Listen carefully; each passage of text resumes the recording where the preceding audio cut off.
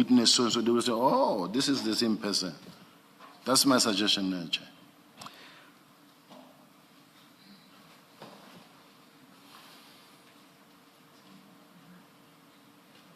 Just use F. We do have the difficulty that everybody knows we have, but just say witness F. Thank you very much. Thank you very much, Chair. For what it's worth.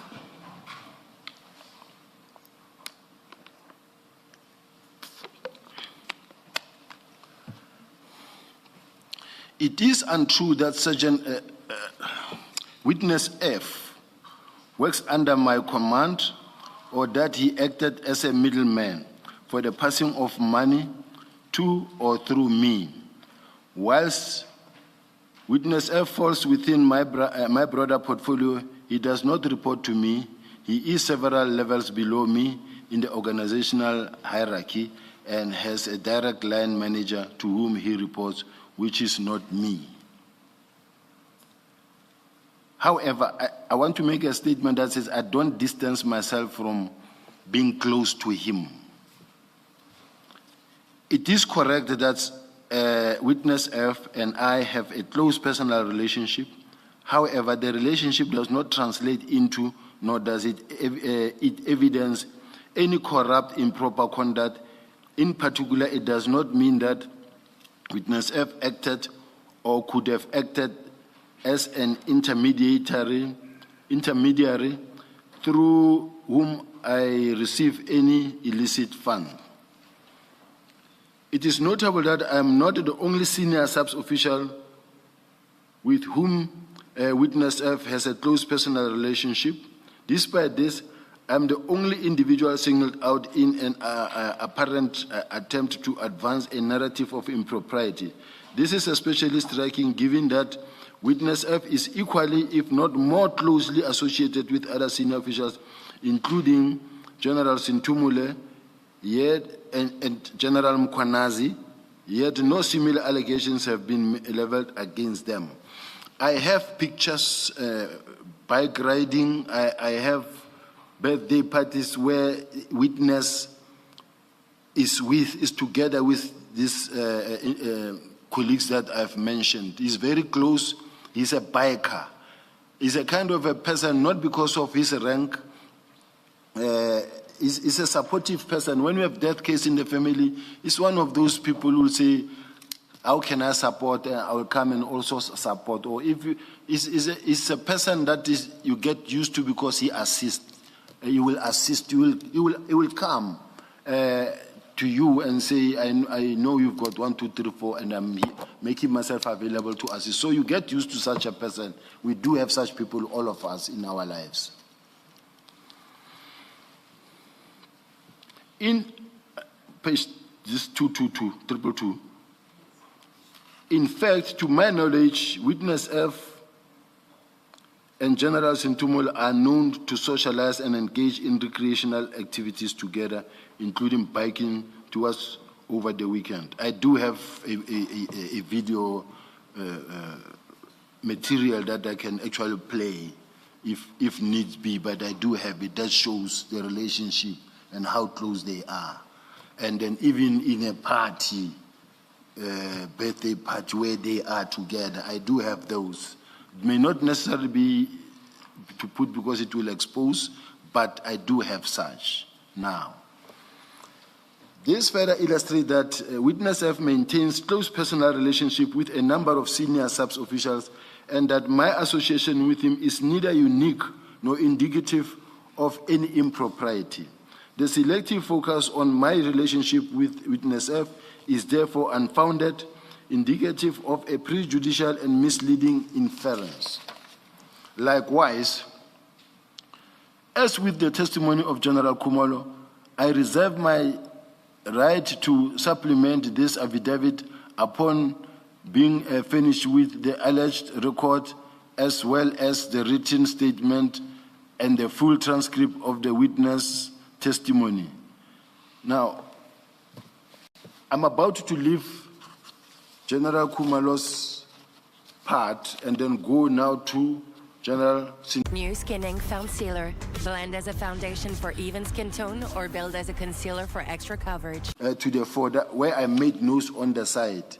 So I needed to hear from my council chair, because he said this morning she advised me and said I saw, or I was advised that you have 1, 2, 3, 4 that you want to mention. Don't mention it before you discuss it with me. So I will rather maybe proceed, and then maybe at break, then she will advise me. But I do have my minutes that I made, so as not to deviate from the statement and waste time. Thank you very much, Judge. Thank you.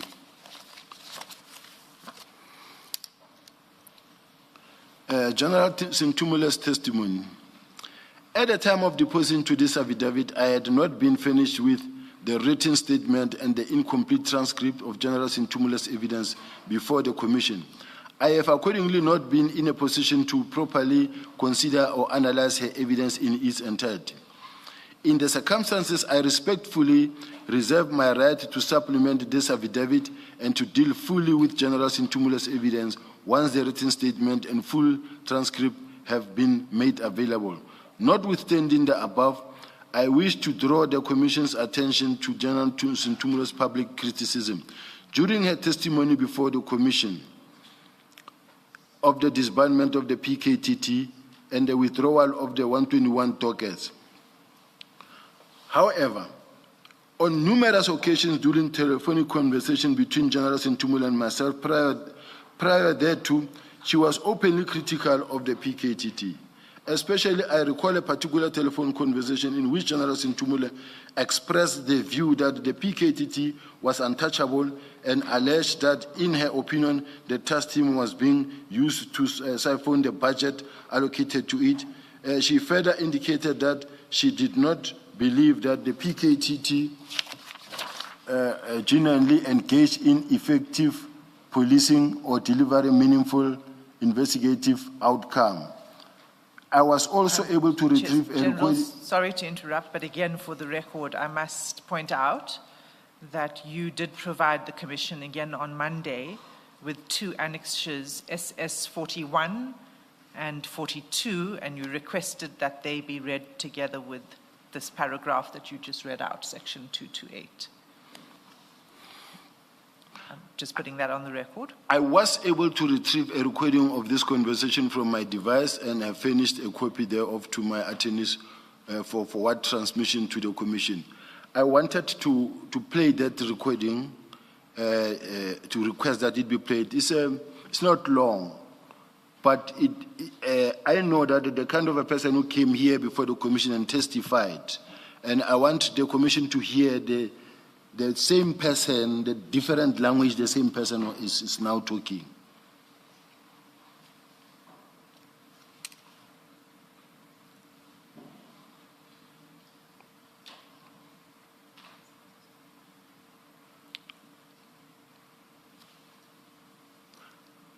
I don't know if I should continue reading.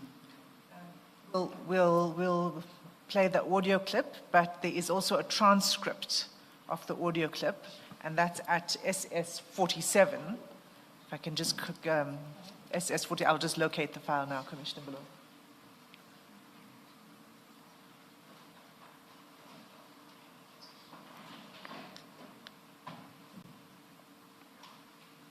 File 2A.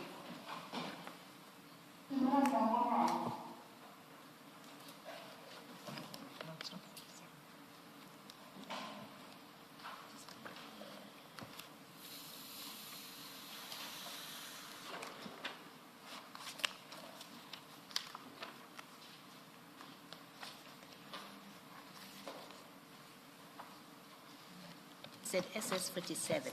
It's, apologies, Commissioner Below, it's SS 42.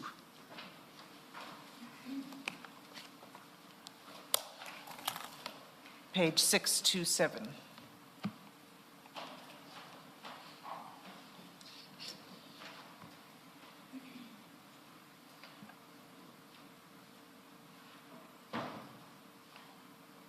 Please play the clip.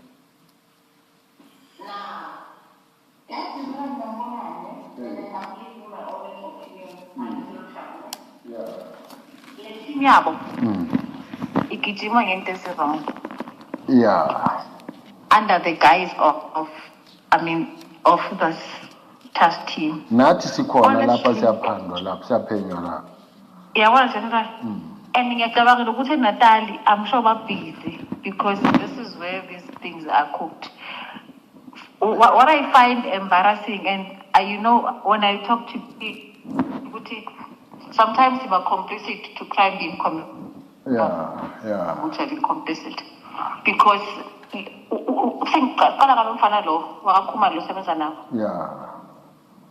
ne le mfana bekayi constable nini ngisayichabdi ngoba warrant ngoba captain seho colonel but uhamba la khamba khona uLucky uLucky ulomubi uLucky umkhona so at some point there was into ngathi bayarelate baze bayafana futhi kungathi they relate fana nomkhwanazi yeah kakhulu futhi so and uyena lo suspect ukuthi uthathe imali hayi ukuthi suspect uye lo NPA ethatha imali but ngithumela ushabalala manje into engayi-understand ne ukuthi abakhuluma like bakhuluma ngathi benza into ezi-right like mina kuthi general ngafunda ukuthi uba isilima kuyanceda yabona ngoba mawusuka ubabonisa ukuthi uyabona kula wenza khona izitha so rather abacabanga ukuthi uhleli la abacabanga ukuthi uhleli khona but it's the same young Khumalo uyo busy. I asked him the other day ngimbonise ngathi ufuna nina la bathi ngimbuthi athi ngathi wacishe ngawo cishe ngathi hawu so umkhwanazi ukuthumele ngala ugijima ngami lo so uthunyiwe because trust me at some point he was his driver ne mara ukuthi nje yela ungambona ufana noLucky at some point I can't remember wathi no ngathi bayahlobana yabona so I understand ukuthi le team wayengakhona ukuma sorry but it is because khona udoti nje abawupushayo that I can tell you because yini into enzima that's why ngithi mina tomorrow sibize ukuthi ama-docket if ase-court there's no need for a team ukuthi hlala yenzani if i-case ye-court niyabizwa niyasapuna nama-witnesses you understand niya on that day hayi ukuthi kumele lihlale ngathi nilinde I think uconsulte noLucky wathi no ama-docket wamalethela kini but akakwazi angisho kune-instruction general ukuthi aye kuwe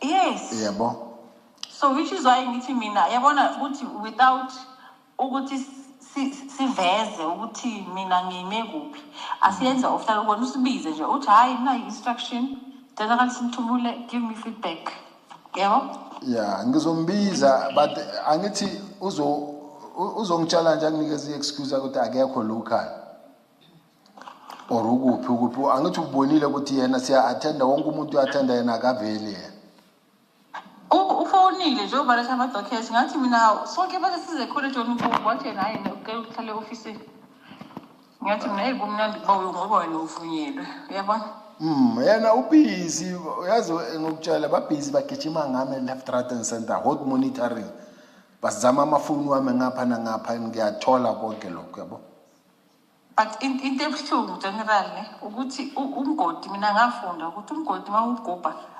akungeni lo mgubhela ngena wena iproblem ukuthi ngihlala nomphathi wami ungathi akazi lutho kodwa uyazokungiya ngicela ukuphendula lokho lengenayo tu okay general mina tekele sharp. Thank you very much, Commissioners. When she says Umene Tekela, she's actually saying, referring to the National Commission, and say the National Commissioner Imene.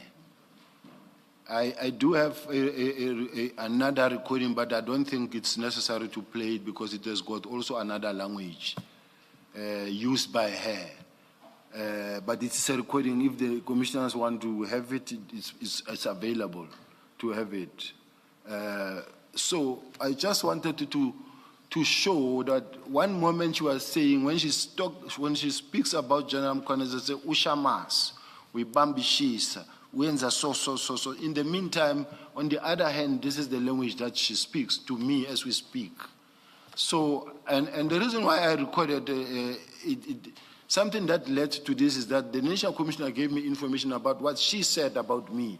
And she said, you can go ask her.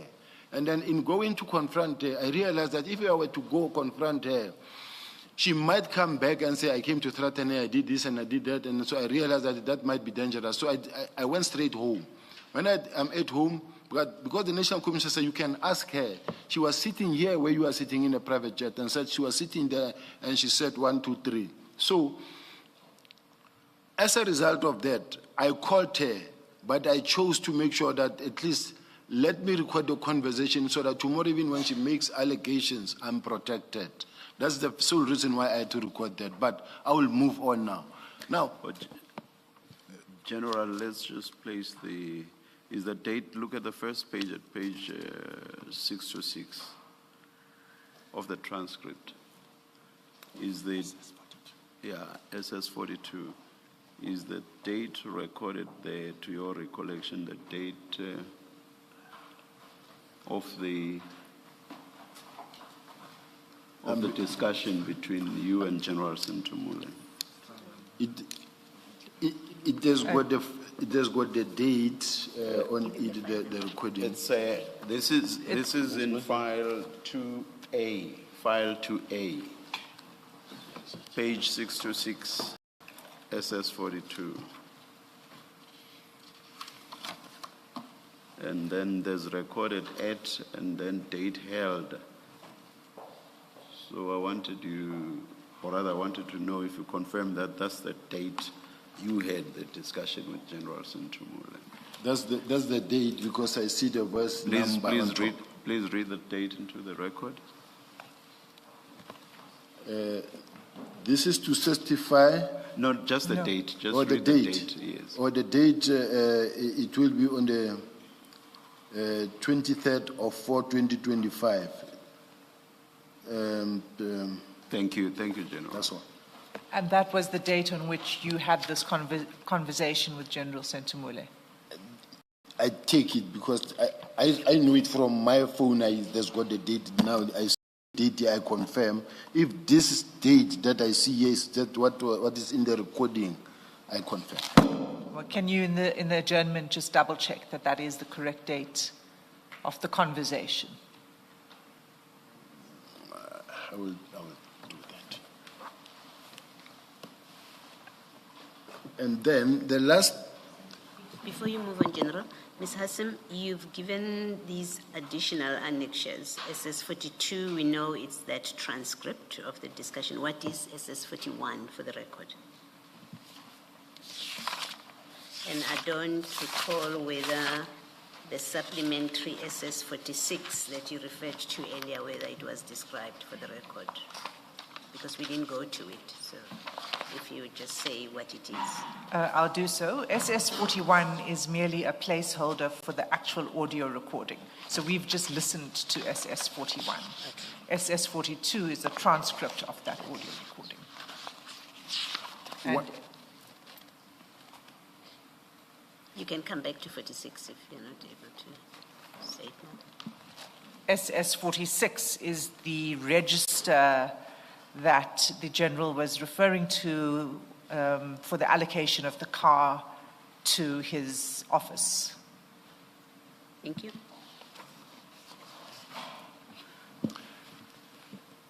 The second example that I want to is in fact criminal in nature. General Sintumule said to the committee in her testimony here that I was paranoid that I'm being investigated all the time.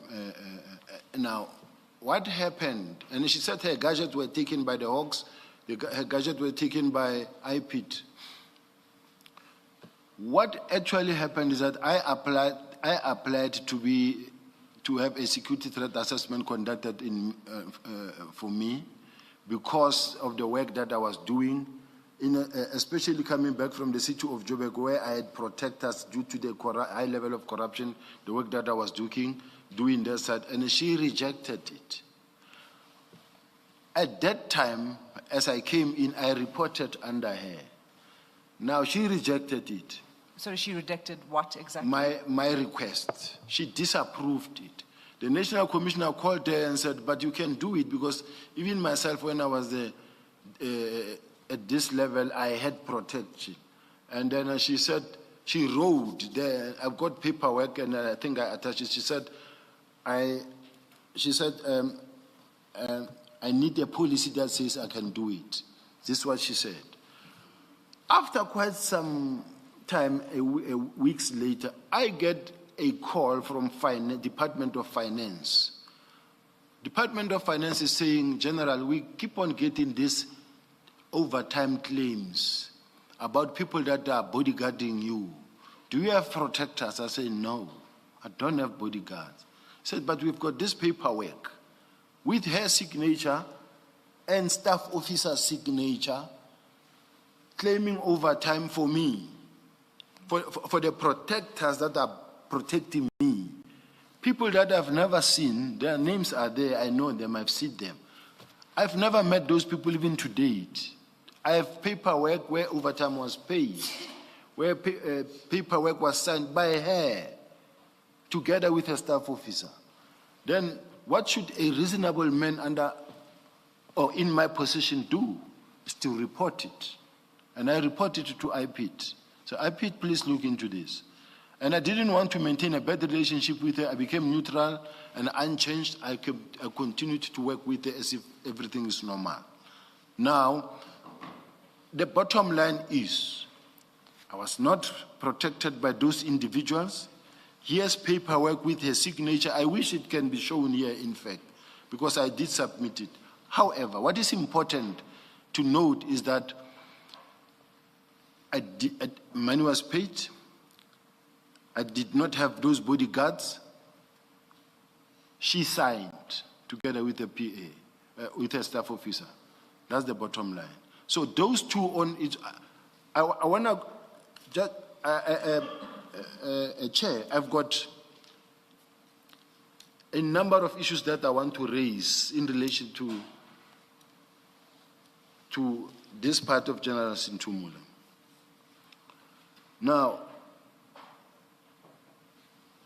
the difference that I had with General Sintumula is that I was after I was then promoted to become her boss now. The thing is, she came here, she was talking about, I've been the chair of this and I'm the chairperson of this, and in some of those I nominated to be the chair there, I sent her there. Now, I want to say, like the recent Interpol one in Cape Town, I'm the one who said we've got the National Assembly of Interpol represent us as the division, and she went and she was the one representing us there. But what I want to say is that each time we appoint someone to act as the acting divisional commissioner, because she's going all over the country to Malawi, every now and then she's going. When the person that I appoint to act, they will find 3-4 boxes with a lot of files. And you find that some of the due date have long passed, and then we are sitting with boxes that are unsigned, and the National Commissioner says, but what is going on? Why do I get this file 3 months later? Or some of the files are just lying and have not been signed. And some of them, she will take them home and they will spend weeks at her home. Now, I then wrote an email to all of them, including the component heads, that says, documents should not sit in any office for more than 48 hours. I must have it so that I can also sign, because I account to the National Commissioner. And those HR issues now, this about boxes and so on, and how long they should or should not be kept, are those not HR issues that should have been ventilated within SAPS? Do they bear relevance to what we are investigating? Yes. What I'm saying is that I'm leading to, there's a number of things, including that what is being investigated, but something caused the situation to to be the way it is, where I have to then, she said I'm a touch and go. Today you are in good terms, tomorrow you are not. But the problem is that I have to do my work. For me not to fail the National Commissioner, I also have to be strict on some instances. That's why I was saying this, Commissioner. But there's a number of issues that I've written here that I must point out. That is one of them. I'm moving to the next one, and I don't know if I've... What I'll say is this. We don't want to be seen to be suppressing you on matters of criminality or alleged criminality, especially at a level as high as that of lieutenant generals, or generals for that matter, even if below lieutenant general. We would not want to be seen to be suppressing you on that. But looking at your statement, it's probably, it's certainly one of the longest, probably around the length of Minister Mkunu's. Yours and Minister Mkunu's are the longest we have had thus far. So that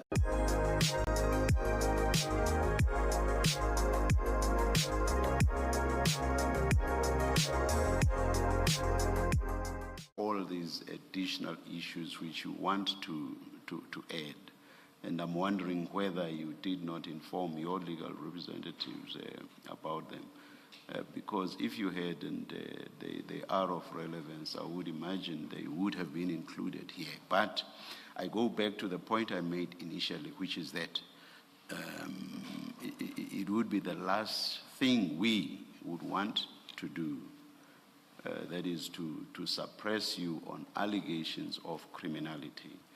But you appear to have a whole lot of things that you say you have notes on and which you say you want to add. I would say this, perhaps, Ms. Killian, perhaps it's best that you should have discussions with your client on these additional issues, because it gets difficult and it presents us here with certain practical issues for us to first have to listen and then down the line decide, but do we want to get into files that have been delayed and been kept for 3 months and so on, and then we move on, we listen. We don't want to listen to that as well. It just presents us with difficulties. Thank you, Chair. I understand what is raised, and this has been discussed with the witness. We will again raise it during the tea time. I think if he moves on his statement and keep those additional issues for discussions and consultation purposes. Yeah. The other option is for the witness, subject to your advice, of course, to furnish us with a supplementary statement that touches on all these issues. If it is necessary, we will consider that position. Thank you, Chair. Thank you. General, please continue with your statement. So I again emphasize that we are not suppressing you on testifying on matters of criminality that bears relevance to our terms of relevance. But please take advice from your I do, Chair. May I ask a question, Chair? Yes. Or just a comment, and this with respect as well. Now, I'm not arguing. Please don't punish me for that, Chair. What I want to raise, Chair, is that from 6 July, when a statement was made about General Sibiya being a criminal, and when things were said by all the witnesses, many witnesses that came in, and just all of them panting General Sibiya, and I know the commission is sitting here with General Sibiya, who is known to be this criminal. And I was also advised to keep quiet and you speak at the right time, at the right platform. Now I'm at the right platform where I've kept quiet. They've brought many witnesses. Everything is about me, even out there, the whole country watching me. And when I'm supposed to bring now my story, I'm going to leave here now not having brought their own story that relates to the work of the commission and the work that I am doing, or that I did that involved them, including even in criminal activities. because it's bullet, bullet, bullet, bullet, bullet. I know there has been a lot of rush work because of the way the commission, the first lawyer that I dealt with resigned from the firm and left, and then she took over. Now the next thing is every now and then we're receiving piles and piles of files from the commission, even until the last hour. Now, when I write, I read the statement. On the side, I make notes. My team was saying to me, read your statement, and then make notes on the side. Now, I read my statement and I make notes on the things that I want to say as examples, because if I had to give it to them, it's going to be a very long document. So I thought some of the things I'll speak to. Now, if I am not able to point them out, I know my legal, like I said initially, she said to me, whatever that you want to say, let's discuss it first. But I thought some of these things will be relevant to the work that is being done by the commission. But I will take advice, Chair, from you with respect. I will then just for now keep quiet and then listen what the council will advise me on. I will read the statement. My only pain is that my story is not known and is not heard by the nation as it's supposed to be, because I know that it is not true and I have evidence. Somebody spoke about the BBL. And I know Commissioner Kumalo was also asking questions about the BBL. She reported to me she was sitting she could not sit in the car. She was lying in the car because she had to spend over 3 months without sitting. Who's she? General Sintumule. Now, I'm just saying there's a whole lot of things that one must talk to as we go along. It's a lot. Yeah, Chair, may I- General, earlier I said, the idea is not to gag you on matters that bear relevance to what the commission is investigating, especially matters of criminality. That's the last thing we would want to do. But I am saying, and you say that you want the nation to know your story. You have told your story. Yes, you may have other detail. In the 90 pages of your statement, which, as I said, is one of the longest we have had, you have told your story, and you are going to go through that entire statement, and the nation will hear what you have to say. I'm making a simple point, and it is this. We listen to you, you tell us about matters of criminality, and then you move on to other issues, and these are not in your statement. You move on to other issues, one example being the question of the loads and loads of files, about which you raised a complaint. These have been kept for more than 3 months. Files should not be kept for this long. And I ask you, is that not an HR matter? We are going, if you have all of these stories which are not in your statement, we are going to be engaging on the relevance of some of those stories. And we are going to waste time in the process. I make a simple suggestion to you, which I also make to Ms. Killian, your advocate. And I say, please confer with Ms. Killian. Ms. Killian, as your legal advisor, will advise you which ones of those matters are relevant and should therefore be raised with the commission. She will also even advise you whether the best way of doing that is by way of a supplementary statement or by way of you giving testimony here about them. I see no unfairness at all in that. Thank you very much, I see no unfairness at all. Thank you, Chair. Thank you. I'll proceed, Chair. Please. Paragraph, I have to now go to command and control and failures evidential from the National Commissioner's testimony. In this section of the affidavit, I deal with the overarching tenor of the testimony before the Commission, with particular reference to the evidence of the National Commissioner and to a lesser extent that of General Mkhwanazi.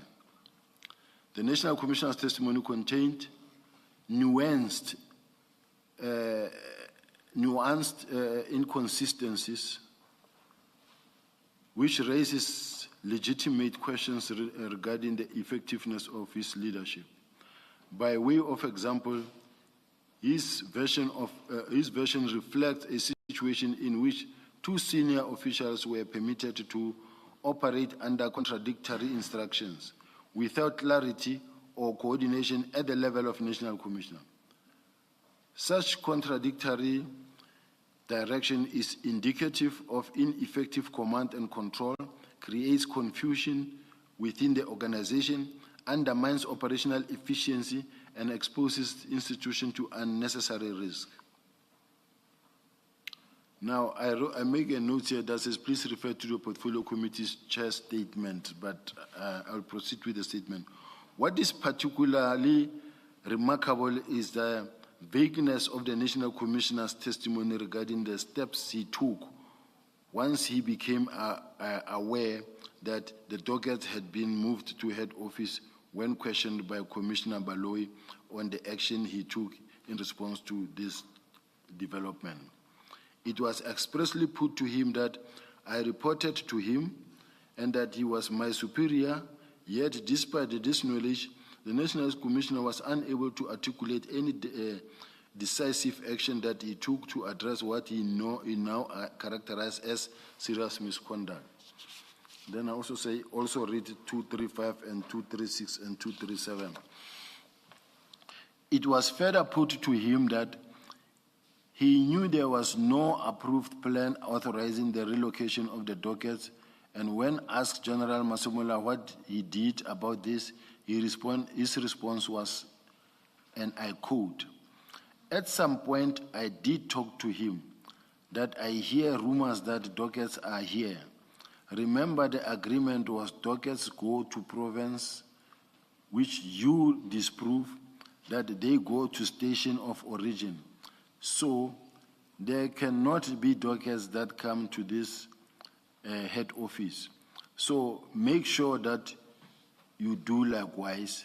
There should not be dockets that is here." I'm continuing with the statement, but I wanted to just quickly point out that the Commissioner also says that they said docket should go to province. He agrees that the docket had to go to province. It is extraordinary that this constituted the response of the National Commissioner of the South African Police Service. General Masemola has repeatedly asserted that my purported instruction to have the dockets brought to head office was highly irregular and improper. Yet, when confronted with precisely the same circumstances he now elevates as a grave irregularity, the extent of his intervention was limited to vague and informal remarks about rumors rather than any decisive or corrective action. Considering the fact that General Sintumula said, I did inform the National Commissioner, so it's not rumors, he was told by General Sintumula. I'm proceeding. Such a response is wholly inconsistent with the seriousness he claims to attach to the matter. His failure to act in the face of what he alleges was a serious procedural impropriety fundamentally undermines the credibility of his allegations against me and reflect a concerning abdication of leadership responsibilities at a critical juncture. This is, in my view, calls into question the sudden outrage directed at my purported conduct and suggests an after-the-fact reconstruction of events rather than a genuine concern. The stance now advanced by the National Commissioner bears no resemblance to his previous conduct and appears instead to have emerged only once there was heightened national scrutiny and criticism following the press briefing delivered by General Mkhwanazi.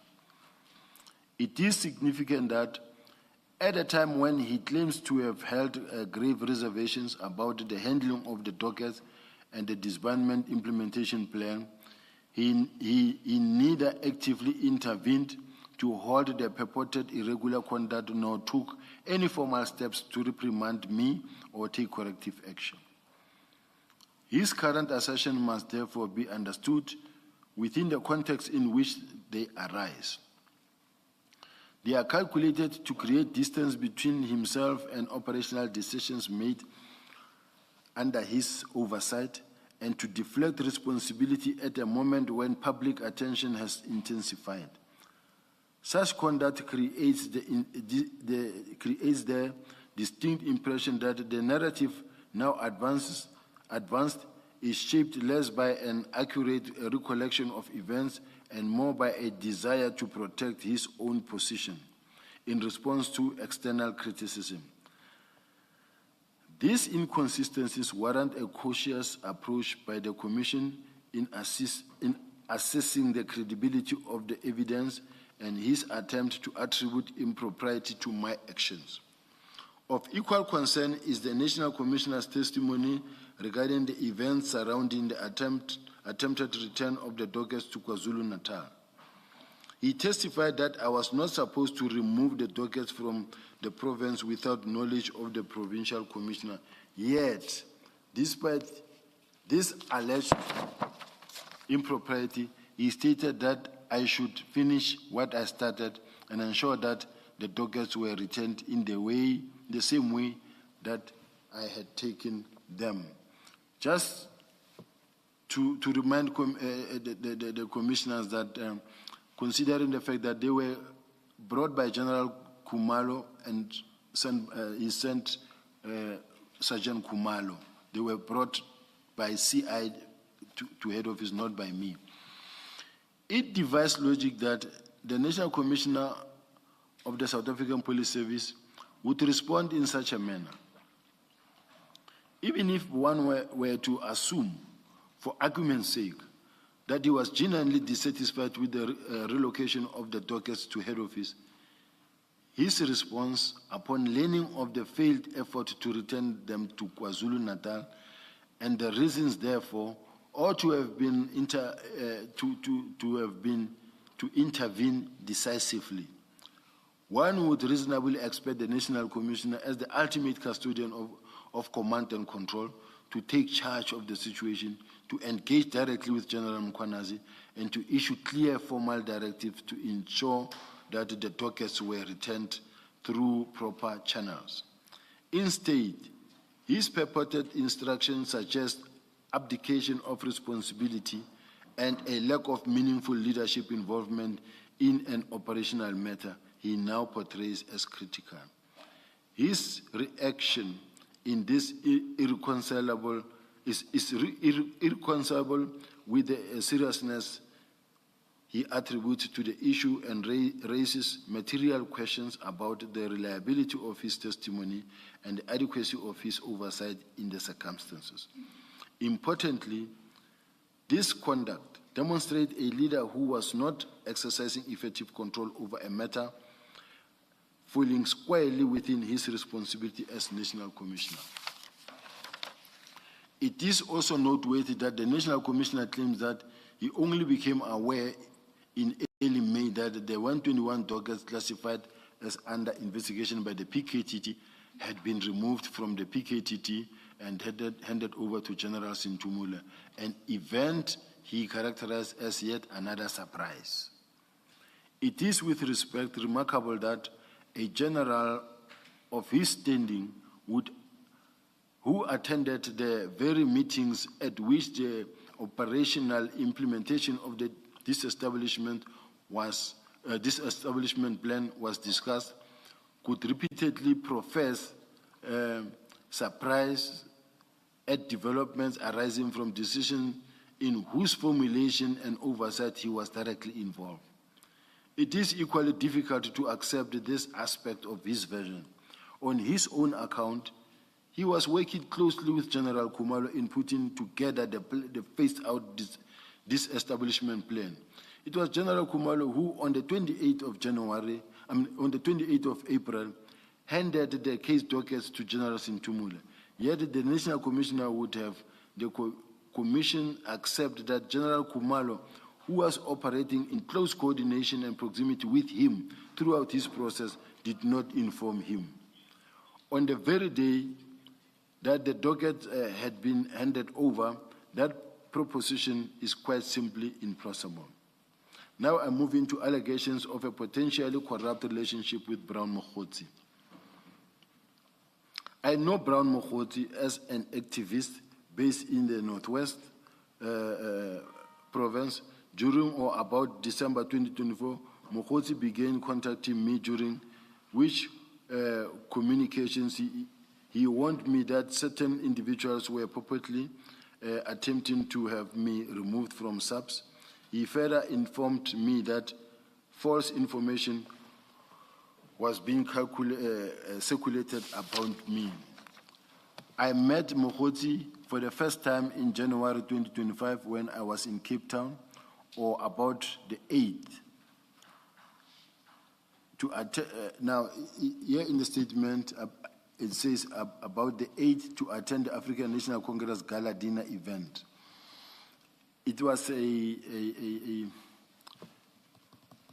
error here because I was there on official duties, not attending the gala dinner. I was not even at the gala dinner myself, so I think it was just an unfortunate sentence how it was crafted here by maybe my lawyer. So you're wishing to amend To amend. your paragraph 250? Yes, I never attend the gala dinner. I don't attend the gala dinner. I was there at January 8th, as the management of the police will be there to manage the big event that takes place. Yes, Mr. Sim. Sorry, I just want to understand, when in January 2025, were you in Cape Town? My work is easy because I use ClickUp. Here's how I keep track of all my tasks. I start by brain dumping everything I need to get done in a list view. Next, I set a priority and a due date to keep things on track. I create custom statuses to organize my progress exactly how I want it. I like to add the action items field so AI can show me the next steps. I add my teammates as watchers so they're in the loop. ClickUp makes work easy, from personal projects to running a multi-billion-dollar company. Click the link below to create your workspace for free. What do you mean by running over to January 8th? We went there to Cape Town. The whole management of the police was in Cape Town because if there's going to be a big event, a major event, there will be a deployment in that specific province. And then some of the meetings and operations will be held from that particular province where there's going to be a major event. Did you attend the ANC gala dinner? No. Okay. It's what I'm trying to correct. Thanks. So would it be accurate to record it like this? I met Mokgotsi for the first time in January 2025 when I was in Cape Town from 5 to 12 January 2025 on official business for meetings with the minister. I did not attend the ANC Gala Dinner event. Yes, the only correction or thing that may change, Chair, will be the date. I do have it. Last night I looked at it, I've got it. So I will make it available, including the signatures of the National Commission that authorized me to go there and the hotel bookings. I've got it. So I was just saying this was a typo, it was at the gala dinner. I haven't been at the gala dinner. So subsequent to that meeting, Mokgotsi and I met on a couple of occasions in Johannesburg. When I say on a couple of occasions, it's 2 times. Sorry, General. Sorry to interrupt you. I was going to leave it for later, but I actually think I should ask you this now because it is to clarify your own statement. And that when you say you met him for the first time in January, do you remember the date on which you met him? Because initially when I read the statement, I thought it was around the 8th but it's not clear to me now. No, So when did you meet him? No, around the 8th. Around the 8th, it was the January 8th statement, somewhere there. But I'm not sure whether it may have been on the 8th exactly, because remember sometimes the 8th becomes on a Wednesday or Thursday, but you find that then the event will be on a Saturday. So, but it was around that. So I have, let me provide the paperwork, but I met him around that morning before I left, because it was the first time I was going to meet him or see him. What happened, see, I tend now to explain. And I don't want to explain. Okay, I just... Sorry. Is it not enough if we just proceed on the basis that it was on one of the days when he was in Cape Town? That's fine, Chair. I just wanted to know whether Yes, there was a date that all the right. witness could give us. If yeah, not, we will deal with it later. I'm saying this because I see that Yes. the general is not able to Yes. give us a specific date. Yeah. I accept that. Thank you. Thank you. You can proceed with your statement. On the occasions where I met Mohotsi, we did not discuss any official policing business, nor did we discuss any operational, investigative or intelligence-related matters pertaining to the SAPS. Our interactions were not of an official nature, nor did they involve the exercise of any police function, the exchange of confidential information, or any discussion related to my official duties or responsibilities. But safe to say that I did explain that mostly when I met Mohotsi, he informed me about the danger that I'm facing, that be careful, you are being investigated yourself. And there's a part that I didn't want to explain, Chair, that looks like, for instance, or maybe I'll inform the evidence at the later stage, because it was not my place to say 1, 2. I can only end it here and say this is where I know him. And then the other part I'll explain to the evidence leader, and then the commissioners will say, no, you can say it. Significantly, at no stage has Mohotsi asked or suggested or attempted to arrange for me to meet Madlanga. The inquiry docket and search and seizure warrant. General, maybe before you proceed there, in that paragraph 250, that very last line where you say, subsequent to that meeting, Mohotsi and I met on a couple of occasions in Johannesburg. Couple here meaning twice? Two or times. It's just informal? Twice. Two Only times. Twice. Okay, thank you.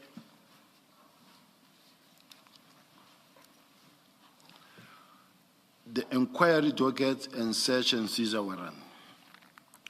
On 7 July 2025, an inquiry docket PHQ 2/07/2025 was opened to investigate allegations arising from a media briefing by General Mkhwanazi concerning the disbandment of the PKTT, with Brigadier Sipoku Nene appointed as the investigating officer.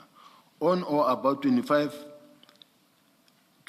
of August 2025, Brigadier Kunene launched an ex parte application in terms of Section 29, subsection 1A of the Cybercrime Act for the issuing of a search, access and seizure warrant.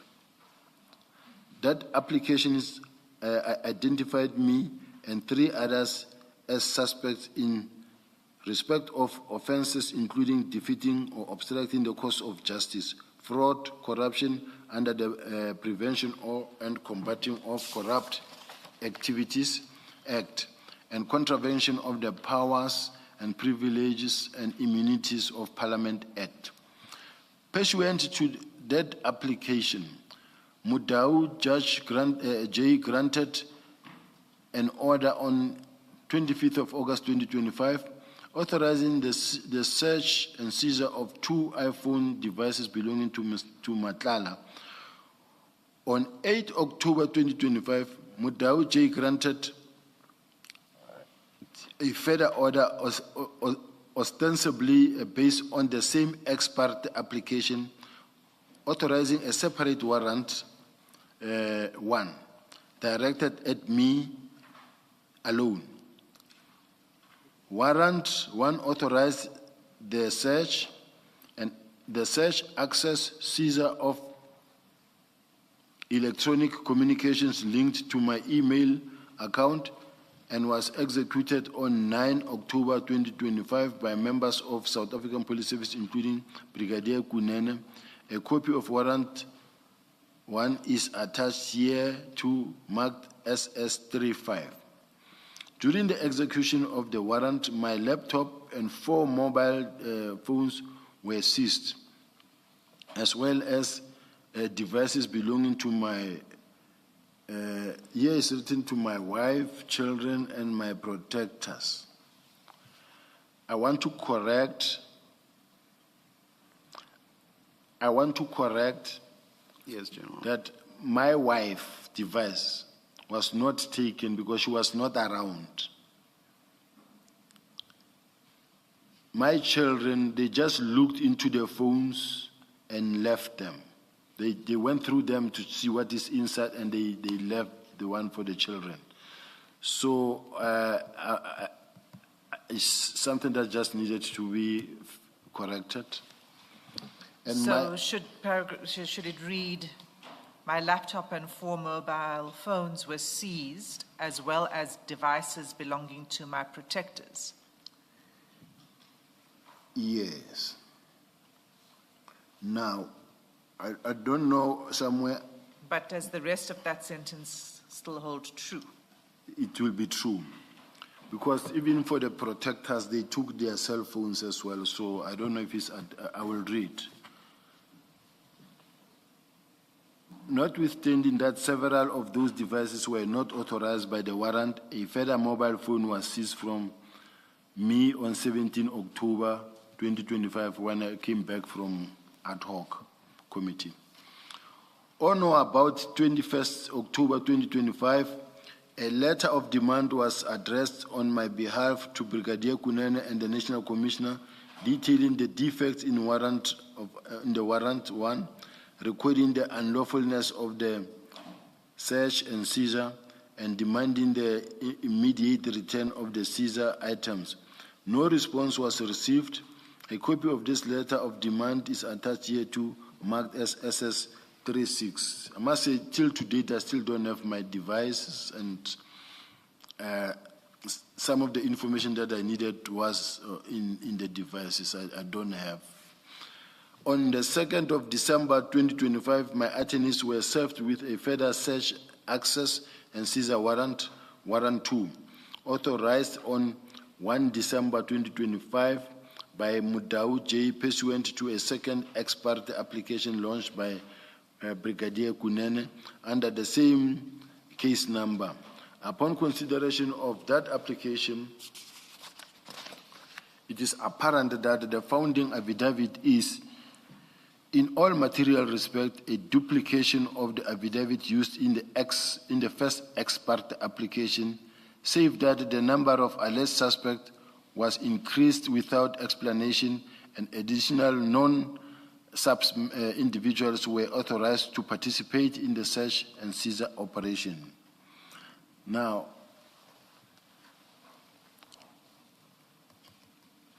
on 8 December 2025, I launched an application for the rescission of the order granted ex parte by the Honorable Mudau J on 1st December 2025 on the basis that the resort to an ex parte procedure, particularly in respect of the second ex parte application, was improper, unjustified, and constituted an abuse of process designed to obtain intrusive relief without proper notice or judicial scrutiny. This application is still pending. Chair, what I wanted to, sorry, General. What I wanted to point out, Chair. Sorry, just a moment, General. Chair, it's just past 11. I wasn't sure whether we should just continue to 11:15 Let's, or take a break. thank you, Ms. Hassim. Let's just listen to what the general wants to point out, and then we'll take the break. The issue of in the previous paragraph that I just read, the issue of the additional non-subs individuals were authorized to participate in the search and seizure operation. Something that I just want to confirm again and ascertain with my legal team when I'm back.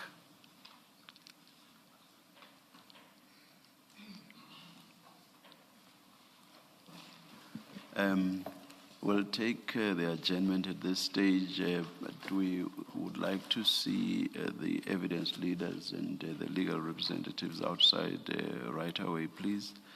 We'll resume at, did I say, at past 30:30. Let's adjourn.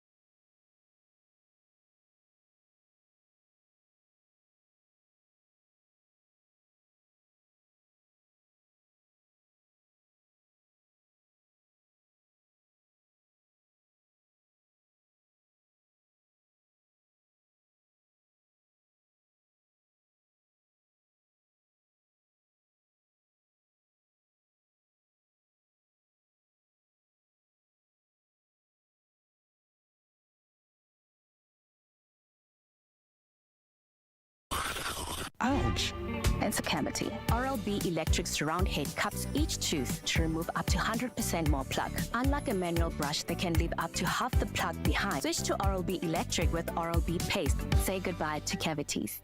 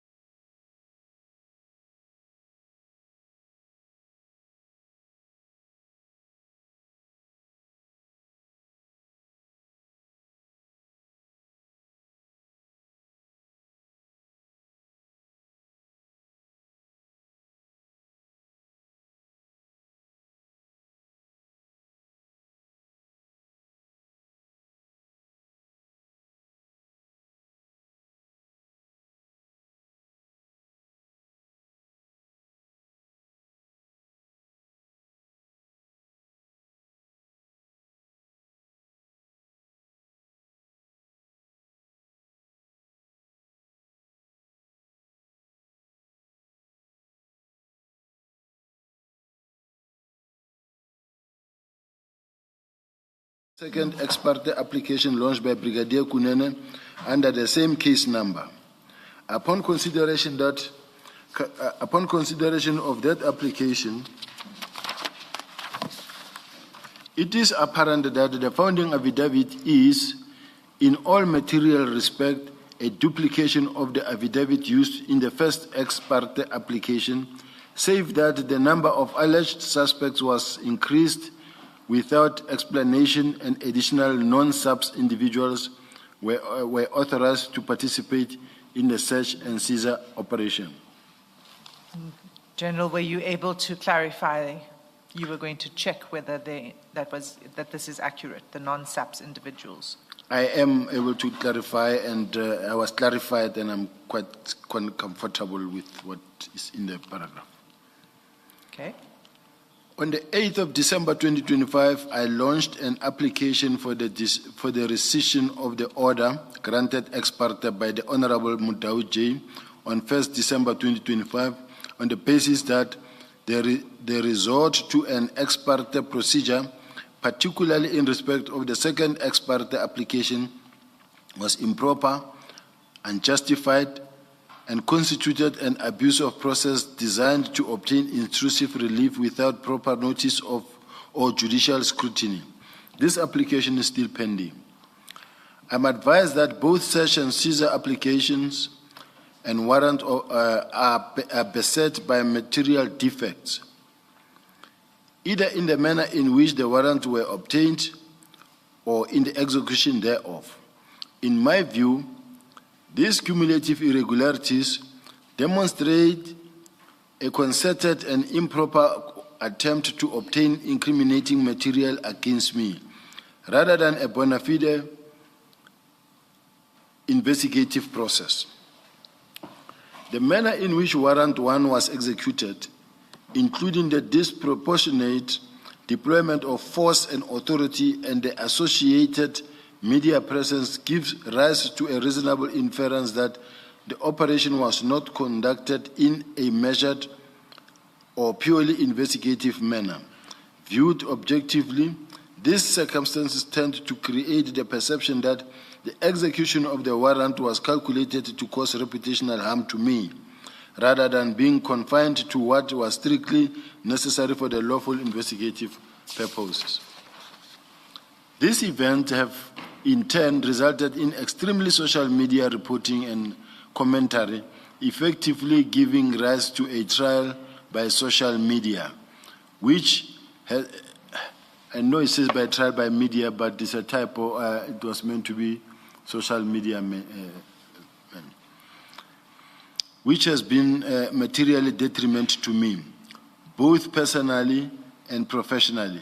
Much of this reporting has been inaccurate and misleading and has amplified reputational harm arising from the manner in which the warrants were executed, rather than reflecting a fair or fact-based account of the underlying events. Now, I'm going to the overall effectiveness or failure of oversight mechanisms within the SAPS. Paragraph 263. Part of the terms of reference of this commission includes an inquiry into the effectiveness or failure of oversight mechanisms within the criminal justice system, as well as the role played by any member of the national executive responsible for the criminal justice system. This encompasses an examination of whether such persons were complicit in, aided or abetted, or otherwise participated in alleged criminal activities, whether they failed to act on credible intelligence or internal warnings, and whether they derived any financial or political benefit from such activities. In such section of my affidavit, I accordingly address conduct within the leadership structures of SAPS, which in my view warrants scrutiny within the scope of the Commission's mandate. Overtime claims in respect of my protection. I became aware of an application for overtime payment in respect of the period 1 May 2023 to 31st of May 2023, allegedly relating to the protection service rendered to me by Warrant Officer Monacheng and Warrant Officer Sekhodi, which application was approved by General Sintumule.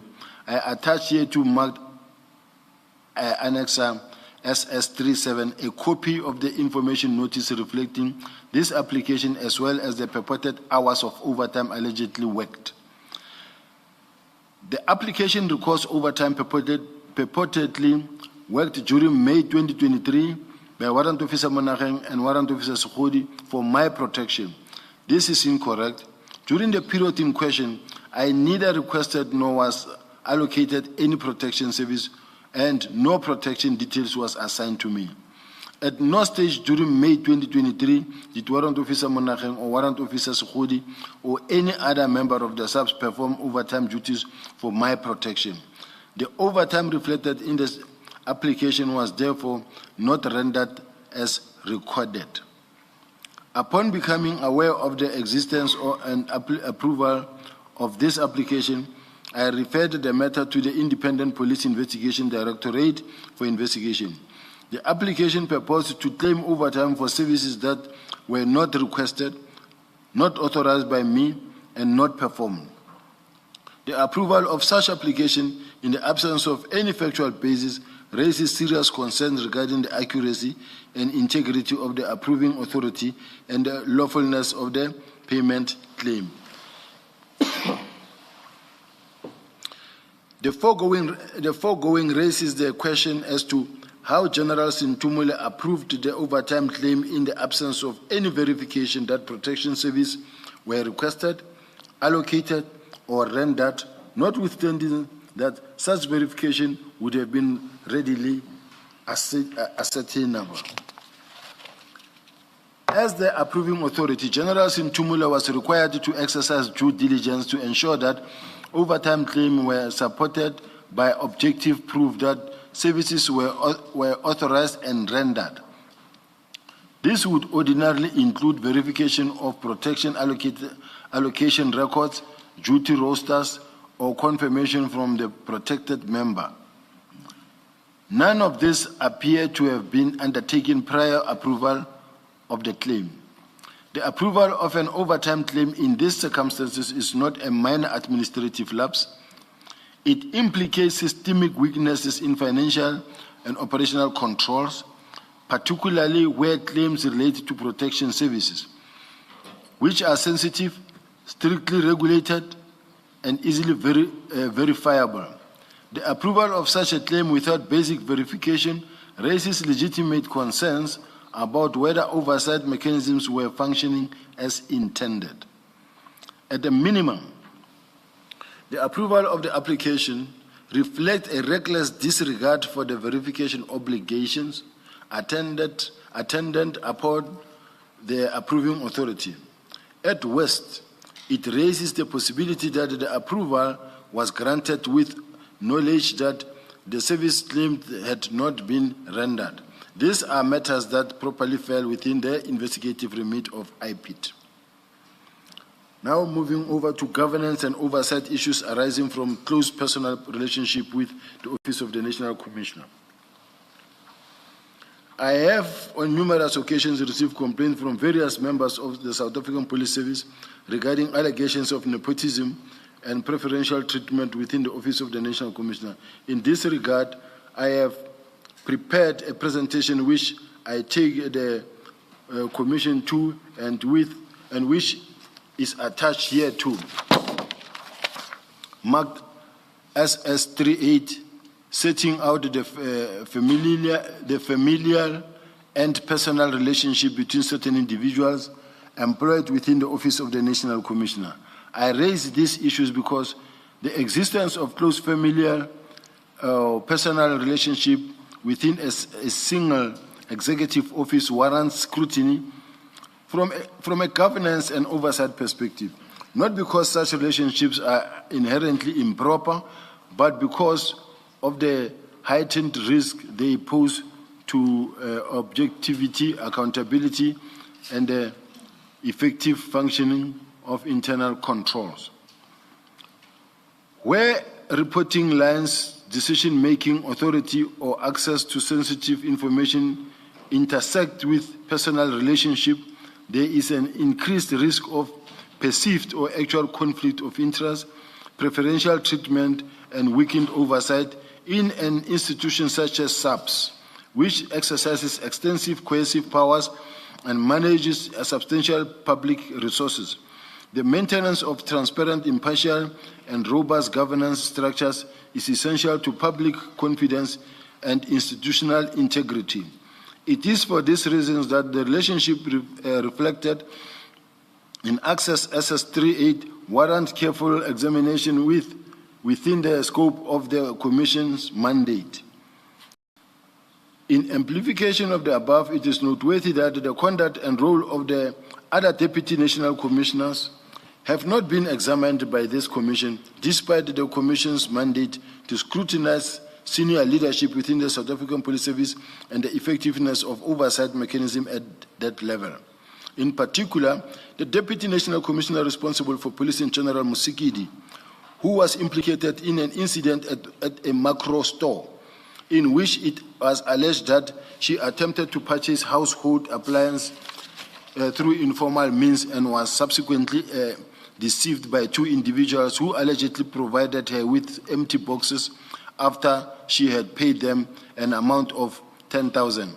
Following this incident, General Musikidi opened a criminal case of theft against the two individuals, alleging that her belongings had been stolen while they were assisting her to load groceries into the vehicle. The two individuals were arrested, after which General Musikidi later withdrew the charges of theft against these two individuals. The matter was thereafter referred to IPID, which commenced an inquiry into General Musikidi's conduct arising from the incident, notwithstanding the referral to IPID and the existence of an ongoing investigation. An internal report prepared on the instruction of the National Commissioner subsequently cleared General Musikidi of any wrongdoing. What is of concern from a governance and oversight perspective is the apparent disparity in the manner in which this matter was addressed. When contrasted with the scrutiny applied to other senior SAPS officials, despite the seriousness of the allegations and the fact that the matter had been referred to IPID for independent investigation, an internal report commissioned at the instance of the National Commissioner purported to exonerate General Musikidi. This raises legitimate questions as to the consistency, independence, and robustness of internal accountability mechanism within the SAPS, and whether similar standards of scrutiny are applied uniformly across senior leadership. In or about April 2024, the Public Service Commission issued a report in terms of Section 194 of the Constitution concerning allegations of appointment irregularities at the SAPS. In that report, the Public Service Commission concluded that the promotion of General Sibiya to the position of head executive support and internal relations was irregular. A copy of the PSC report is attached here to marked as SS39. Subsequent engagement took place between, I'm reading throughout. Subsequent engagements took place between SAPS and the PSC regarding this finding. This engagement culminated in the preparations of an information note by Lieutenant General Dineo Nkua, the Divisional Commissioner Human Resource Management, in which SAPS records its disagreement with the PSC's conclusion.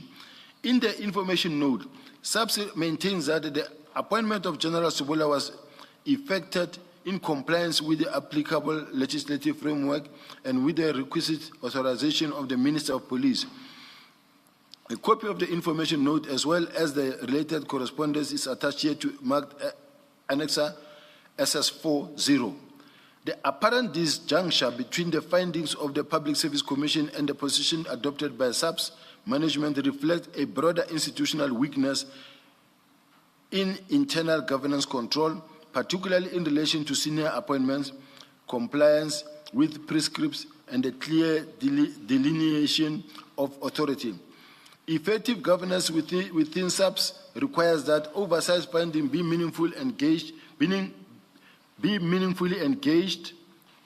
with remedial steps be taken where irregularities are identified, and that executive authority be exercised in a manner that is demonstrably consistent with the constitutional and legislative obligations.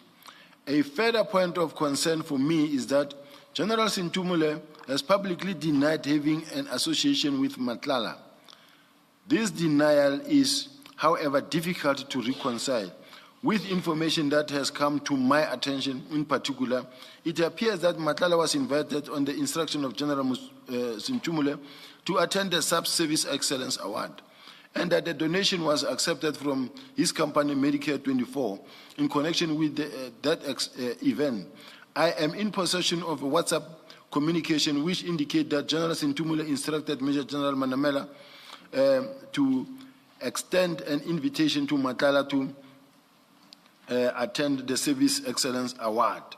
In or about 2024, it is further alleged that 10 free refrigerators were accepted by General Sintumule as a donation from Medi24. I am also informed that Madlanga and his wife were invited to General Sintumule's private residence prior to a relocation, to a trip to Cape Town, not relocation. It's a typo. Sorry, General. The refrigerator donation was to the subs or to her personally? It's to the subs during the Excellence Awards. Those are the fridges that will be given to the best performer on this or that. Thank you. In addition, it has been alleged that General Sintumule personally benefited from Madlanga in circumstances that were not disclosed. These allegations include that certain elective medical procedures were performed by medical practitioners, the cost of which were paid for by Mr. Madlanga. I am advised that these benefits were not declared through any formal disclosure. I raise these matters because... Sorry, General, just before you move on, when you say it has been alleged, who alleges this? Firstly, I think we had a witness here that spoke about certain senior managers who received BBL. And then in my case, what I said, where I said that because I work with her every day, I had to give her off. Sometimes because she could not sit, even in the car, even in the office, because she could not work. She had to always, at all times, be standing the whole day because she was not supposed to sit. And I even advised her to work from home. So as to the question as to who alleges, sometimes I shouldn't at this point in time maybe disclose who gave me the information, but I am able to give to the commission if I have to give. I'm forced to give it to the commission because sometimes people's lives could be in danger as well. Well, I think you should provide to us where you get information from. Otherwise, it just is this allegation that's written in the passive tense. It has been alleged. So I would ask that you do give us that information. You can give it to us during the adjournment, if you wish. Yes, may I come back maybe the next morning with that response, Chair, so that I consult extensively in that regard.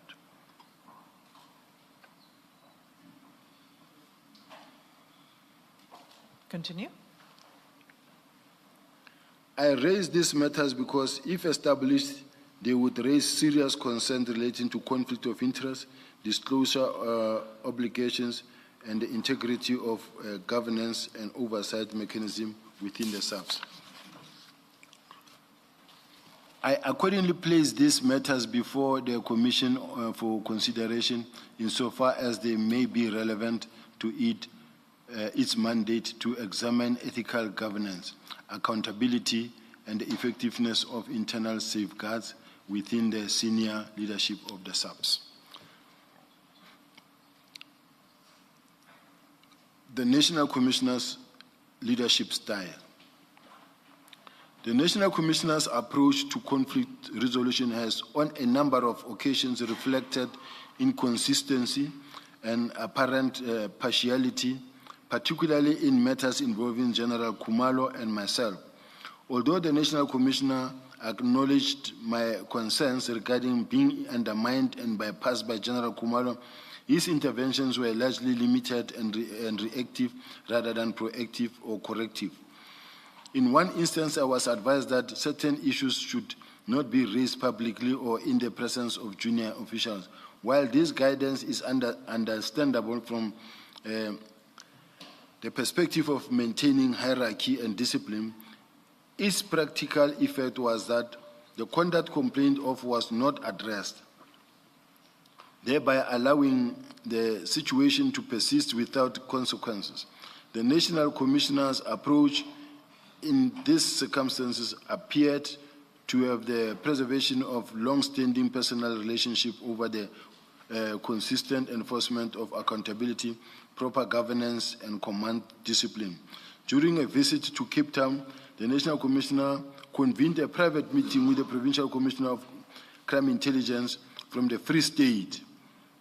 It was the Provincial Commissioner, and then it was the Provincial Commissioner of Free State, and then the Provincial Head of Crime Intelligence, and several senior crime intelligence officials.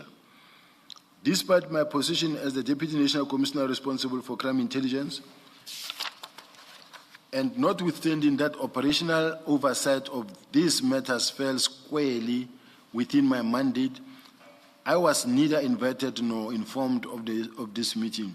The meeting proceeded for approximately an hour in my absence. This exclusion had the effect of undermining my authority and bypassing established oversight and command structures. It further illustrates a pattern in which informal and decision-making were centralized, while institutionally mandated oversight roles were marginalized, to the detriment of transparent, accountable, and effective governance within South African Police Service. You said informal, I think it's information.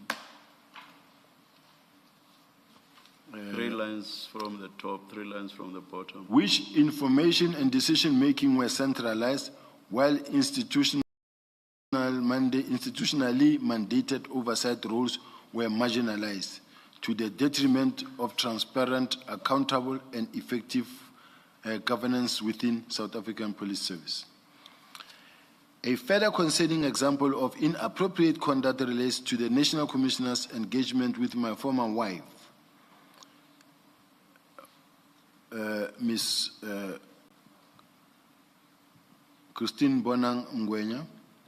Without my knowledge or consent, the National Commissioner disclosed to her allegation that I was lobbying for his position and investigating the former Minister of Police, Begitele. He further instructed her not to disclose this information to me. This conduct circumvented established... This conduct circumvented established professional and institutional channels and constituted a clear breach of appropriate boundaries. By drawing a personal relationship into an internal professional dispute, it had the effect of undermining my standing within the service, compromising trust, and exacerbating tensions in circumstances that ought properly to have been addressed through formal and accountable mechanism. The National Commissioner's conduct reflects a pattern of unequal application of accountability standard.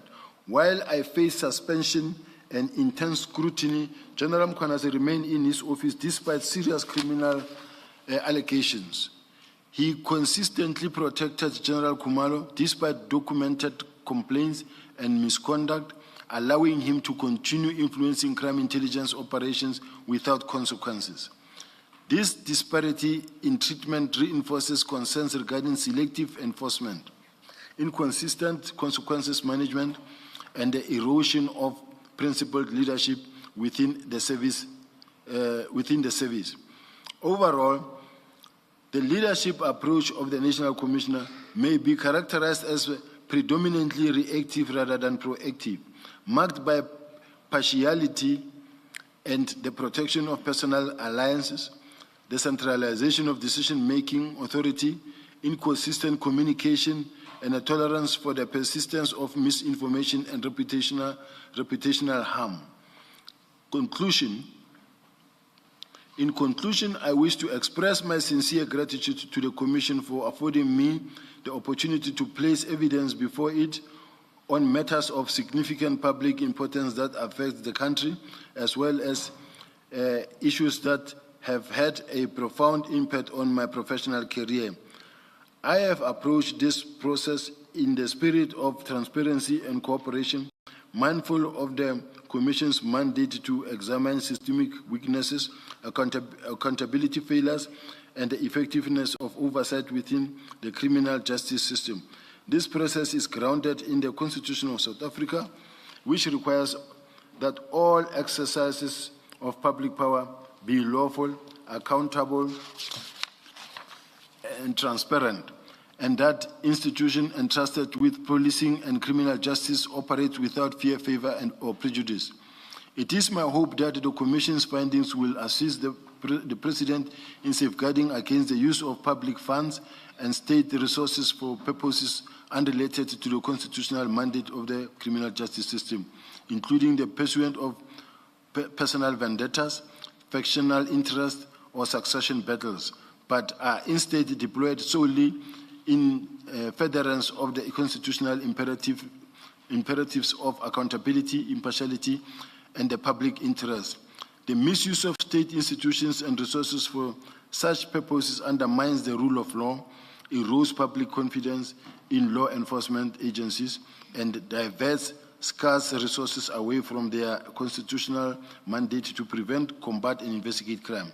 Furthermore, it is incumbent upon leadership, not only within the criminal justice system, but across the public service more broadly, to remain constantly mindful of the people they are entrusted to serve. Public office demands that the interests of the public be placed above personal ambition, factional consideration, or internal contest for power, and that state resources are never deployed to advance such interests. Section 195 of the Constitution requires accountability, ethical conduct, and fidelity to the public interest in the exercise of all public power.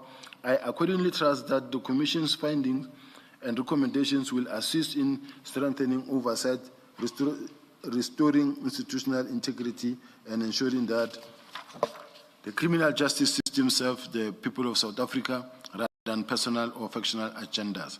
The Bill of Rights is a foundational pillar of South Africa's constitutional democracy. It affirms the rights of all persons and entrenches the value of human dignity, equality, and freedom.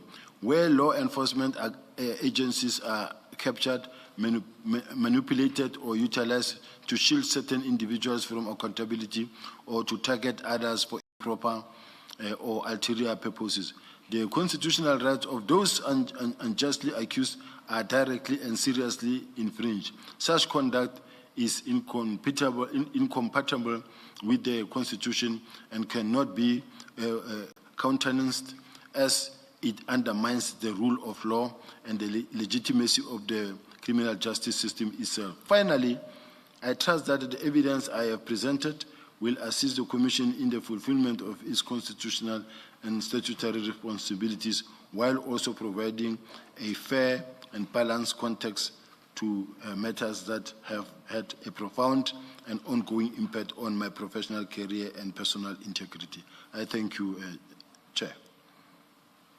Thank you, General. Thank you, General.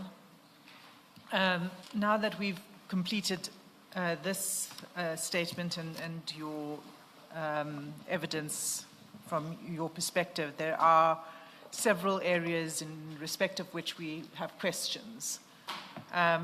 But let's begin at the top of your statement before we get to the topic of disbandment. You spent some amount of time taking the Commission through a history of complaints or investigations against you. There are about 6 of them that you've listed going back to 2015. Is it correct that each of these complaints against you brought at different times in different work environments. Correct. And if I recall correctly, the first is the dismissal by the Hawks in 2015. Is that right? Correct. Then the rendition matter. Then the alleged fraudulent travel claims, allegations of high treason, the public protector investigation, the whole investigation into the city of Johannesburg, your appointment, salary, procurement of equipment, and then finally your suspension Correct. from the service last year. Correct. And I take it you don't suggest, therefore, that there is one person that is orchestrating these complaints or one group that's orchestrating these complaints against you. Is that correct? If I were to say that. It's not correct. So the reason you provided this is to say there is an orchestrated campaign. Yes, and I gave a clear background in that regard, where it stems from, and as a continuation of what happened and the role players. So I substantiated where I come from. Okay, but when you say it's, who do you say is orchestrating it? Because you've agreed that they all happen at different points in time over the last 11 years, in different work environments, brought by different people. Chairpersons, I don't think I need to go any far other than to refer the commissioners to the court papers themselves. Starting from the rendition, when they were starting from Judge Matojane, all the judges that were involved and their comments about what happened, my involvement, whether I was involved or not, leading up to the CT, where all the judges where my matters were presented ruled in my favor, and based on the fact that there's no evidence against me or I was not even involved. I accept that. I'm not saying that you're guilty of any, I'm not commenting on the merits of any of those complaints. I'm talking more about the purpose for which you've put it before this commission. You're saying because it's orchestrated. So that suggests that there's one person or one group of people that's doing this, and I'm asking you, and you're saying, yes, that's true. Yes. So who's the person? I underlined political interference in my judgments. And then now I indicated, commissioners, and said, it is this political party, the MK party, that started the marches, that opened criminal cases, that do it around my buildings. Now, and then I also even went to an extent of mentioning that the same minister who was the minister at the time I was expelled, I'm dealing with the same minister who is actually behind the political party that is actually dealing with my situation. So the answer to the question is it's the MK party. Well, it's one of them. And who else? One of them, remember there are many role players at different stages. Okay, so there isn't one person or one grouping, there are several groupings. Yes. Okay, I just wanted to be clear on that. Then we hear from you on the issue of disbandment, and you have said disbandment of the Political Killings Task Team. When did you first find out about the decision to disband? When the letter was circulated in media, we all saw it. When it was circulated in the media? Yes. So that was immediately? I think it was on the much. same day, the 31st. But you also said that you weren't surprised with that decision. Yes. And the reason you're not surprised is because, for one, you referred to the Murray report report. Not, And your evidence was that this was part of the discussion. This was foreshadowed in the Murray report. No. I'm not basing my response based on the Murray report. There was a build-up of a series of meetings that happened, including the Murray report was part of the whole thing. Yes, so I'm not saying it's the only thing. I'm saying it was one of the events. I'll feel comfortable when we talk about the fact that there was a build-up. There's been several meetings and consultations, so it never could come as a surprise because it wasn't just a shock. Yes. But I want to probe further. We've heard you say that. What I want to understand from you, one of the reasons you say it wasn't a surprise is because it was foreshadowed in the Murray report. And when you first referred to the Murray report yesterday, I asked you to take us to the part of the Murray report where it speaks about disbandment. And then we didn't dwell on it because we said we would return. And I'm returning to it now. So if we could just go to the Murray report.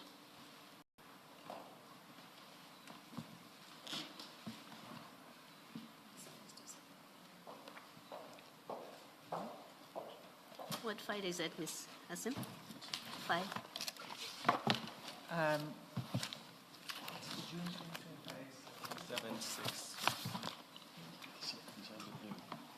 File 2A, I think Commissioner Kumalo is helping us. 776.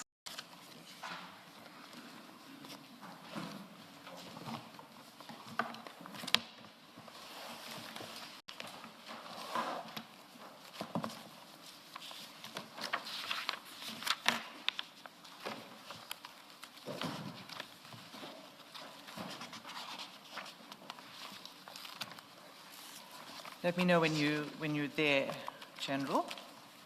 Yes, I spent time last night. I marked it, and I marked the relevant sections that I know that maybe the evidence is referring to. So I just want to get to that point. Just bear with me. No, I want the one I clearly marked it.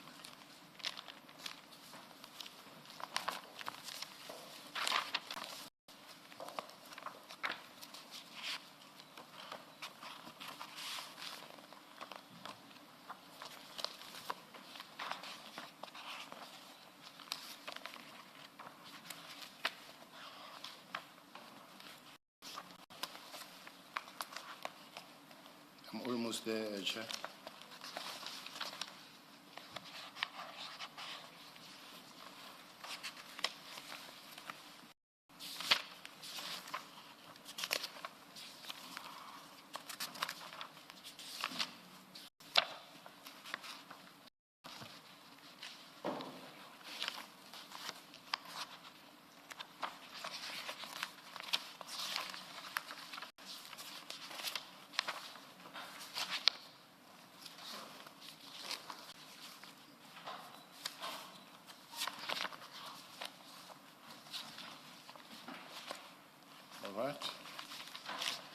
All right, so you're going to take us to where it talks about disbandment.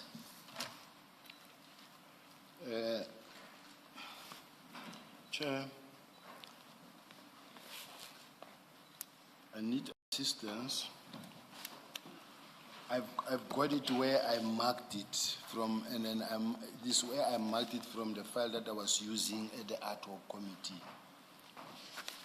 But it's the same document that we have, the one that says evaluation of the implementation.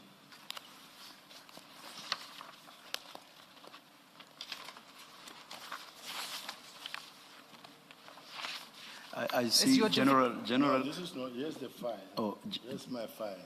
So, General, the document is your concern about the page references? And the file, because I can read from here what I have to respond to the question. May I make a suggestion, General? I see at the foot of each page there is page 1 of 33, for example, page 12 of 33, and so on, at the foot of the page. So if you refer to that at the foot of the page, then we can find the relevant pages. Is If the you look at pages your page concern? 11 Yes, okay. of 33. I want to go to page 10. Oh, what is it? Page 10 of 33. Yeah, page 10 of 33. We're still talking about the Marere. Yes.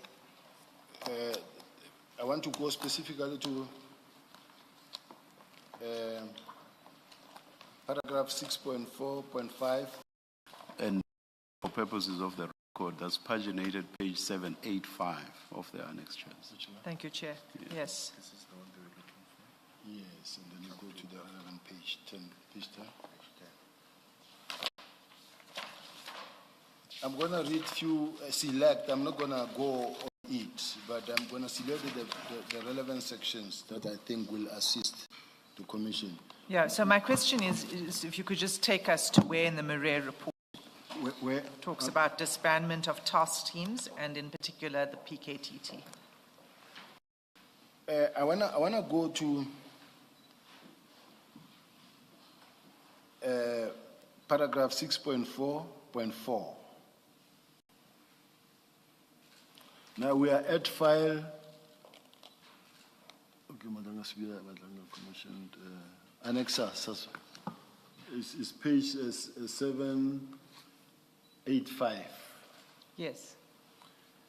I am reading here paragraph 6.4 that says, it is evident that the historical specialized capacities are better implemented than the newly established unit. The unit that is the best capacitated according to the personnel strength, FCS 78%. Now, I want to skip that and say, followed by taxi violence capacity within the murder and robbery environment. But where I am interested is the West crime capacity, 25%, that is normally better off at 25%. Murder and robbery unit are at 18%, and organized crime, 28%.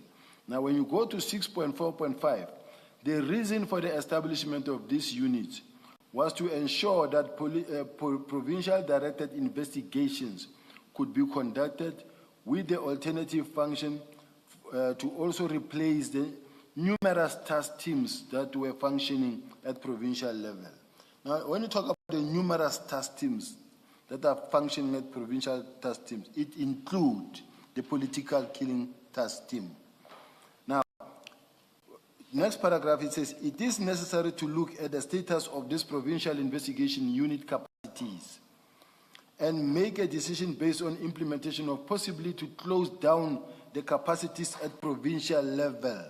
We're talking the task teams are the capacities at provincial level. Pause there. You're saying, or possibly to close down the capacities at provincial level. You interpret that to mean task teams. Yes, because we are building units now, but we have got this other extra capacities like your task teams that are mushrooming all over, and then they take away a lot of manpower and capacity to make sure that the provinces are strong. So the plan is to establish these units, they're called PIUs, Provincial Investigation Units, and make them strong. With a view to then taking over, incorporating the work of the task teams into the PIUs. Yes. Okay. Now, let me finish my point so that I rest it. So,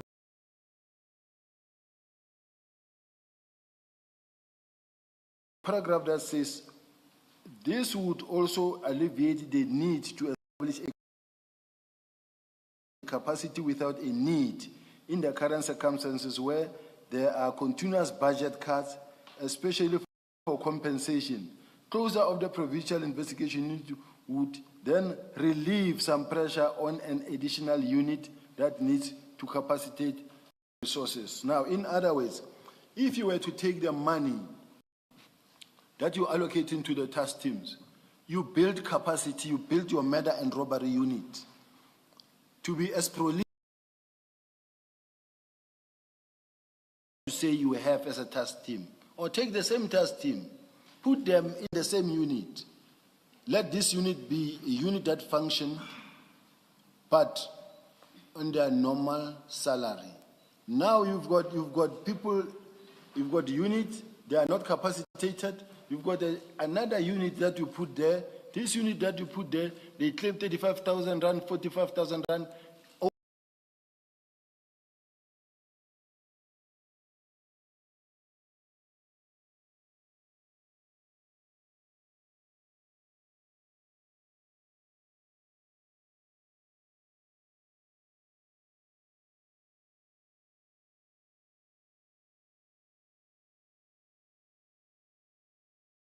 You've got a unit that you put there. This unit that you put there, they claim 35,000 rand, 45,000 rand, overtime, extra money. And then yet you have established the murder and robbery unit.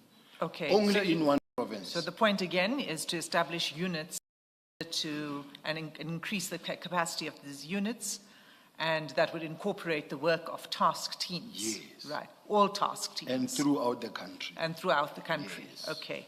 And that was the plan. That's what this report was proposing.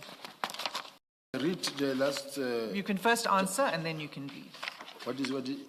Are you agree that that was the plan that was being proposed in this report? In the report, yes. Okay, thanks. You can continue. And then when you look at paragraph 6.4.51, it says, these task teams should be placed within the murder and robbery unit to capacitate and direct the focus on a permanent structure with the necessary command and control. Sorry, sorry, General, I've lost you. Where are you reading from? 6.4.5.1, page 11. Yes. Now, it talks about the number of task teams that you can see. I didn't see what you said. Bullet number 2, from line number 2. That talks about multiple trio task teams. Why don't you start at the front, at the beginning of 6.4.5.1? Okay. What did I start with? The beginning. So the 6.4.5.1. For the gap left where the members were taken from, mostly at station level, task teams found operating in provinces are as follows. Okay, wait, let's just take it slowly. The first sentence is task teams that are not monitored. Yes. Run rampant for years. Yes. Without determining or counting for gap left, etc., etc. Yes. Okay. So what this document is talking about is those that are not monitored. The political killings task team was monitored. No, it was not. Why do you say that? Because if that was the case, we wouldn't be sitting with so many cases that are not attended since 2018, 2019, 2020. No, that's a separate issue about the status of investigations in the dockets, and we will come to that later on. But we've had evidence, and I'm sure you've seen it, which is the number of meetings that take place, oversight meetings of the political killings task team, including the interministerial committee meetings. Commissioners, I'm sitting with a budget of over 500 million. And when you look at the workload and the work done, you cannot compare the two. You cannot account for the amount of money. And then, let's look for an example. Cases that, let me answer. No, because you're not answering the question. You're talking about something else. I just want to talk about the monitoring of the political killings task team. Oh, hey, welcome to my crib. Not the shades. Not your kind of plot twist, man. I'll show you how to stay power outage ready. The new DeFi Solar Off-Grid Fridge, an innovative first of its kind. When the sun, solar power runs the fridge and charges its backup battery through the solar panels. My fighter. No sun, it seamlessly switches to stored battery power. It works off the grid without additional power source. DeFi, art of living. If I'm sitting with a situation where every now and then we're asking for 35 million, 20 million, but when you look at the cases that were started in 2018, 2019, are now being finalized now, some of them, and they are still not finalized since 2018, 2019. No, you're not actually. We will deal with the question of the status of investigations of those dockets that are under the PKTT. We'll get there. I'm merely talking at this stage about monitoring. And in fact, what's included in that monitoring is the decisions that are made and that are signed off at senior level within the service. Don't agree. I haven't even finished, and you're saying you don't agree. You don't know what my question I'm is. apologizing, Judge. I really apologize. It won't happen again. There are budget approvals for the PKTT that take place at least every year. Sometimes it's more than once a year, depending on the period for which the budget is applied. And in those budget approvals, there's an assessment of the PKTT. It's included in the information note. So why would the budget be extended for the PKTT if the assessment was that it was not doing its job?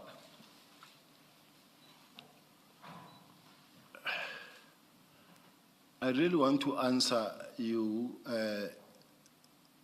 Chair. My problem is that you want one specific answer. I definitely do. And that I don't agree with. I'm saying, if you say to me the task teams was monitored, and yet I have dockets that, according to the coordinator, says they were put in a fridge. Dockets, a number of dockets were sitting somewhere in a corner unattended. To me, they were not monitored. Perhaps, General, let's understand your definition or meaning of monitoring, because we have had evidence, including documentary evidence, as Ms. Hassim says, of meetings, of the structure, of meetings of the IMC, that there were steering committees, approvals of mandate, which include your approving in April 2024, or thereabouts, but in 2024. So we've had that kind of evidence that suggests that that there was monitoring of this task team, right? That's the evidence before us. You say there was no monitoring. Maybe you have a different idea when you say monitoring, and maybe it may be helpful to us if you explain what do you mean by monitoring. Chair, if you look at all these task teams, 6.4, 0.5.1, all of them, as you see them, all of them are the same task team.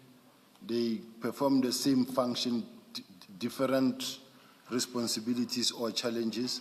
Now, what I mean when I say there's a criticism here when they say task teams that run rampant for a long period unmonitored. Sorry, I'm very, very sorry. I apologize for interrupting you mid-sentence. The question by my colleague, Commissioner Baloyi, is a simple one. At the level of principle, aside of looking at particular or specific units or task teams, at the level of principle, what do you consider to be monitoring? Is what I consider. So what we expect you to say is a unit or a task team would be properly monitored if A, B, C, D, E happen. Okay. It would not be properly monitored if X, Y, Z happen. Just a description at the level of principle. Thank you, Chair. As far as I'm concerned, if I say a task team is properly monitored, is when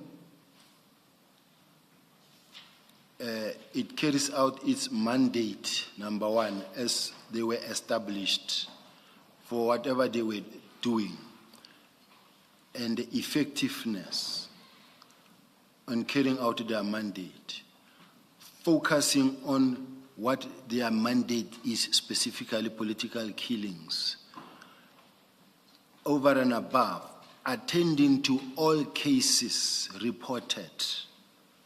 All cases reported, not only selectively and others ignored. And when you look at all those things, there are many reasons that I may mention that says when we say there's proper monitoring, there's inspections being conducted, regular inspections conducted, monitoring of their work, and also proper accountability. That is when I say it is monitored.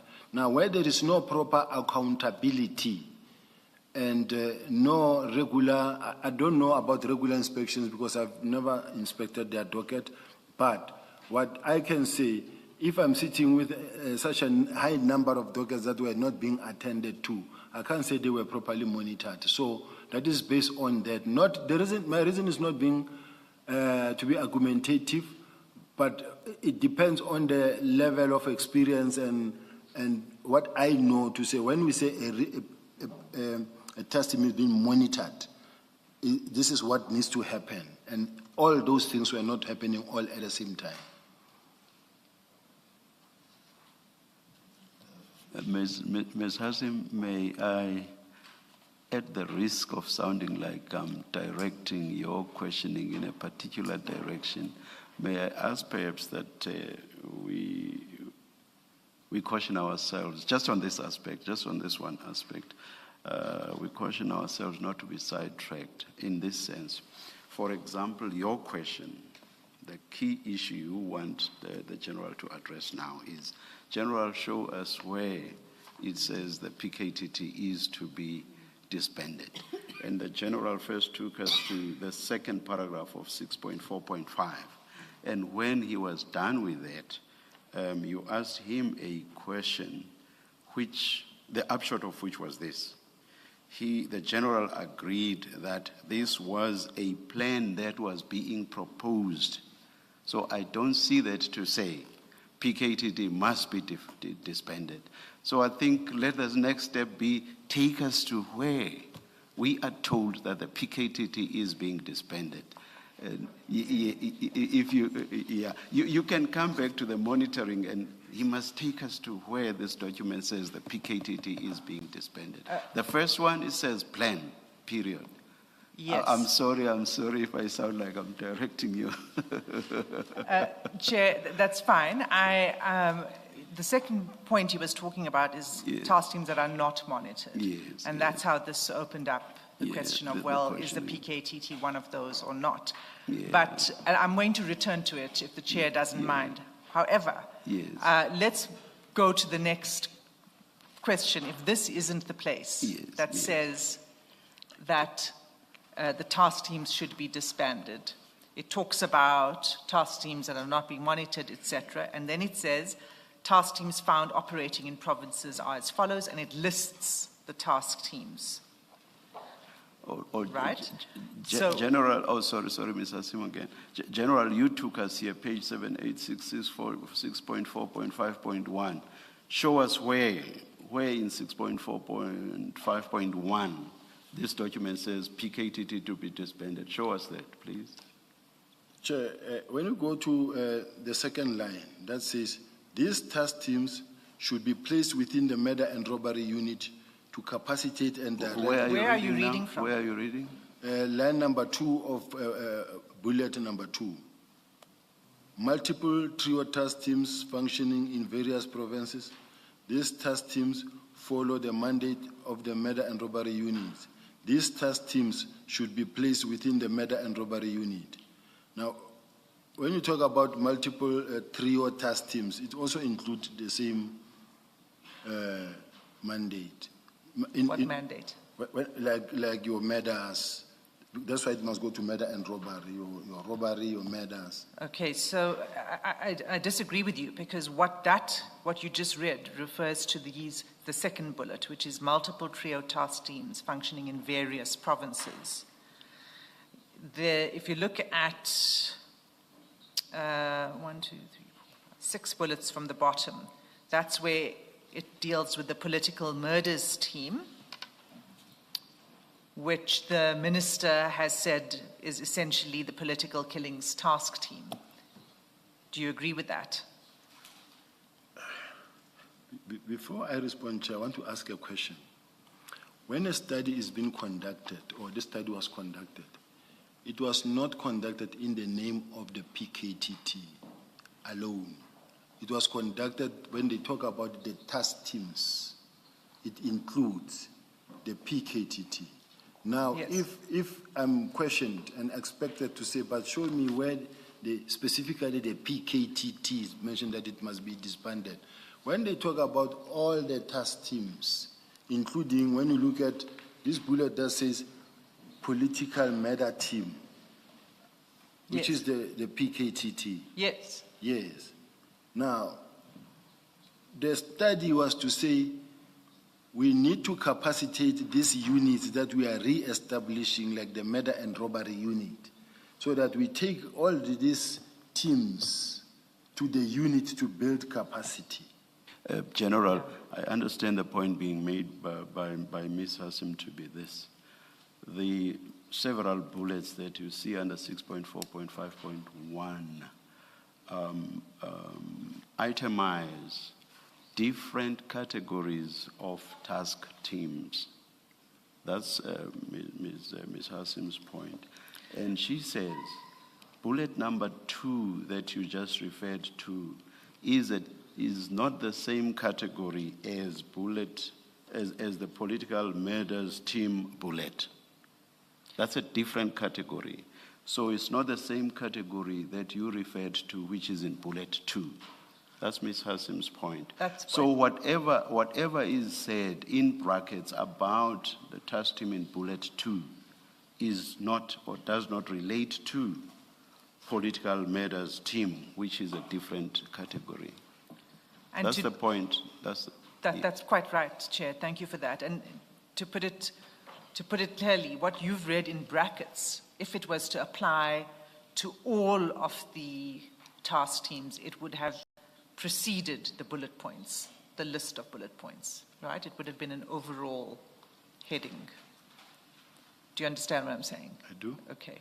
And to show that these are different categories, what precedes the bullet says, task teams found operating in provinces are as follows, and then the bullets. So those are different categories. So the political matters team is not the same as the team referred to in bullet 2. That's a simple point. You may pose your question again, Ms. Hassim. Do you agree with that? Chair, I don't. I don't. You don't agree that these are different categories? No, this I agree that these are different categories. Okay. And do you agree that the category itemized in bullet 2 is not the same as the category itemized as political matters team? Obviously, you must. You've already just said you agree. You have agreed. You've just agreed that these are different categories. So bullet 2 and the political matters team are different bullets. So you must agree. It's only logical, not so? I agree, Chair. Okay. Thank you. Thank you. So where else then in the document does it talk about the disbandment of the political killings team? Maybe before you do that, let me just make sure I understand what the General is saying. General, that bullet 2, multi-trio task teams functioning in various provinces, is that the paragraph you rely on to say that there was a decision, management decision to disband the PKTT? Is that what you're doing? No, Chair. What I'm relying on is the fact that when there's a study that is being conducted that says we've got numerous task teams that are operating in different provinces, and these task teams, they take away the manpower from the units. So let us disband the task team and then let the members be in the unit and strengthen the units. That was the whole idea. So this whole idea starting from re-establishment of the task teams, because when you read the first one that talks about the re-establishment, it also places, it talks about those units like your murder and robbery units, tax theft and everything. And then from there, it will also say, give the mandate of each and every one of them, of which it places the political killing task team under the murder and robbery unit. Allow me to interrupt you.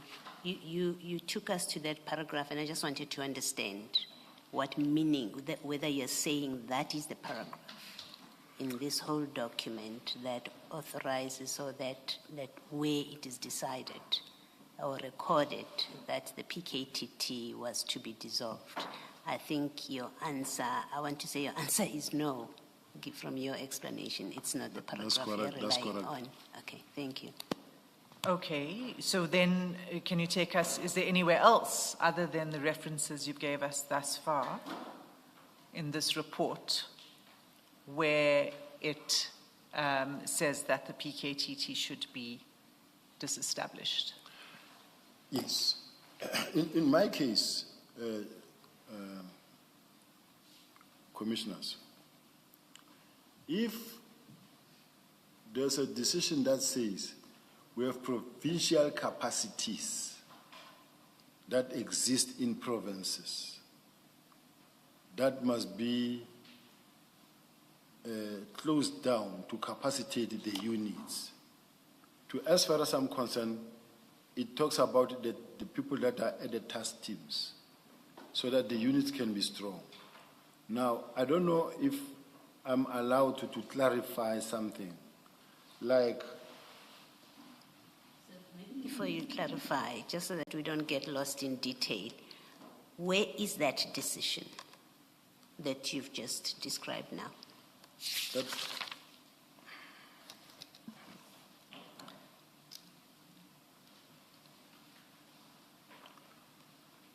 Let's go to paragraph 6.4.5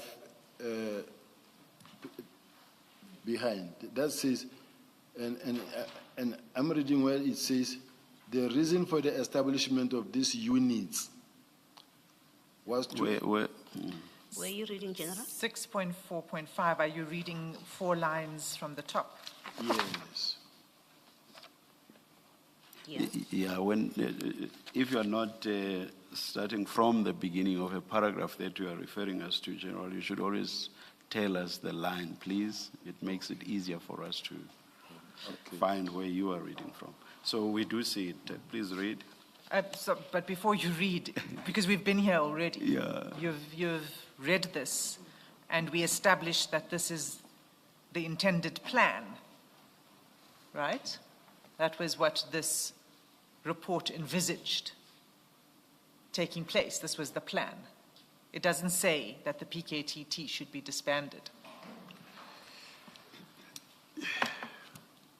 You see, what I think, firstly, Chair, I think we need to agree that when we talk about the PKTT, let's remove the word PKTT. Let's talk the word task team. Because the moment you bracket me into PKTT, and I'm talking about the task teams, I'm applying the whole bigger picture, and then the evidence leader brackets me and say, no, tell me where it says the PKTT.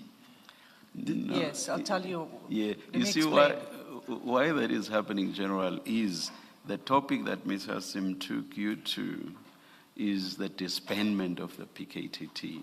And she introduced her questioning by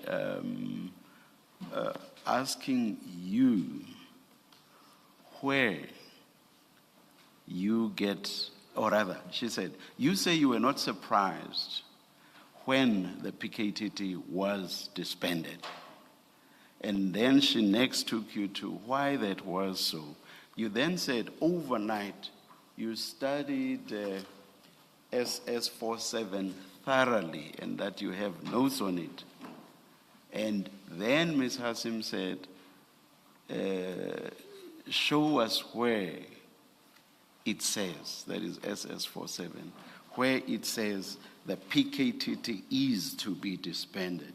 You took us to 645, you read the first paragraph, Then you took us to the second paragraph of 6.4.5. After you had read it, she then asked you, but is it not so that what you have just read was nothing but a plan that was, open quote, being proposed, close quote, and you agreed? So it is on that basis that Ms. Hassim says now, but how? There's something about mom's touch. It makes cough, headache, and blocked nose go poof. It's more than just my touch. It's Vicks VapoRub. It relieves nasal congestion, cough, body ache, headache, and muscle stiffness for a good night's sleep. Vicks VapoRub. Around 6.4.5 still. Chair, I think where it all started is when how I responded was to say there has been a build-up and a series of meetings leading to that. This is how it all started before we got to now the report that was now, where she focused now on the report. But I said how I relied on the fact that I was not surprised because there has been several meetings and consultations before. This is one of the things that made me comfortable to say, in any event, there was a study that was conducted, and this study talks about the re-establishment of the specialized unit. Among others is the murder and robbery unit, whose mandate will be to look into the political killings and taxi killings, police killings, all those killings. Yes, General. We must start somewhere. Yes, you referred to several meetings and documents and so on. We must start somewhere. So we have started with SS47. All that we want, and that was indeed Commissioner Baloyi's question, is for you to show us a decision that says, PKTT, you are now being disestablished or being disbanded. Show us that. You've taken us to 6.4.5. All that we are able to glean from that is a plan that was being proposed. You have taken us to 6.4.5.1. There as well, we see nothing, unless you go back to it and show us, we see nothing that says, PKTT, you are being disbanded. We don't see that. Show us, take us. You said you went through this document overnight and that you did so thoroughly. Show us a decision that says, PKTT, you are being disbanded. All I can say, Chair, is that in all these documents, re-establishment and this one of evaluations of the implementation of... You'll take us to others. No. Let's not be disorganized. You'll take us to others, please, General, please. Let's deal with SS47. In SS47, show us where there is a decision that says the PKTT is being disbanded. You'll take us. We will give you the opportunity. You will take us to the next one. We will not gag you in this regard.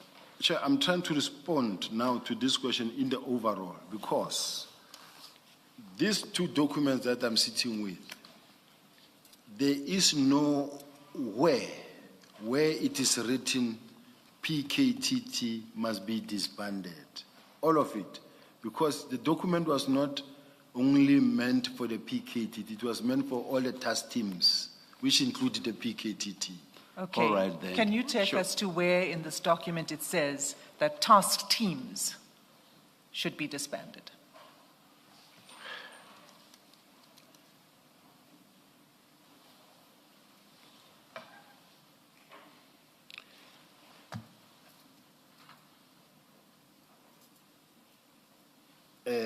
The reason for the establishment of these units was to ensure that provincial directed investigations. Sorry, where are you reading from? 6.4.5, line number 1, 2, 3, 4. Then Are you reading the same thing again? Could be conducted with the alternative function to also replace a numerous task team that were functioning at provincial level to replace the numerous task teams that are functioning at provincial level. Right, and we've already gone through this. And Sir, you've- Ms. Hassan, let me try and do something that I'm hoping will be helpful, will get us past this point.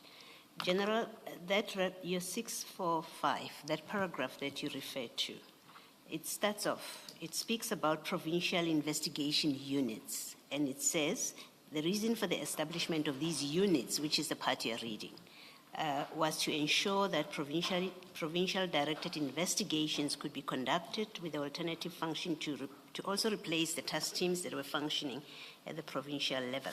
Now, if you turn to page 796 of the same document. I'm getting there. 796 of the same document? Yes.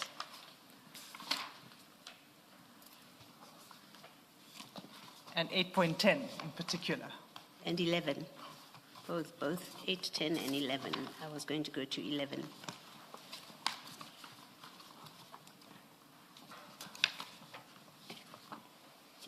Yeah, at 796. Let's start at 8.11.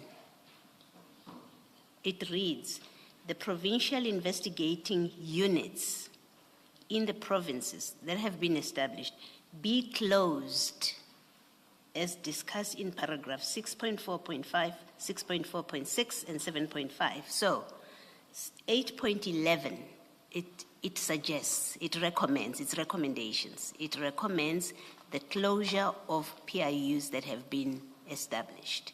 And then 8.10 says current task teams be subjected to an impact analysis by organizational development and strategic management in the province to ensure the feasibility of the existing teams. So 8.10 puts it beyond doubt that this document does not recommend the closing of task teams at all.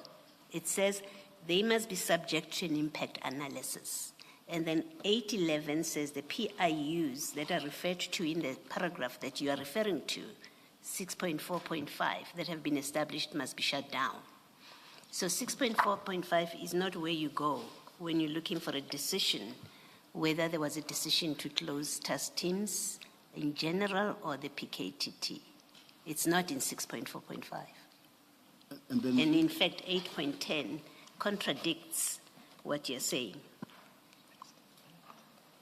8.13, can I read it, Chair? It says the provincial investigation unit be removed from the structure of the detective service as a prioritization as well as cost-saving measures as referred to in paragraph 6.4.5, 6.4.6, and 7.5.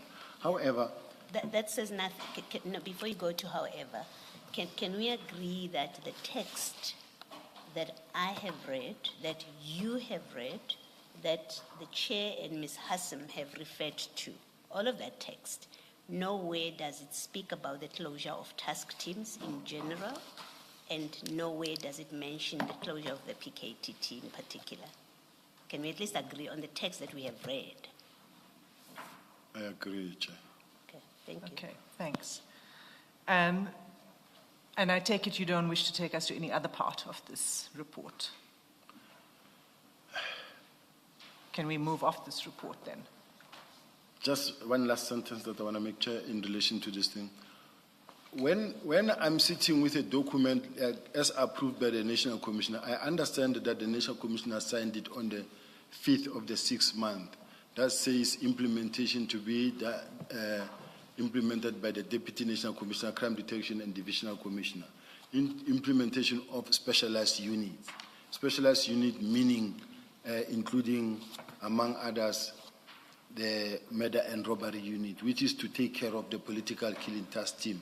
As far as I'm concerned, it was actually dealing with the same issue. But if big dreams start small. At GoDaddy, we help you take that first step and every step after. From getting your domain to creating your website, email, and online security, we've got you covered. You don't need to be a tech expert.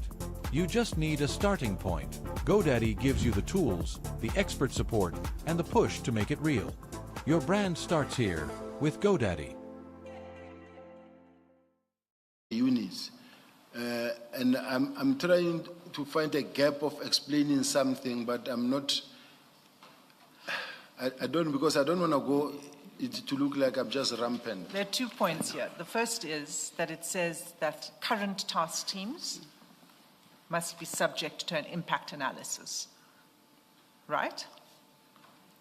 Right? So, presumably, once an impact analysis is done, there will be an evidence-based decision of which task teams are to be disbanded, correct? Yes. And this document was only signed off in June 2025, right? Yes. And that was well after the decision was made, Yes. 6 months. Yes. Okay. So the second event that you said, why this is no... Just before that, General, also, you remember yesterday, I asked you a question whether you accept that there's a difference between task teams and units, and you accepted that there is a difference. Yes, yes, Chair. What my colleague Commissioner Baloyi took you to, that is paragraphs 8.10 and 8.11, they don't deal with the same subject matter. 8.10 deals with task teams, and it doesn't say task teams are to be closed or disbanded. It says they are to be subjected to an impact analysis. And then 8.11 says provincial investigation units that have been established be closed. So units. So there's a conscious distinction by the drafters to refer to task teams and to units. And task teams under which the PKTT falls are to be subjected to an impact analysis. So there's simply no question of a recommendation for the disbandment of the PKTT or any other task team for that matter. So your problem seems to be that you use task team and unit interchangeably, which is wrong. Do you accept that?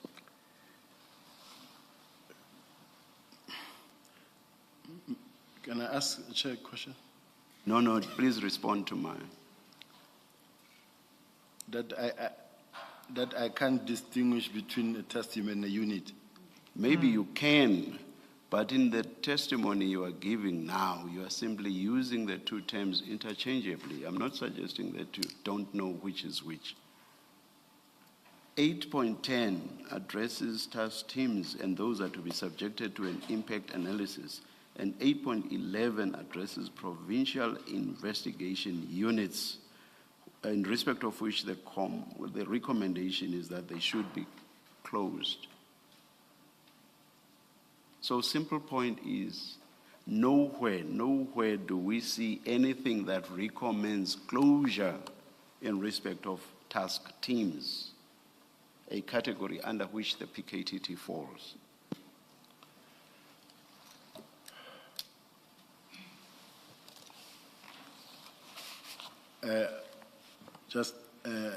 Chairperson, let me accept and move on. Please, thank you. Thank you. Chair, it is 1 o'clock. Might be an opportune time. Let's adjourn and resume at 2 p.m. Thank you.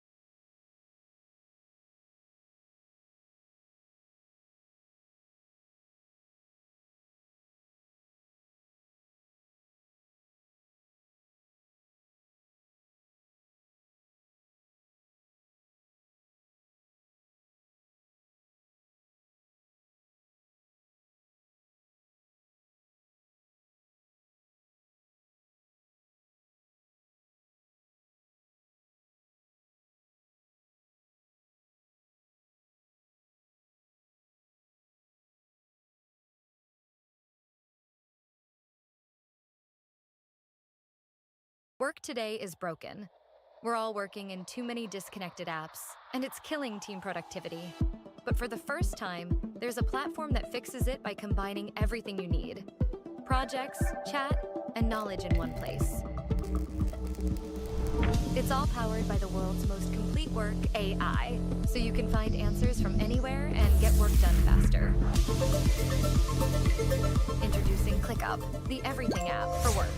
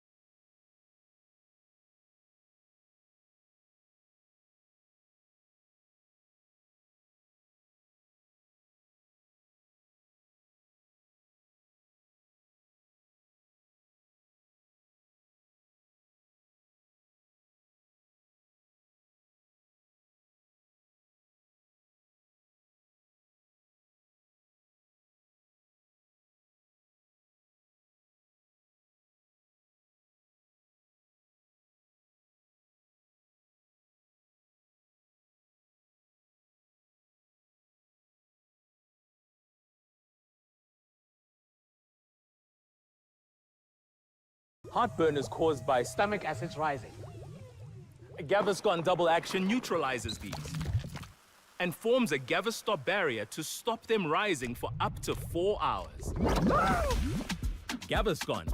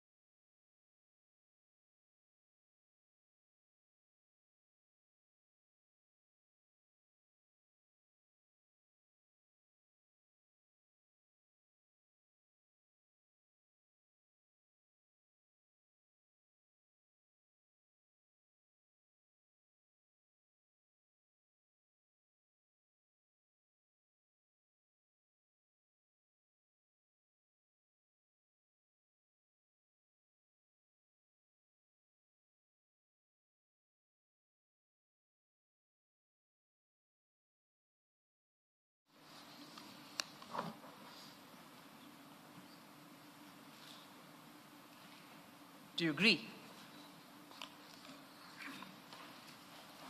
What gives me a little bit of a challenge, Chair, is that because I've been at the ad hoc as well, and then my file is marked, is underlined. Now, because of at this present moment, when I take a file like this and then I have to go through, now I have to start looking for what I want. So that is why I take a little bit of... But for now, General, Ms. Hassim is asking you about the sentence you read. So I'm sure you are able to find that, because you read it just now.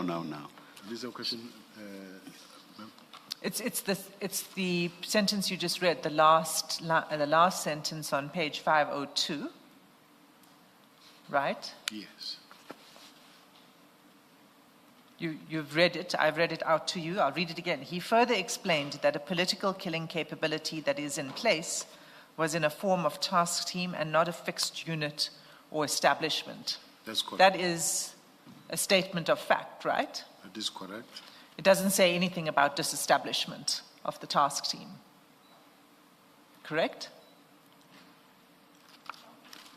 The paragraph, the sentence that I read, Yes. yes. Okay.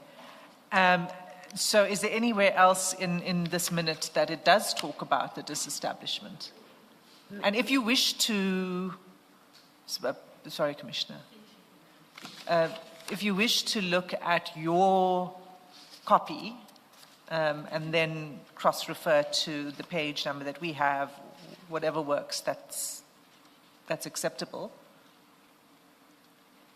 I'd rather do that, Chair, because I do know that this is the first consultative meetings in the executive meeting where the National Commissioner actually indicated that it can be done. Okay, so you can have a look at your copy. Yes. Okay, so where in your copy, if you just take us to the page, so you'll see that these minutes at the bottom right, they have page 3 of 1 of 15 all the way up to page 15 of 15. So you can use that page reference for the purposes of your answer.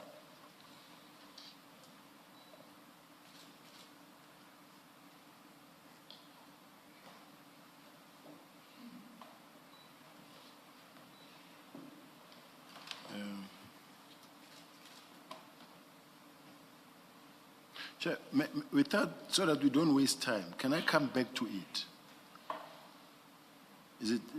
Can I do that, or should I, no, I don't want to avoid to respond to the question, but all I know is that I will find it somewhere in the statement, but if I can't find it now, then let me then read. And when you say statement, are you referring to these minutes? Yes. Oh, all right. Mr. Sim, I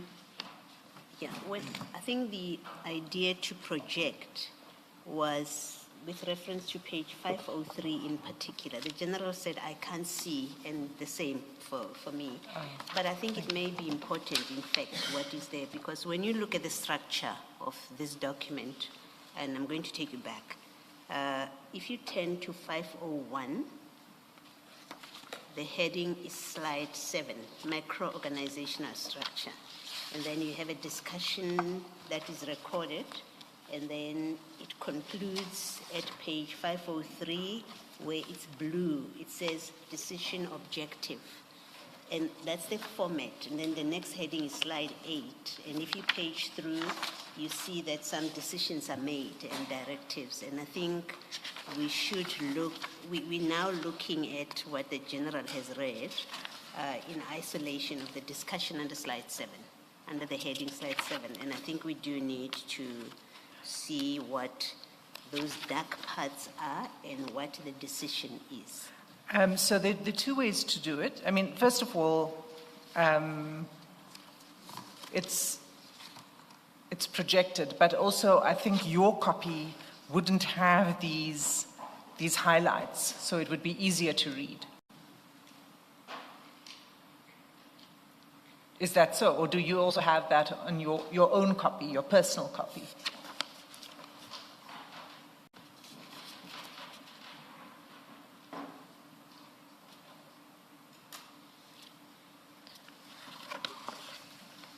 Because as Commissioner Baloy says, the relevant slide in this meeting is slide 7. Slide 7. Slide 7. So it starts on page, let me refer to page 2 of 15. It starts on page 2 of 15. And it goes to page 4 of 15. And it ends with decisions under that topic of macro-organizational structure. And what you've taken us to is part of the discussion before the decisions. Chair, when we go to page 3 of 15, page 99 or 502, and then you go to the first highlighted one where they say, this is paragraph 3 now. The minister further indicated that there must be reconsideration and review of certain capabilities, such as the political killing task team, which are primarily about address serious crime. He stated that SAPS should guard against creating structures, stroke units based on specific category, whilst this duplicate the existing capabilities such as taxi killing, political killing, all being about murders. This is where the discussions were also, some of the discussions taken place. Remember before there were some emails that were being sent between the National Commissioner, Mary Diaz, and other people. But then this was the executive meeting called by the minister in the boardroom, executive boardroom, with the top management of the police. And this is where this subject was ventilated as well, with the National Commissioner as well, not really against such. Hence, I asked yesterday for the recording. Yeah? Can I just, sorry, I do apologize. Go ahead. In that very last paragraph, what you've read, the very last sentence, this is the General Masemula speaking. He further explained that a political killing capability that is in place was in a form of a task team and not a fixed unit / establishment. Now, if you keep that line in mind, and then you go back to the earlier highlighted paragraph where the minister was speaking, and the minister referred to creating structures, units based on specific category, whilst these duplicate the existing capabilities, and then he refers to taxi killings, political killings, all being about murder. It would appear that General Masemula was in fact clarifying the minister that the PKTT is not a fixed unit. It's not part of the establishment, when in fact the minister had referred to it as part of the structures and units based on specific things. So that's all the significance of that very last line. It's General Masemula clarifying to the minister that it's a task team, not agreeing to anything, just saying it is a task team, it's not part of the fixed structure. I think if you read the two together, you'll see that what appears to have been happening here. But importantly, to the question of Ms. Hassim about the decision, we have a recordal of the decisions that were made in that meeting under the slide 7, where the PKTT and task teams got mentioned. In that decision recorded at 503, there is no decision to shut down the task teams and PKTT in particular. Otherwise, it would have been recorded there. You may look at the screen behind you. Perhaps we can just read the decisions, yes, and you can then answer.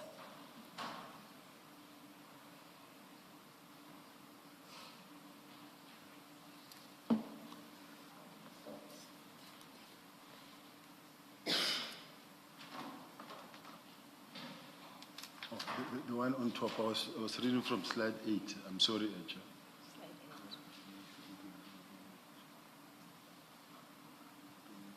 So what comes before that, that is what has the yellow highlights, is the discussion, and then the decisions on that are what Commissioner Baloy has just referred you to.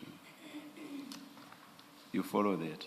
I follow, Chair. Yes. And Ms. Hassim now is saying, do you see that there is no decision there, or was it Commissioner Baloy, that the PKTT must be disbanded?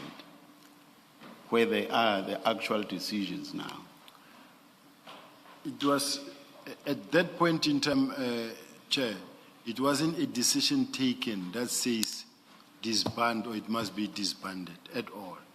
It was a discussion to say there must be a reconsideration.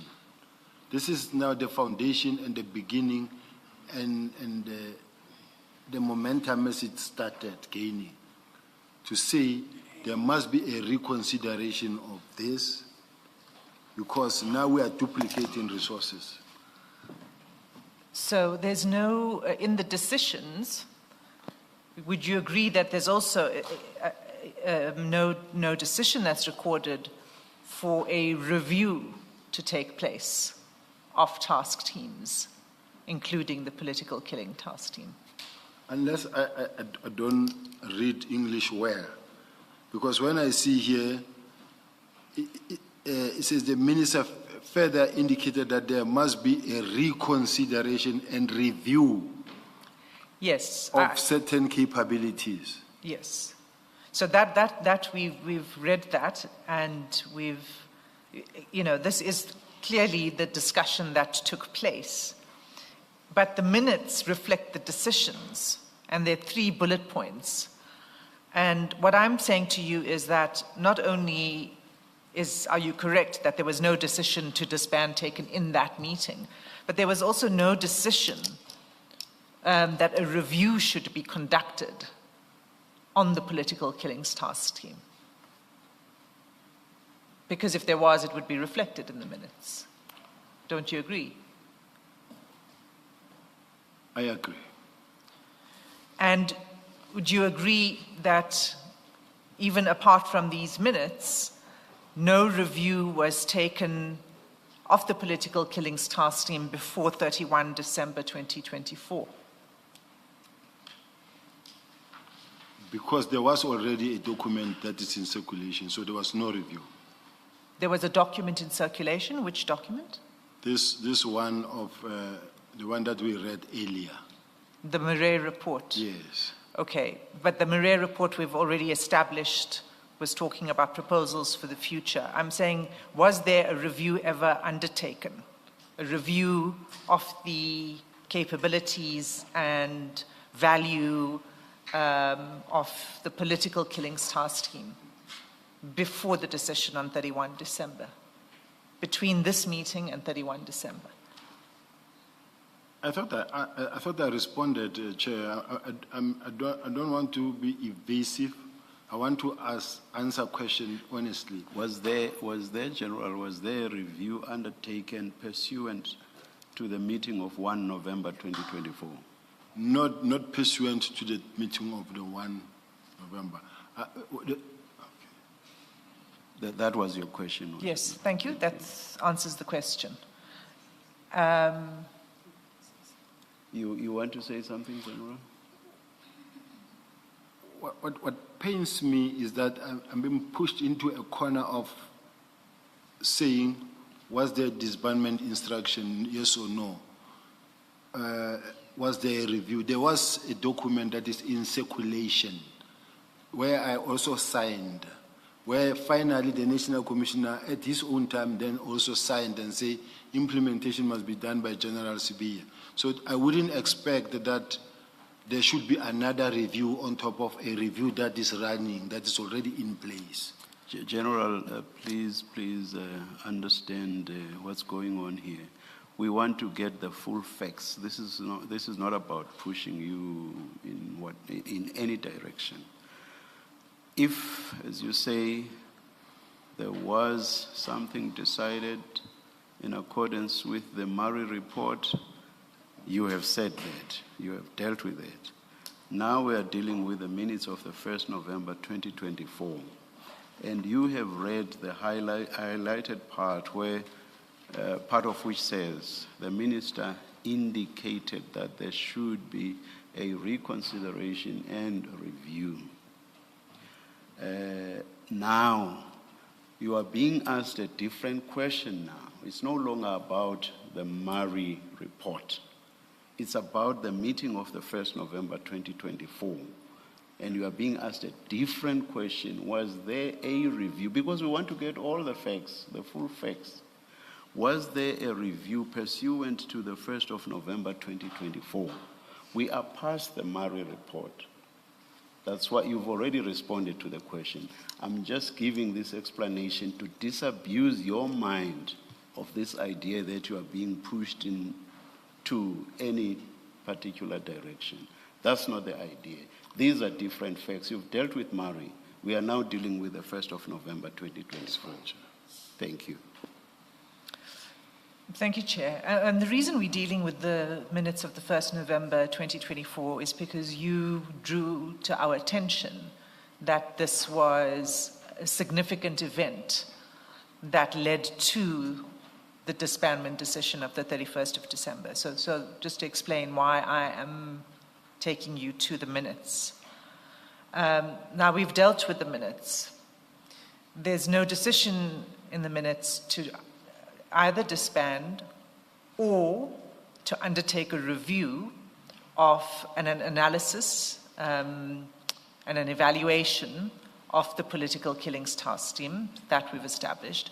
But my next question is, was there, despite this, was there any review taken of the PKTT between 1 November and 31 December? The answer is no. Okay, thank you. But can I clarify something? Yes.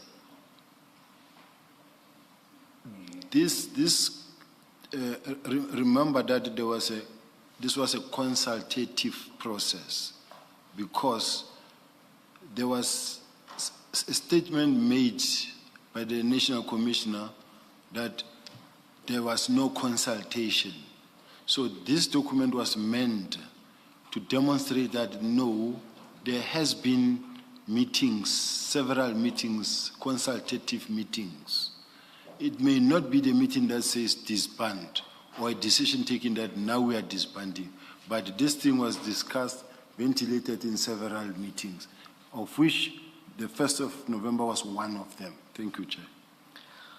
But would you agree that in order to make the decision to disband and for a proper consultation to take place, there would need to be an evaluation, an impact analysis of the PKTT?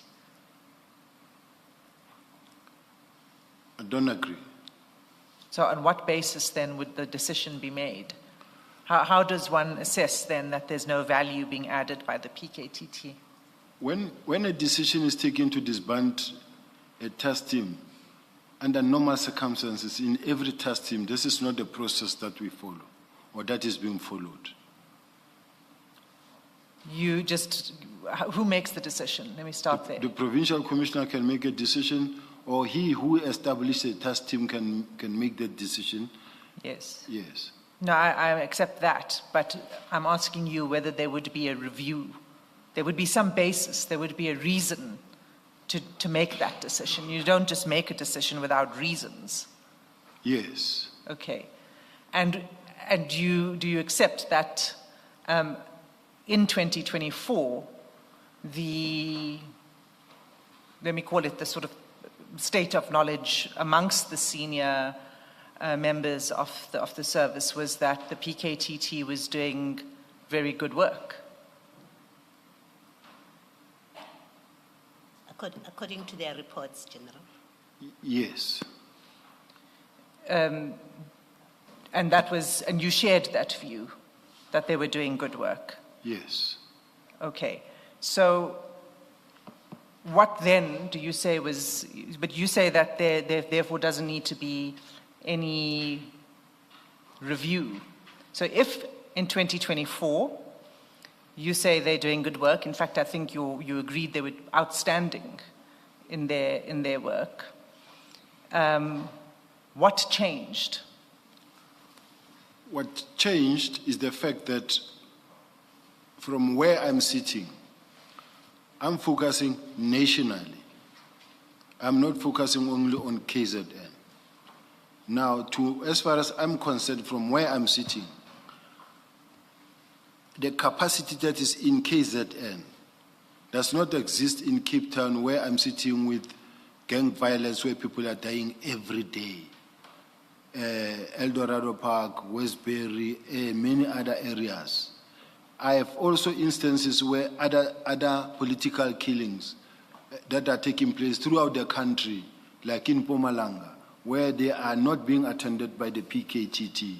So which means we focus in the resources, a lot of money, a lot of budget, only on one particular task team that is serving the interest of only one province.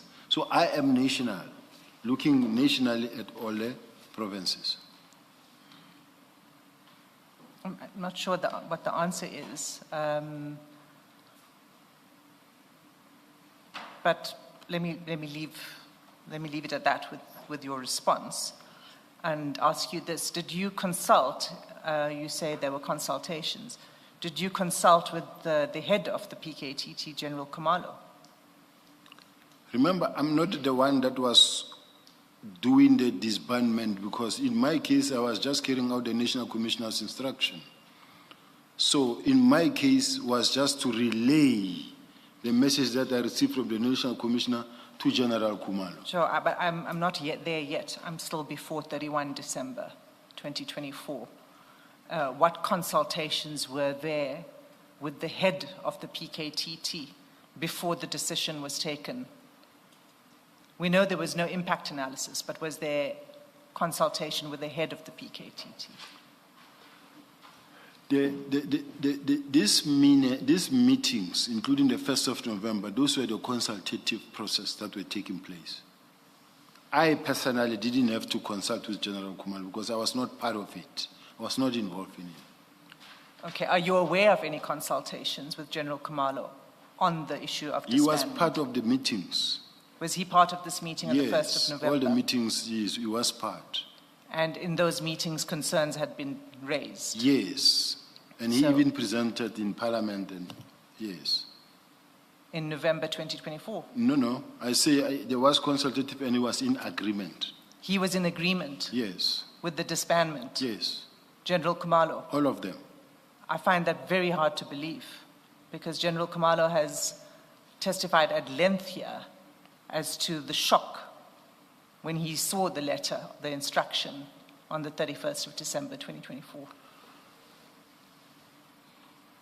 When we are to believe that, that is what he was supposed to also demonstrate in Parliament on the 5th of March, to say that I was in shock when that was discussed. But that is not what happened. He said the minister gave a directive to the National Commissioner. There has been several meetings held, and the disbandment will take place in a form of in phases, and then the cases will be taken to murder and robbery unit. The provinces, all the 9 districts have stabilized.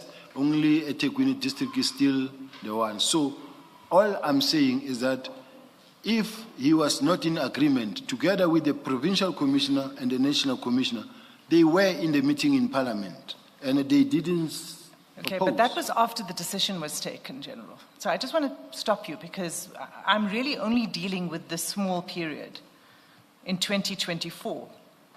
We have on record that the evaluation of the task team, the agreement was that they're doing outstanding work in the middle of 2024. And then somewhere along the way, something changes. And that's the period I'm talking about. And what changed was towards the end of 2024. I'm trying to understand, at that point, were there consultations with General Khumalo, and you're saying there were, and you're saying that he agreed that it should be disbanded. And I'm saying to you that can't be right, because he's testified at length that that's not the case. But the fact that he testified and said what he said doesn't mean that in the meetings with the minister he did not really participate nor also raised concerns there or disagreed. Because if there was any such disagreement, it would have been recorded in the meeting, in the minutes themselves, that he was also not in agreement. But there's no such record. Just to make sure you are not talking past each other, give us the timing. What time are you referring to? What period are you referring to, General? Chair, I'm referring to all the meetings that were held since this topic was introduced in a meeting by the minister. Minister Mkhunu. In a meeting. Meeting of the 1st of November? Of the 1st of November. So all the management were there, and this topic came to the fore. And it was discussed, responded to positively. By topic, are you referring to disbandment? Disbandment, referring to the reconsideration and review of certain capabilities such as political killings and inspectorate. But my understanding is that Ms. Hassim is asking you about disbandment, General. I can't hear the I'm chair. saying my understanding is that Ms. Hassim is asking you about disbandment, not the reconsideration and review that we dealt with earlier. That's correct. Yeah. Because we've moved off from review and reconsideration and those things. The question is about disbandment. Yes. All I can say is that he's never visibly indicated that he doesn't want to comply or he doesn't agree. He hasn't done that. General, can I just ask, maybe I'm trying to see if we can get to the answer of the question that you're being asked. This meeting is on the 1st of November. Yes. The disbandment letter is the 31st of December. What do you say happened after the 1st of November? Because on the 1st of November, the minister says there must be reconsideration and review. He expresses that view. And then we know it's not in the decision. The decision is not made. When you say there were discussions, what meetings or what forum after the 1st of November before the 31st of December were held with a discussion about the disbandment of the PKTT was raised, and where do we find a record of that discussion? Because it is an important topic, so I would imagine that it is recorded somewhere, and it would have been in a formal meeting. So I think you do need to be specific, more specific than saying it was discussed. You need to say there was this meeting and there was that meeting. And this is what was discussed, and this is the decision, and there has to be a minute of that meeting. All I know, Chair, is that there was that meeting of the 1st of November, and then from there, it was just what was placed on the table. We all didn't expect that there will be a letter written, but on the 31st, the letter came. But in between, I am not in a position to tell what happened. You're not aware. You're not aware, or you know there were no meetings between the 1st of November, at least none that you participated in. Meetings after the 1st of November, there's no meeting that you know of or that you participated in that discussed the PKTT and made a decision it will be disbanded. Is that what you're saying? What I'm saying is that I have never been in any other meeting. I have been in all the meetings where this was discussed, but between November and... Those meetings are before the 1st of November. Remember, we are talking about a defined period. From the 2nd of November to the 31st of December is what we are trying to establish, whether there was a discussion and a decision from the 2nd of November and to a date before the letter of disbandment. No, there was no any other meeting that I can think of now from the top of my head. Okay. leading to the 31st. Okay, thank you. Okay, thank you. General, can I ask a question? Looking at paragraph 63 of your statement on page 23. Page 23, Yeah. my statement.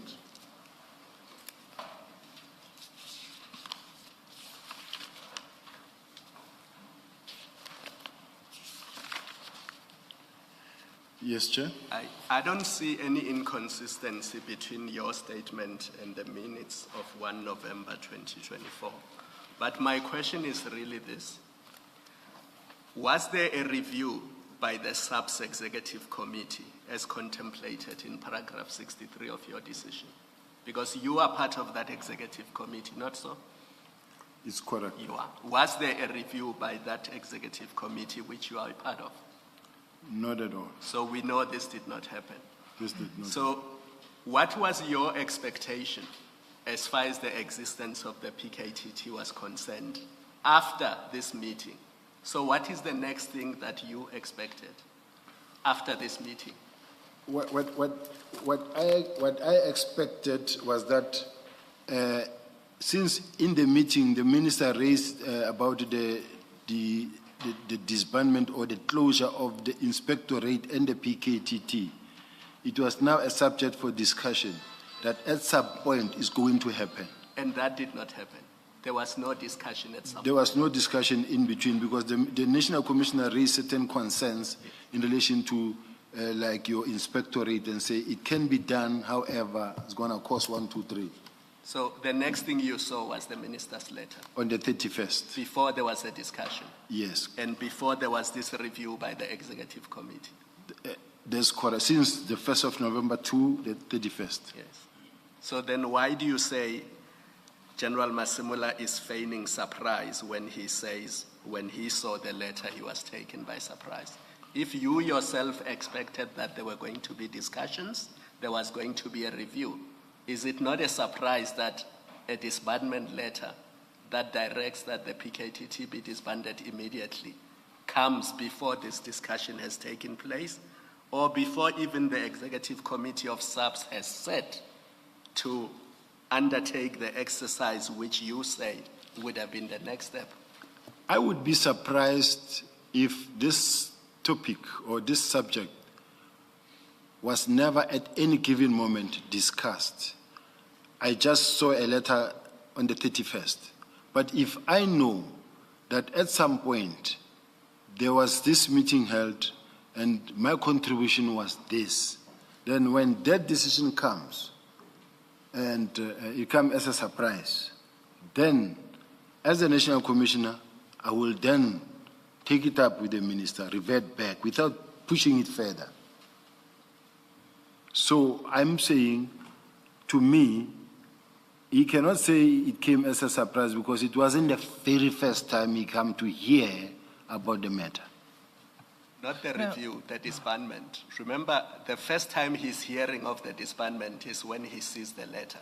He might have heard about a suggested review, a suggested impact analysis, but that is different to a disbandment decision. The first time he hears about a disbandment is in the letter because the minutes don't say anything about disbandment. They talk about a review. Murray on the 6th of March 2024 talks about an impact analysis.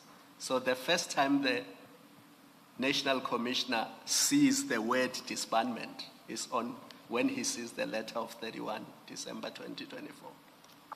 And that is the sub.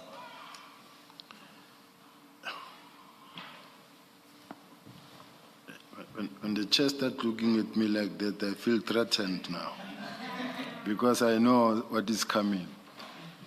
Sir, can I say that I would expect, given how you've explained in this discussion with Ms. Hassim, where you and Commissioner Kumalo, where you accept that the executive management was mandated or was going to have a discussion, that did not happen. And the next thing you became aware of is when that letter came. If that is so, on that version, I would expect you to say, I was also surprised because we had a meeting on the 1st where the minister spoke about reconsideration and review, and then we as executive management were tasked, or we're going to have a discussion about this. We never had that discussion. The next thing that happened is there was this letter. That's what you've said to us. The next thing, there was this letter. I would expect you to say, the letter also caught me by surprise. Unless, of course, you knew that that letter is coming, which was not, and you would have known not through the formal processes and not through the documents that are in front of us. Somehow you would have known it. But you've told us I knew nothing about it. The last time we had this discussion was on the 1st of November. And after that, there was nothing. Executive management didn't discuss it. I expect you to say I was surprised. Quite honestly speaking, Chair, I was not surprised for simple reasons. Remember, there are a trail of emails that were exchanged, even some of them sent from the National Commissioner's Office to the minister in relation to the political killing test team and the suggestion that it be disbanded. However, in the meeting where the minister raised... And you would have been copied. And remember, we are talking about the period from the 2nd of November. Let's not go back there. We know you had a meeting on the 1st. Okay. It had a particular outcome. So we're looking at from the 2nd of November up to the date that letter came out, what happened, right? So if you say there were a trail of emails, it has to be, because that's a discussion we are having now. We're talking about from the 2nd of November, and my question is, if that's the period you're referring to, when you say there were a trail of emails, my next question would be, where you copied, is that how you come to know about it? From the 2nd of November up to the 31st, where you copied in those emails, can we have copies of them if you were copied? If not, how do you come to know about them? But it's a specific window that we are discussing. In between the meeting of the 1st of November up to the 31st, I know of no meeting or no consultation. I was never involved in any form of discussion. I also saw that letter as it was circulating now on the media. Thanks, General. Thank you. There's another peculiarity I want to raise with you. The letter of the 1st of November, we're staying in that period. But it's, in fact, not inconsistent with the Murray report. The discussion on the 1st of November wasn't only about the political killings task team. The political killings task team was cited as an example. So, was there any consultation on any other task team, any review that was done on any other task team other than the political killings task team after 1 November? It was the inspectorate. It's not a task team. It's a division. No, it's a directorate. But I just want you to confine your answer to task teams, because do you agree that in the meeting of the 1st of November, the discussion was about task teams and the political killing task team was cited as an example? No. It was specifically about the political killing task team and inspectorate in that meeting. Okay. And if you look at the minutes, let's just see the language of the minutes. It says there must be reconsideration and review of certain capabilities such as the political killings task team, which are primarily about, I think he means addressing serious crimes. So it's cited there, such as an example. And then if you look at the second sentence, he states that the SAPS should guard against creating structures or units based on specific category while these duplicate the existing capabilities. Example, taxi killings, political killings, all being about murders. So he referred to the taxi killings task team. So this is what I'm saying to you, is that what was under discussion for review was not only the political killings task team, right? Yes, I am aware that in the Eastern Cape, or I think Umtata, there was one, now I'm not sure whether it was disbanded or just established, but there was a political, there was a toxic violence killing. We sent a team down there that had to be disbanded as well. When was that? It could be around about the same period. I may not be right. I may not be accurate with my date, but I'll confine myself to the question in relation to the task team to say it was set as an example. It was as an example. So, which to me would also give one a reason to think that it's, you know, let me put it this way. I would have thought you yourself would also be surprised that it was only the political killings task team that was being disbanded out of all of the task teams. You were not surprised by that. Is that right? No, I was not surprised. Why not, when the discussion was about task teams, not only the political killings task team? I think I did explain that I've got a bigger priority. This task team is just a task team. I have a bigger priority to address the matters in the country, throughout the country, where people are dying in numbers. So this was just part one of a small task team that is taking a bigger budget that could be used to address a bigger picture. So to me, when that happens, it suits the program of making sure that we create a capable state throughout the country. There are other task teams with big budgets, do you agree? Yes, I agree. Some with bigger budgets than the political killings task team. Yes, I agree. And why then was this one singled out in your view? Because it was singling out, we can see that, of this task team. I think there's a difference in a sense that when you talk about the one for illegal mining, it's a continuous phenomenon which is far bigger than the issue of the task team, and it is funded from CARA fund. And its handling is not only provincial. It's not only provincial, it is throughout certain provinces that has got a illegal mining problem. Okay, but other than the illicit mining task team, what about the other task teams with bigger budgets? I'm not aware of any that will have the similar amount of money because, in fact, we were crafting all the extensions and then the request for funding for the budget in terms of the millions. Sometimes they would be requesting for 37 million just for 1 month. Now, I'm saying, to me, I was interested in making sure that I capacitate the murder and robbery units, because this murder and robbery units, the same task team could just be plunged into the murder and robbery unit. Then you still have the same capacity doing the same job, but not in the form of a task team, but you having it as a unit with the same capacity.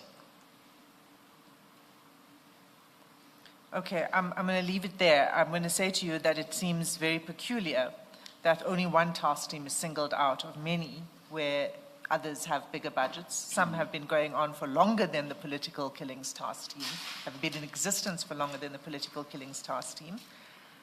Just before you move on, just one question in the hope that there won't have to be follow-ups. General, on your point about why General Masemula could not have been surprised and why you were not surprised, you rely in your paragraph 63 on the minutes of the first. or rather the meeting of the 1st of November 2024. And you then refer us to those minutes. What I want to know, because we have seen that the decisions themselves, which you were referred to, the high part in the minutes, you saw there that there's nothing about the disbandment of the PKTT. Now, what I want to understand is your understanding of the words reconsider and review, which you use in paragraph 63 and which I used in the minutes as well.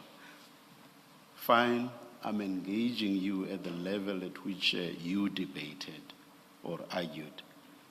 That's not in the decisions, it's in the discussions in the minutes. But I will engage you regardless of the fact that reference to reconsider and review is not in the decisions. I just want to engage you at the level of your reliance on the discussion. Now, what's your understanding of the meaning of reconsider and review? Reconsider or review? Chair, when I say reconsider your decision, I mean I would be saying that do you wanna reconsider your decision, because your decision that you have taken, I don't think you need that. You wanna reconsider. Now I'm saying reconsider. Just think twice or think again whether you do really still need this. And when I say review, I say you took a decision that you might have to go back to and review. Because as far as I'm concerned, this is no longer really serving all the people of South Africa equally. Or it's not making the necessary impact. Or it's not giving us value for money. And you have it and it's continuing. You want to review that decision that you have taken. That is how I understand it, Chair. Without suggesting that the two words are synonyms, do you accept, though, that both words admit of the possibility that the person being asked to reconsider or review may decide not to change their decision? You accept that? I do, Chair. Thank you.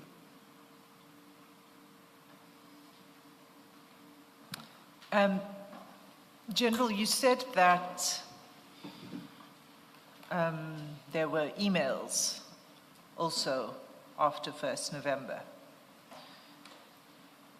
In response to the question from the commissioners about the surprise of the National Commissioner, you said he shouldn't have been surprised because there was a Marais report, there was a 1st November, and there were emails, and he was copied on those emails. What emails are you referring to? I need assistance because we do have them here. I must just refer to them now because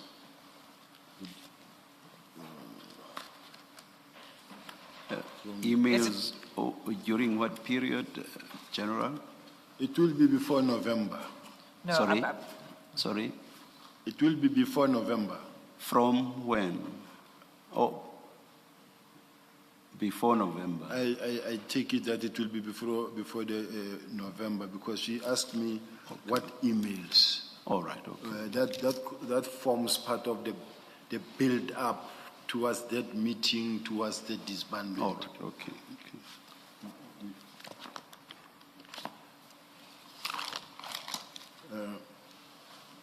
Chair, am I expected? Are you referring to your?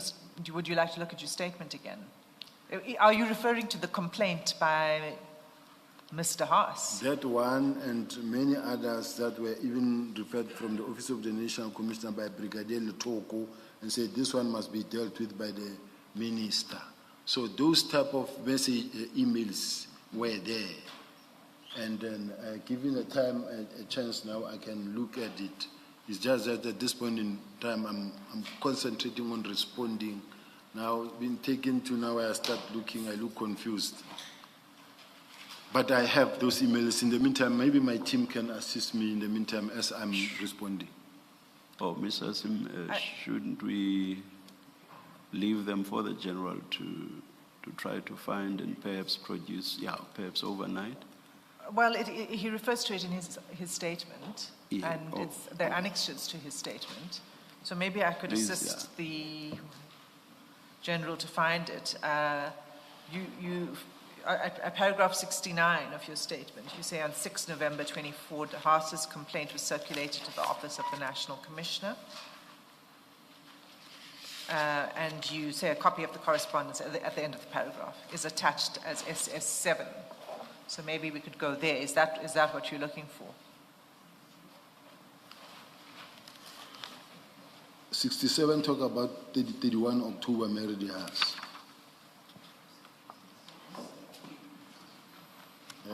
I just want to get to all of them.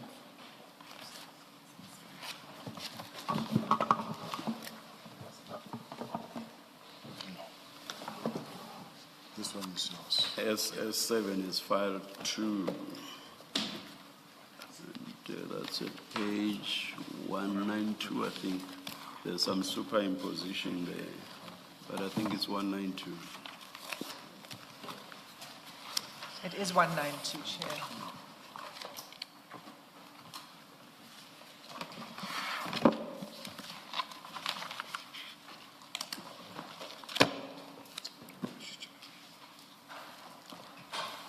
Yes.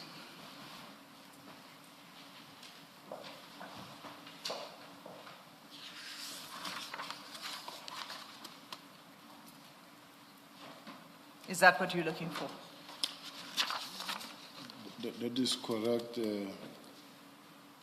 Chair. This is what I'm looking for, but I see all of these ones from Babala Mbengo, 4 November.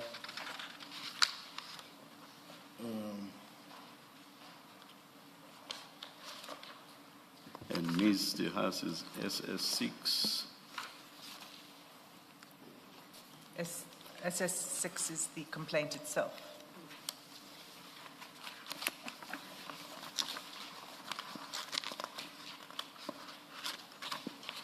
Yes, is that one, even those that went to Parliament,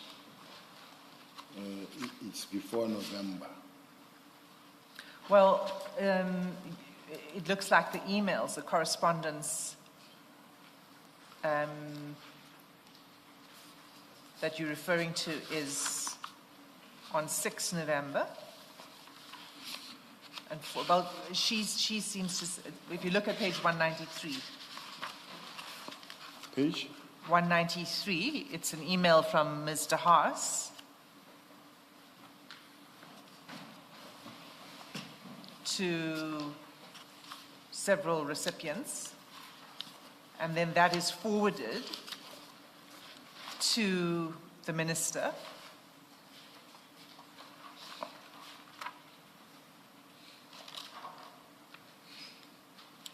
Yes, I see it, Chair. Okay, so is this the correspondence you were referring to? I think this is the correspondence I'm referring to. Okay, and what did you want to say about this correspondence, that there was a complaint? Yes, what I wanted to just say or indicate is that this discussion, the meeting of the 1st of November wasn't the real first discussion to discuss this issue.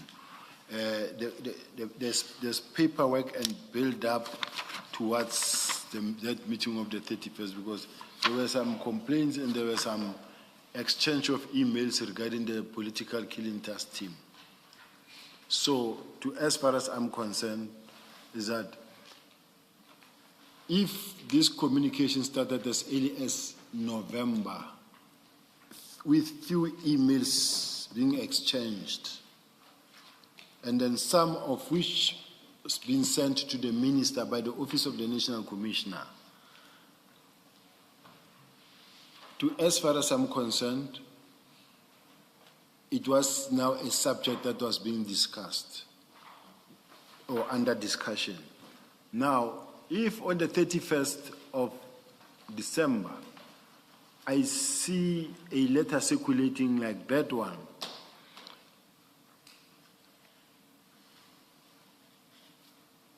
It was something that I saw,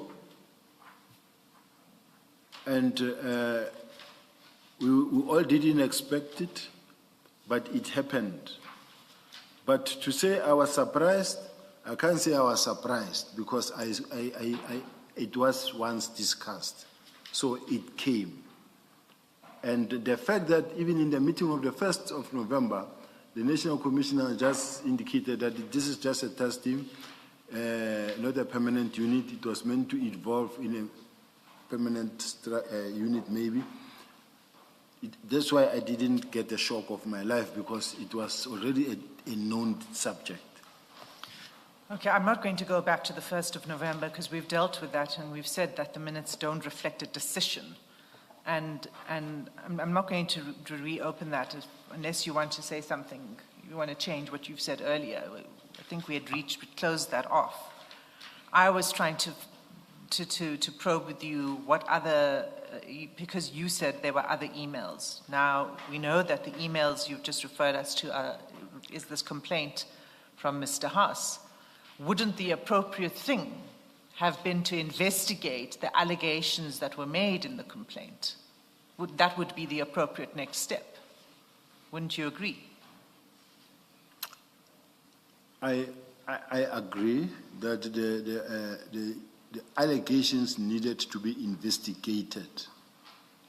And it couldn't be a basis to disband the task team without an investigation. The fact that a mere complaint is laid, and I don't say mere in a dismissive way, the fact that a complaint is laid against any unit or any task team or any person in the SAPS, any member of the service, is not sufficient to take action against that person or that team. I think if I was the decision maker, I was going to be able to respond my way. Because now this was the minister's decision. No, I want you to respond your way, because I want to understand why, we're talking about why you were not surprised. You said you were not surprised because there was this complaint. It was already there on the table. So the question is, the appropriate response to this would have been to conduct an investigation into the allegations. Yes, but it wouldn't still be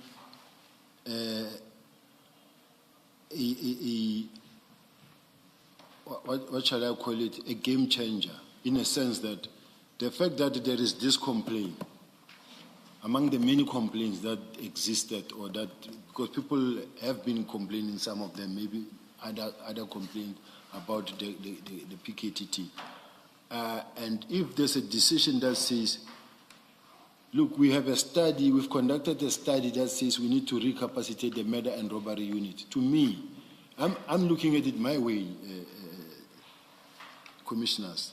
My way was, I want to capacitate and strengthen capacity in all the murder and robbery units. So to me, disbanding this PKTT would be a first prize. Would be first prize? Yes. General, why not disband the taxi killings task team for that same reason? You're concerned about budget. You want to capacitate other units. You have the taxi killings, and the minister does say in that 1 November meeting that they, like the PKTT, are doing work that involves murder. And in his testimony before us, he said, all murder is the same. So why were you not thinking, oh, it's even obvious that the political killings team should be dissolved as well because you're concerned about budget? Thank you very much for that question, Commissioner. It actually led me and assist me in being able to respond, actually, because first and foremost, how many politicians get killed? Let's take 1 to 6 months. No one. or one. Taxi killings, people die almost every day or every week. When you look at what is happening in the gang violence, your Cape Flats, everything, where people are dying every day. Sorry. So you disagree with the minister's suggestion in that meeting? Because remember, on the 1st of November, the minister mentions the political killings task team and the taxi, what he calls the taxi killings. So he didn't just say the PKTT. He referenced also that taxi killings task team, that there has to be a reconsideration and a review to collapse them into the murder, I think it's a murder and robbery unit. How you're starting now about the taxi killings task team is that you saying, well, you don't agree with the minister that there needed to be a reconsideration even of the taxi killings task team. No. What I was basing my answer on is that the political killing task team is actually not such a busy task team, because politicians don't die every week or every second week. But we're maintaining it and we're spending millions on a daily basis in hotels. Now, I'm saying, from where I'm sitting, we could use the budget better. In April 2024, you approved the allocation of further funds, which suggests to me, at least, that this position that you've now adopted and are justifying about disbanding the PKTT is an afterthought. Certainly you were not thinking that in April 2024, because you would have refused to make the recommendation to support the request for funding, or you would have made notes expressing your reservations, even as you recommend.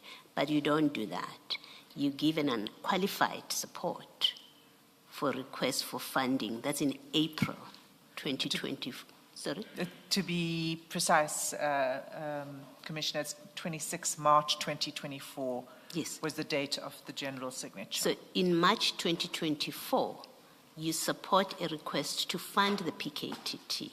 The very one that you say, well, I need the money. They're just sitting in hotels. I need the money, but you support it without qualification.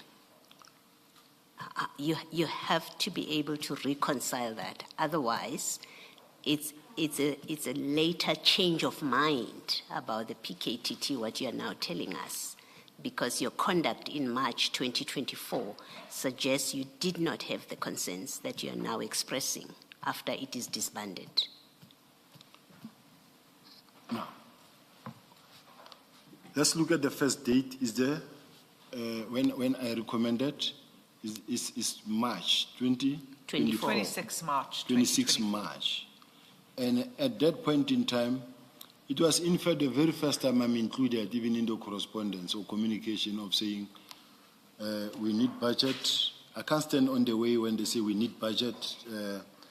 It must via my office. It was the first time, because it has never happened like that. Now it comes to me, I can't say no, and I can't question it, because this thing is being brought to me. That must go to the National Commissioner for Signature. I say yes, they're doing a good job, they sign, and it goes. However, when the issue of the study then comes to me at a later stage, remember, when it's my signature now on the document, evaluation document, it is at a much later stage in 2024, when I signed and say that I've gone through these documents, and I see that the political killing task team's mandate fall in fact under murder and robbery unit. Now, I've murder and robbery unit everywhere in the country. We also have murder and robbery unit in KZN. but we also have a duplicate unit, task team that is running on its own when we have a murder and robbery unit.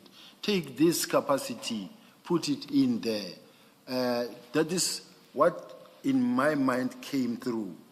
So in March 2024, when you sign, are you saying you didn't realize that what the PKTT, that which you are approving at that time, they do work which falls under murder and robbery? Is that what you're telling us? I didn't have that benefit of that report at that point in time.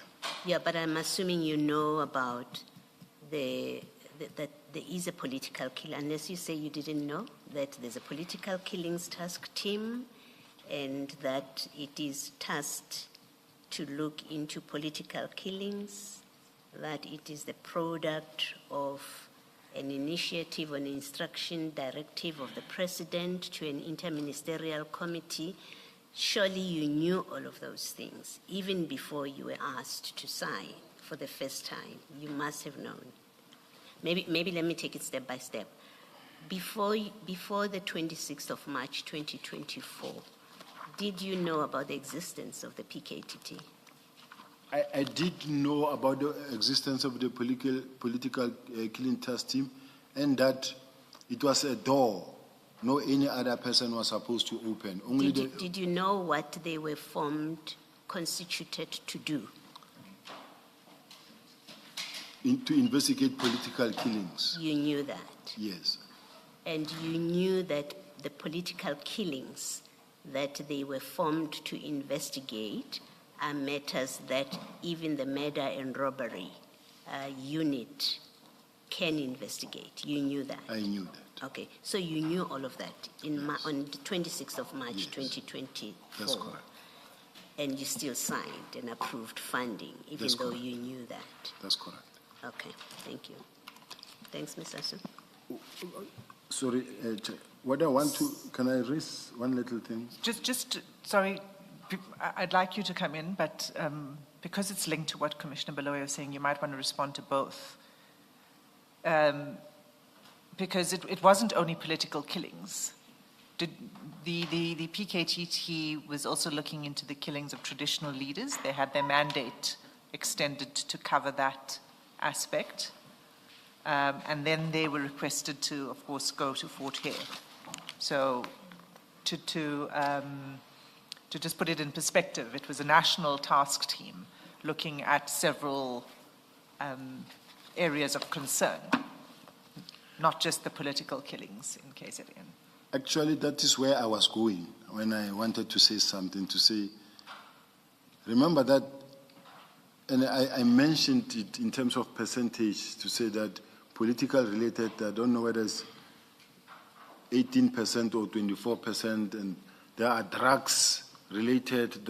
In other instances, it's not political related. In other instances, there's so many. When you look at that document that we wrote and say this document, all these cases are cases that were put in a fridge that were not being attended to. All of them, most of them, only something like 69 or 60 were political, but the rest are not political. Some will be land issues, but some will be.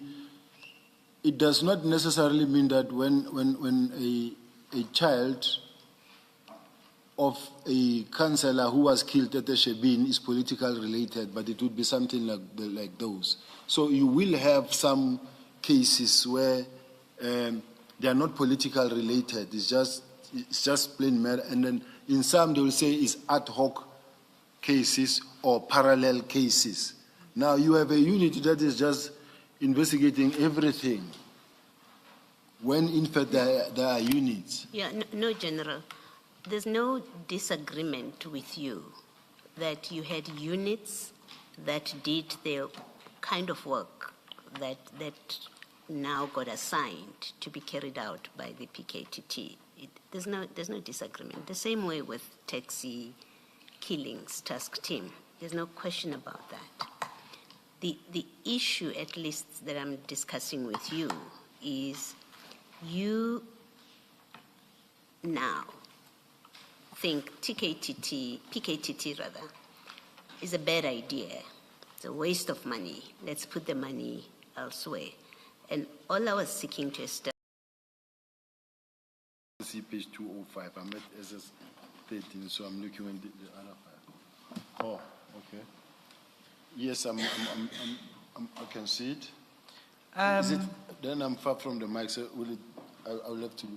Well, you can use your version, and what you can do is just refer to paragraph numbers. Can I just be assisted so that I focus on the mic? Otherwise, I'm going to face there. I've got it, Chair. Thank you. So if you wish to reference any part of this letter, General, you can refer to the paragraph numbers or the page numbers at the bottom.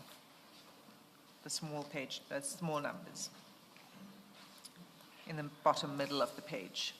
Okay, so this letter you prepared, is that right, on the 7th? Well, this is the letter that you say you prepared with the assistance of General Rabi. Correct. And, but you also said that you read the letter and you agreed with all the contents of the letter. That's correct. And in paragraph 2 of this letter, in the second sentence, you said this decision, meaning 31 December 2024, was informed by an assessment that the task team no longer significantly contributed to policing efforts. What assessment were you referring to here? Because as we know, you've said there was no review or analysis of the task team. So what assessment are you referring to here? This letter, I think, must be read in conjunction with the minister's comment on that meeting of the 31st, on the 1st of November, considering the fact that this letter that we are talking about comes from the Office of the National Commissioner, as directed by the National Commissioner to assist me to craft this thing. So this letter. So even though I signed this letter, I think there is a general agreement and understanding that this letter was signed by the Office of the, comes from the Office of the National Commissioner. So commissioners to be really bound on to certain words and say, what were you meaning? What were you referring to on this document that was prepared by the Office of the National Commissioner? And then saying that I can sign it because it's directed to DIFCOM intelligence. I will respond and I will attempt to respond, but to be fair, this letter, from the very onset, it is known that I am not the author of this letter. So, again, we have a signature by you on a document that's a lengthy document, but you disavow the authorship of this, the ownership of this letter.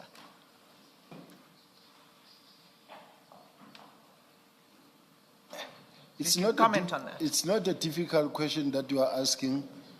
I'm just worried that we all agree that it comes from the Office of the National Commissioner, Well, and that it can be signed by me. And when I read it and I went through the contents, to me, it was a plan on how to go about in disbanding. I signed it. I'm not that doesn't sound like a full and candid response, General, because what you've said, first of all, let me just say, this letter is not a letter that's prepared like an information note is prepared, and you see who the author is of the note, and then you have a signature that recommends, you endorse it, in other words, a letter that's, a document that's prepared by someone else. It usually then says it's prepared by somebody else. That's the first thing. Right? You agreed, this is not that kind of letter. It's not an information note kind of letter where it says it's been prepared by someone else. Right? It is that kind of a letter that it is prepared by someone, because it was sent to my office from the Office of the National Commissioner. Well, no. It was a draft that you had prepared together with General Rabi. General Rabi was assisting you. That was what you testified to yesterday, and that's what's in your statement, that General Rabi was tasked to assist you to prepare this, and you explained why it would be involve General Rabi because of the nature of the letter, etc., and that's completely acceptable. There's no problem with that. But you have to satisfy yourself that you are happy with the instructions that you are giving, because this instruction doesn't come from General Rabi or from the Office of the National Commissioner, it comes from you. It's not on the National Commissioner's letterhead, it doesn't have his signature, only yours. It goes out, simply put, it goes out as your letter, General. It's true, Chair. Signature at the end is yours. You are not recommending to anybody. You are signing a letter that's yours.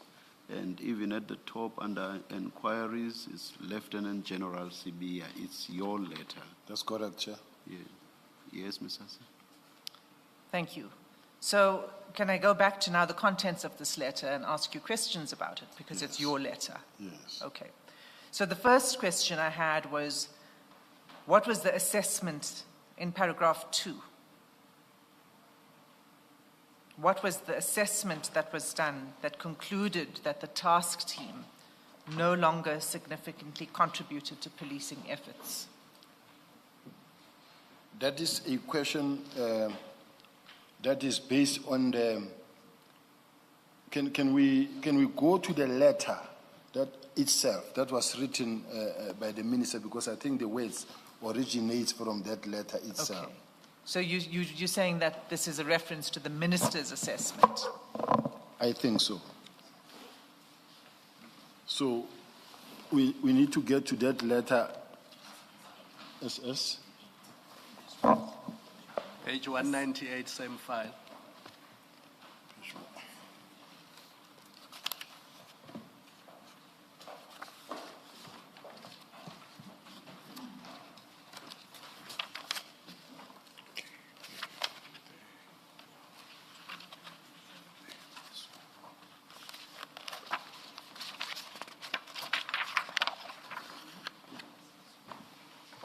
General, did you find it? I found it. That's on 197. Yes, I found it, Chair. Commissioners.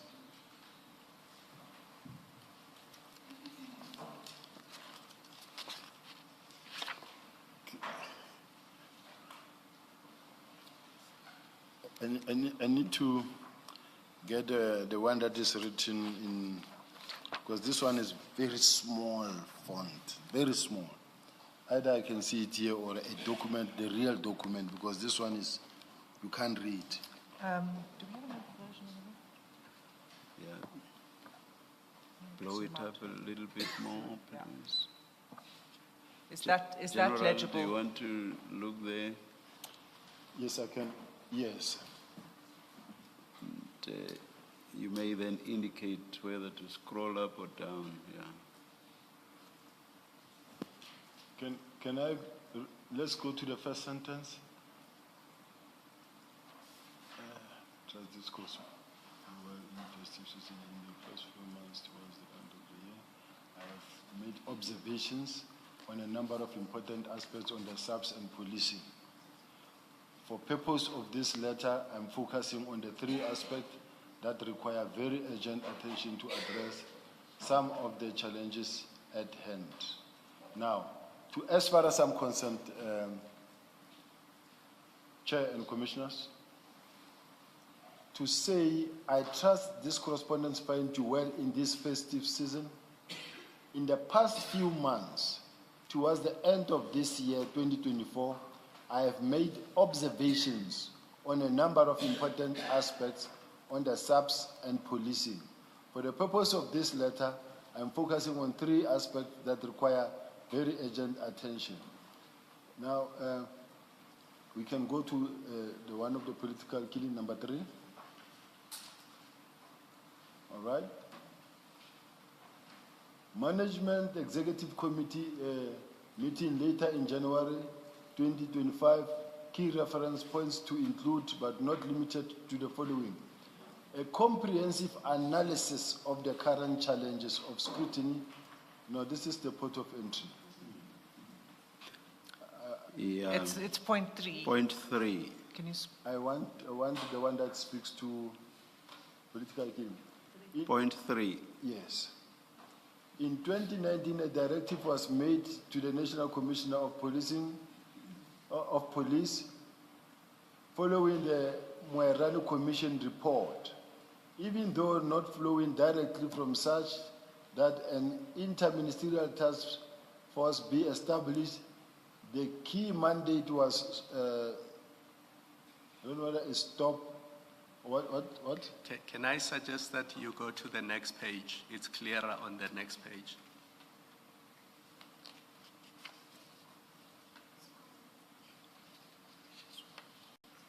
That one, yes.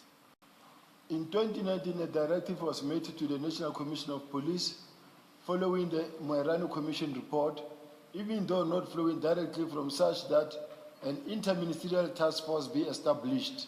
The key mandate was to stop, investigate, resolve unresolved matters of politicians in the country, especially in KwaZulu-Natal. My observation in this regard, as indicated above, is that further existence of this team is no longer required, nor is it adding any value to policing in South Africa. I therefore direct that the political killing task team be disestablished immediately. Further, that a preliminary report in this regard be submitted to the Minister by the 20th of January 2025. The final and closing report must be submitted to the Ministry Management Executive Committee meeting late January 2025, the date of which will be communicated as soon as possible. So this paragraph, to me, responds directly to the question asked by the evidence leader, I think. Okay, you say that the assessment that the task team no longer, what you mean is the observation by the minister. This is the minister saying, this is the observation that the minister made. Okay. No, that's fine. That's clear. What he had said in his letter was it was an observation. In this letter, you detail steps that need to be taken in order to... just to go back to the letter... SS13, it starts in 205.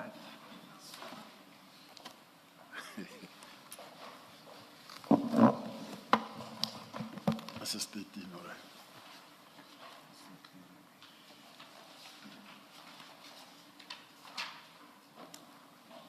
You need a big one.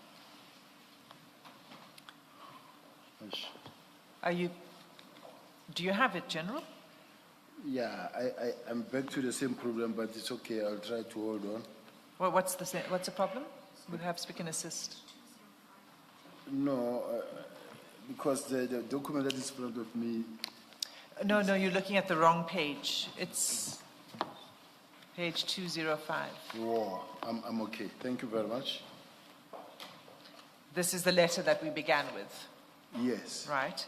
We've now dealt with your answer to the question that I asked pertaining to paragraph 2. Okay. And this letter is a detailed set of instructions for compliance with the minister's directive. Is that correct? That's correct. And I just want to ask you some questions based on this.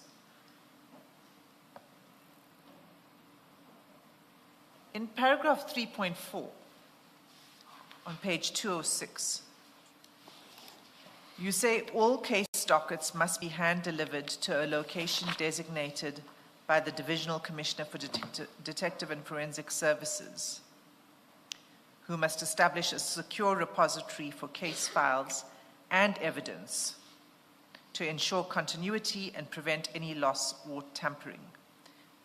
These dockets will then be reallocated to appropriate investigative units with the capacity to continue the investigations. So this was a requirement that the dockets be delivered to the Divisional Commissioner, Detective and Forensic Services. Is that what one should understand by it?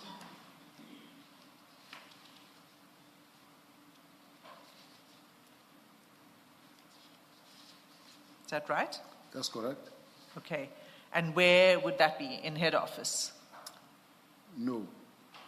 Where is the Divisional Commissioner for Detective and Forensic Services? I think I said at the place determined by the Divisional Commissioner. So it could be any place in the country? It could be any place between in KZ and where the dockets are. So it would be removed and be taken to a location where there would be a secure repository? Yes. Okay. And you say you didn't mean that it should go to the DivCom, Detective and Forensic Services at head office? No, I said it must go to her. Yes, but not physically delivered I never to head dictated office. the place where. Okay. And then you asked for, if we can But it could have been head office as well. It could have been head office as well. Thank you. And then in paragraph 4, you ask for a comprehensive closing report to be submitted by 16 January, confirming compliance with the aforementioned directives. Now, I think this has come up before. This letter is dated 17 January, but you ask for the report to be delivered the day before. Do you want to comment on that? I think at the much earlier station, I did indicate that at some point, because it looked like I gave them a day or two, because it was signed on the 17th. And then here the date was the 16th. In other words, it came, I don't know what caused the confusion in between when I received this and when I signed this, but I accept the typo or the error that exists here because I said on the 16th, but I signed on the 17th. So, quite honestly speaking, I'm lifting my hands high up in the air on this one. Okay. Then you ask, then you detail what the report should look like, how the report should be structured. And in 4.1, you say it should, let's just start from before. The report should be structured according to the following guidelines. 4.1, executive summary. In the second bullet, you say summary of key considerations that resulted in the decision to disband the task team. Now, this letter is addressed to the head of the task team, who did not support the disbandment of the task team. How would he have been able to prepare a report? And I've got a few questions on this, but my first is, how would you expect him to prepare a report that explains the considerations that underlined the decision, that were informed the decision of the minister? How would he know? Earlier, I indicated that he never really indicated that he does not support at all.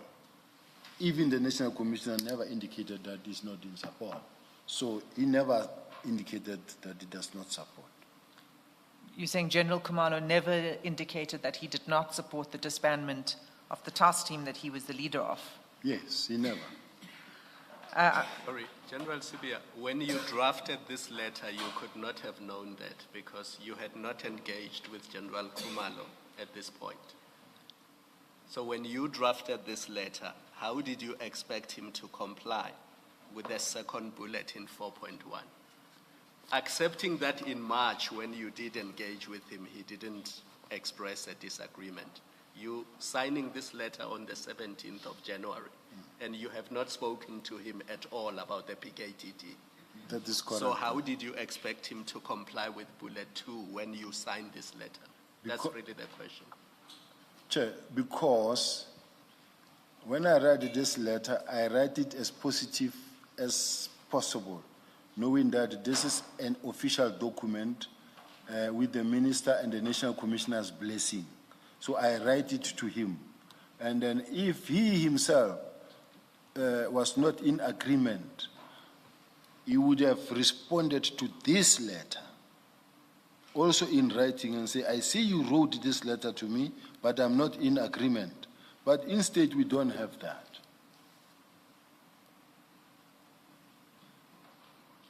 So he never indicated that he's not in agreement. Had you had a discussion with General Khumalo about the decision between 31 December and sending this? Did you have a discussion with him, informally or formally, or pick up the phone, anything to say, this is a decision that needs to be implemented? I did respond earlier that I never had a discussion with him, and considering the fact that it was also around about the festive period when everyone was still at home and some had not come back yet at work, and some of us were all over the country because it's still within the festive period. Okay, so you don't really know what his state of mind was regarding the decision? I didn't know. Okay. Now, how would he, even if he, let's assume that he had no problem, he didn't make the decision to disband the team. So how would he come up with the reasons?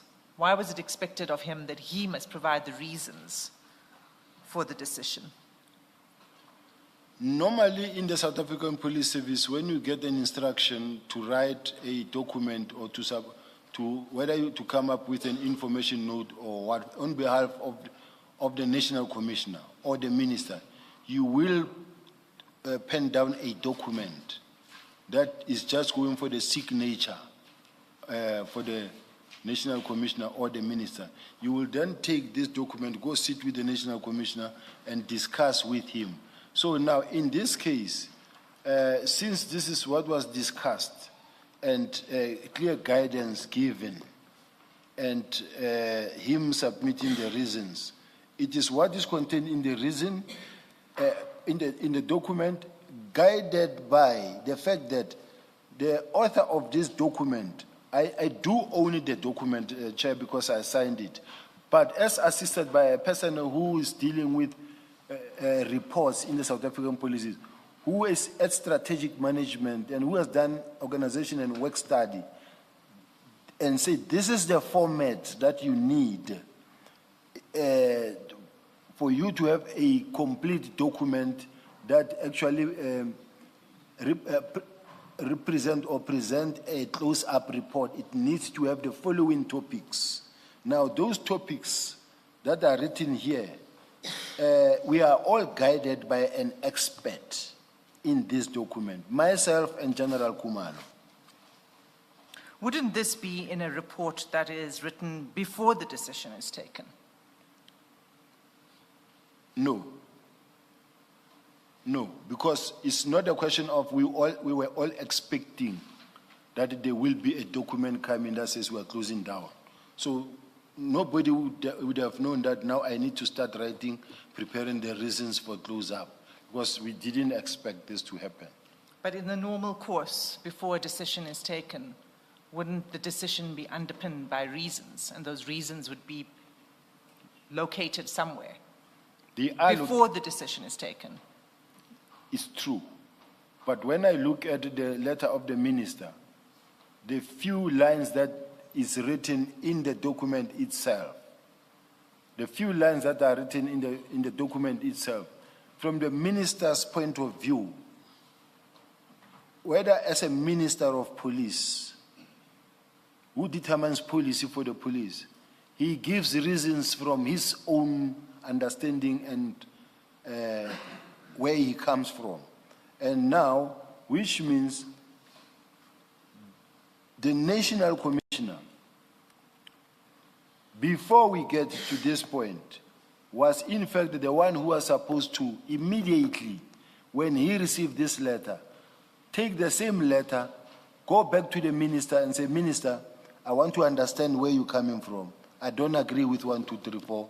Can we hold on until I come back? Or make me understand. But the National Commissioner instead forwarded it and say, prepare a close-up report. Is already on board by so saying, and say, prepare a close-up report. So this is a late question as far as I'm concerned. General, this is a letter that you signed and that you send to General Khumalo, and you ask him to give you the reasons for the disbandment of the task team. Does that sound like a reasonable request? We're not asking him to give us the reason why the task team should be closed. We're saying prepare a close-up report. In your close-up report, it must include the following topics. Where General Khumalo needed to ask a question, it was then for General Khumalo to make necessary inquiries with the office of the ministry or myself and say, General, you just sent me this document. And then how do you expect me to write this when I don't know? Then in my case, I would also have to go back to the minister and say, Minister, General Khumalo wants to know the following, so that we can then provide the reasons. But at this present moment, I'm dealing with a letter that comes from the Office of the National Commissioner, brought to me by a strategic management executive manager, which is a general from the National Commissioner's office, and say, the NASCOM says, no, you can sign this thing. I guess, General, the substance of the question is, as you are writing this letter, I won't bother about referring to General Rabi, is it? Yeah. As you are writing this letter, because it's your letter, what key considerations or reasons did you, as the writer, expect of General Khumalo? It's a simple question. To me, Chair, I was following the guidelines, the guidance by General Rabi from the Strategic Management Office. And this letter is a letter that I know that even the National Commissioner saw. So as far as I'm concerned, I signed it because it had the blessing of the National Commissioner. But it goes out under your hand. And in response to a question of mine earlier, you said you accept it's your letter. So bullet 2 of 4.1 is basically written by you, and you are asking for key considerations, which I read to be reasons. So what reasons did you expect of General Khumalo? Because bearing in mind that he did not disband the PKT team. This letter, Commissioners, as General Ravi wrote this letter, he gave guidance. It's a guideline that says, give us a comprehensive close-up report must be submitted by 16 January, confirming compliance with the aforementioned directives. The report should be structured according to the following guidelines. Now, it gives different topics. It's guidelines. Now, which means you're not necessarily expected to even provide the reasons for disbandment if you don't have them, or if it's something that you cannot write, or you could either write back and say, may I be clarified on the following key issue, so that we are able to then guide you further. Thank you, General. Ms. Asim? Thank you. So it was free to General Khumalo not do that if it wasn't something that he was within his knowledge, which of course it's not in his knowledge, right? I suggest so. And Ms. Hassim, it's 4:15. Let us adjourn at this stage. I have no objection if you continue or adjourn. We're Now available. you want me to look lazy, Ms. Kidney. I want to stay neutral. General, should we continue? Let's pull through. Let's continue. Okay, let's adjourn at 5 p.m. then. Let's continue. all right, Chair. So let's continue through the letter.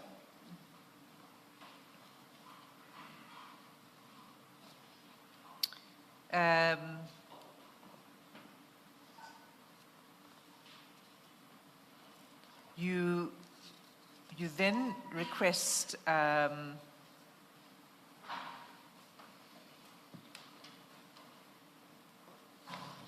going to move over to the next page, 4.5. Input from key stakeholders in response to the announced disbandment of the task team. For example, comments by NPA and SSA. Now, would there not have been consultation with these key stakeholders prior to the disbandment of the decision to disband? This letter serves as a guideline and all the necessary important exercises that need to be done or what needed to be considered or done. Now, in this case, the consultation with key stakeholders was one of the key issues to attend to. And as General Kumalo later indicated in his correspondence that they also made use of this same document. They took certain key topics out of that and then also allocated action plan, and then they allocated such an action plan to the National Commissioner in terms of consultation with stakeholders. But they were all guided from this document. That doesn't answer my question. My question is, would there not have been consultation with the key stakeholders? And so the input from the stakeholders would be sought prior to the announcement of the disbandment, right? The answer is really the same answer, because this document, no one expected disbandment, no one expected this letter. There wouldn't have been any prior consultations with nobody, because the answer will remain the same. For as long as we still sticking to wasn't there supposed to be a consultation, the answer is the same. General, maybe Ms. Hassim as well. If you look at 3.7, paragraph 3.7 at page 207, it says, so this is, as I read this letter, the whole of paragraph 3, it's steps that must be taken, the whole of paragraph 3. And then 3.7 says stakeholder communication. All internal and external stakeholders must be notified in writing about the disbandment, the transition plan for ongoing cases, and the future protocol. That's in 3.7. And then the paragraph that Ms. Hassim is now discussing, 4.5, stakeholder feedback. It is feedback on the task in 3.7. It doesn't answer the question, Ms. Hassim's question, that should there not have been stakeholder engagement before. But I think 4.5 makes sense when you look at 3.7. Because after disbandment, the plan says, now tell all your stakeholders what your transition plan is and future protocols. And then 4.5 requires your report to state what their feedback is. Thanks, Commissioner Beloy. The question remains the same, because it would mean that there would only be communication to stakeholders after the decision is made. So my question is, and this is an important question because the PKTT was made up of multiple stakeholders itself, including... Before the question, and please hold your thought on it, I just want to make an observation, General, on what the last thing you said just now. You said you did not expect, and you are not referring only to yourself, but I think you are referring to everybody. You said you did not expect this letter, and you said it twice now. Yes. And you have said it twice already before.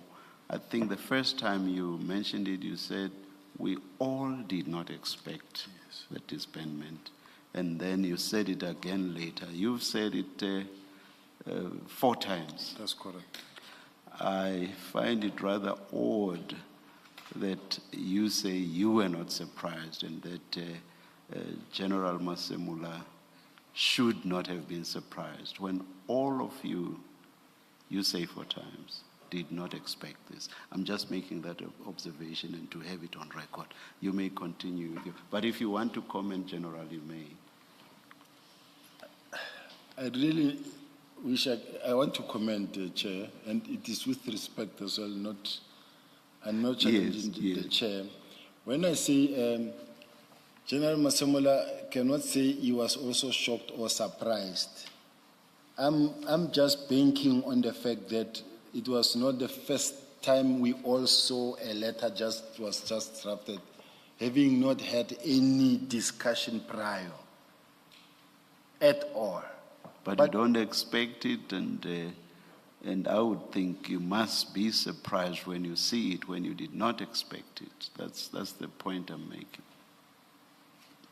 If the chair calls me one day into a meeting and say, General, I'm concerned about 1, 2, 3, 4 that is happening, and I think we really need to re-look into this situation and that, and then go think about it, but we need to reconsider this or to review this, look into that one.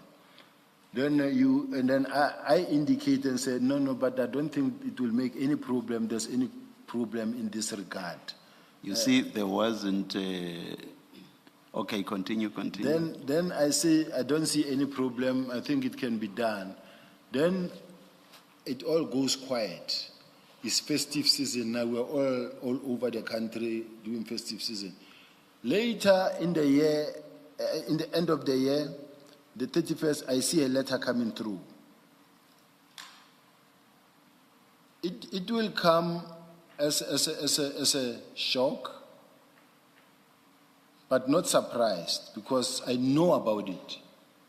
It was once raised. And then my job will be to then call the chair and say, Chair, I see this letter, and I'm surprised or I'm shocked that You see, you can't avoid saying you are shocked, you are surprised. You can't avoid saying that. I'm saying because that's actually what should ordinarily happen in those circumstances. You yourself cannot avoid being shocked or surprised, General. Thank you, Chair. Thank you. No, my advocate warned me and say, don't go for the second time with the chair. Just remain. Once you see he raises something, don't repeat it. So I'm taking a short left now. Thank you, General. Yes, Ms. Asim. Thank you, Chair. So, that's not unrelated to this letter that we're looking at. And maybe I should cut through, actually. This is your letter. It requires communication with the stakeholders. It requires the summary of the reasons for the decision to disband. It requires an analysis of the task team's effectiveness and impact on crime reduction, an account of controversies, a cost-benefit analysis, all of these things. All of the contents these guidelines that you send to General Khumalo and say, prepare a closing report, all of this points to a report that's trying to justify the decision. Do you agree? All of these items that I've just read out, and you can look at it more closely if you wish to. May I ask to please repeat the question? So the guidelines, all of these guidelines that you're talking about, you're saying these are guidelines, and I refer you to some examples. One would be in 4.1, the summary of key considerations that resulted in the decision to disband the task team. 4.3, the bullets under operational review of the task team and its effectiveness. 4.4, controversies, any controversies and issues that arose during the task team's operation. 4.5, input from key stakeholders. 4.6, cost-benefit analysis of the task team's operations. 7, legal and compliance review, summary of any legal challenges, compliance or governance issues encountered. 4.7, data and security management. All of this, these that I've read out, are guidelines for a document that is intended to justify the decision. No. No. This is not about okay, explain your no before I go to the next question. It is not an attempt to justify, because remember, this document was not crafted by the minister or myself. The bottom line here is that as much as I am the signatory of this document, it went past the eyes of the National Commissioner. We cannot really take out the National Commissioner from this letter because it was discussed with him. Even before it got sent to me, it went past his hands. He saw it. It came to me. I own the document because at the ultimate end I had to sign it. But if this document came from General Ravi straight to me, I would take absolute full responsibility. But if it went via the Office of the National Commissioner, brought to my office by a general working with General Masemola, to me, we are both in this thing together. So all I'm saying, Chair, is that I accept the responsibility for drafting this letter, but because of the fact that my commander, my boss, saw it and was satisfied with it.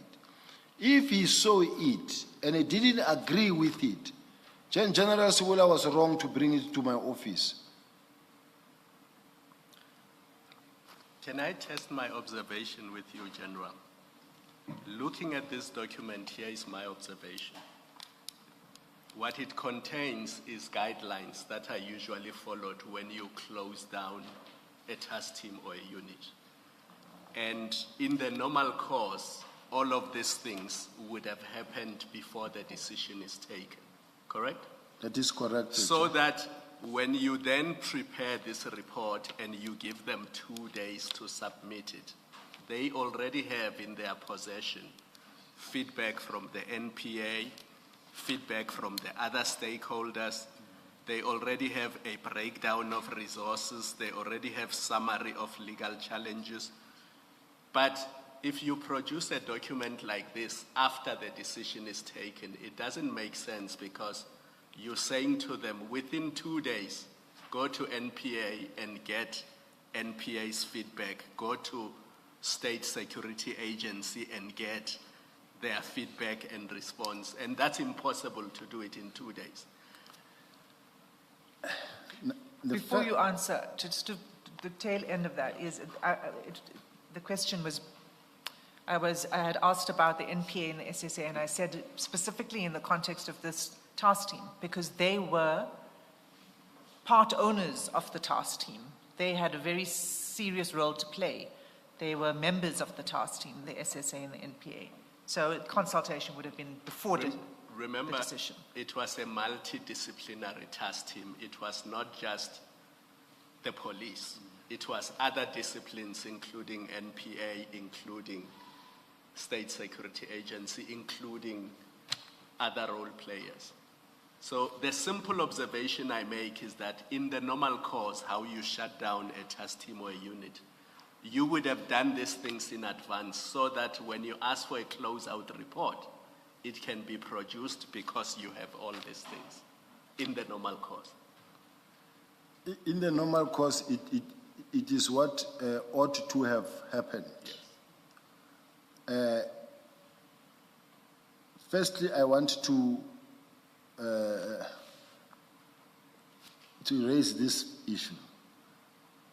The fact that I signed it on the 17th, I said I'm raising my hands that I made it was a mistake. It was the date, maybe, I don't know how it happened. General, stop there. I even gave you a benefit of a doubt and say maybe you were expecting a response by the 20th.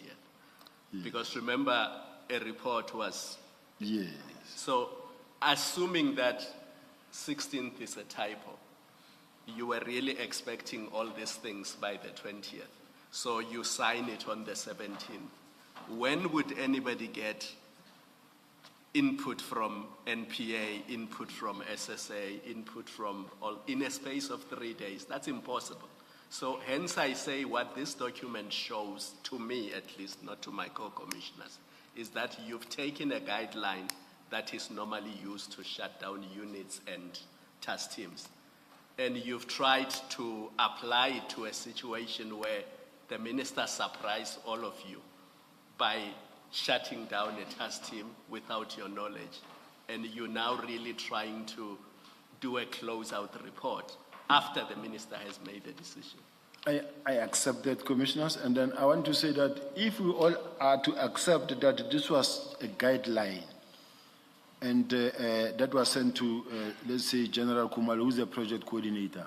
Under normal circumstances, what General Khumalo ought to have done was to look at it and say, it looked like there's a mammoth task here. There's a lot of work that still needs to be done that may take actually 30 days or 2 months.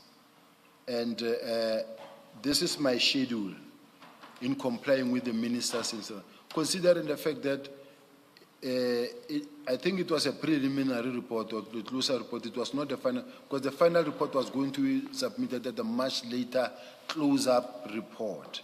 Even when I spoke to General Khumalo, he did raise these issues. He said to me, General, there are a lot of people that are involved here that must be consulted, and everyone else, and having consulted with everybody, and then the report will include all the information, including the documents that are at court and everything. So it wasn't expected that this thing will close like tomorrow or just by the 20th it will be closed. It wasn't expected like that. But it kick-started the discussions to say that this thing is now closing. So for General Khumalo, all he was supposed to do was to just go and sit down and craft a response that suits what he needs to achieve and how he's going to achieve it, and then present it before the minister or to me, and then I go to the National Commissioner again and say, NASCOM, I received this from General Khumalo, and this is how he sees this thing working. And then if we were to then thereafter say to him, no, we say close by tomorrow, then we would have overstepped the mark. But if it was given to him, and then he didn't see it fit that he should respond. Instead, they did comply and wrote a report. Although I was not favored with the copy, it just went to the minister. So the same thing they did. No, General, can I pause you there for a moment? Because it's a long answer. I was trying to allow you to finish, but it's taking too long because you're really not answering the question. And from my side, it's not, you're talking about what General Khumalo should have done. My question on this letter comes from an interest of what you should do and what is reasonable conduct by you. Why did you think sending this letter with all of these requirements or guidelines, as you put it, why do you think it was reasonable to request that? It's not an answer to say, well, General Khumalo should have come to me and told me this is not reasonable, it can't be done. I'm asking, why did you issue it in the first place? Why did you think it was reasonable?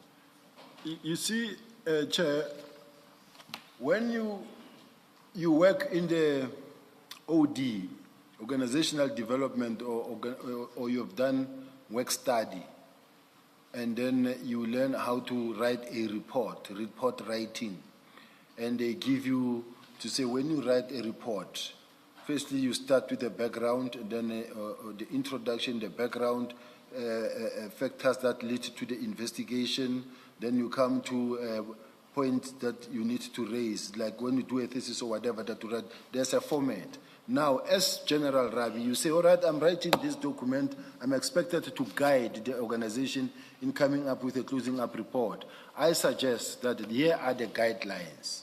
Work within these guidelines. Now, these guidelines that I'm sending to where they belong. Now, the person who must then respond is the one who must now begin now the action steps. And how you begin the action steps is that you will say, you can even write back and say, all right, I've received the guidelines, and then this is my program on how to implement these guidelines that you have sent. Then you bring all those guidelines. And as you bring all those guidelines, I will take the same guidelines and they will go back to the minister and say, Minister, this thing is not as easy as you think.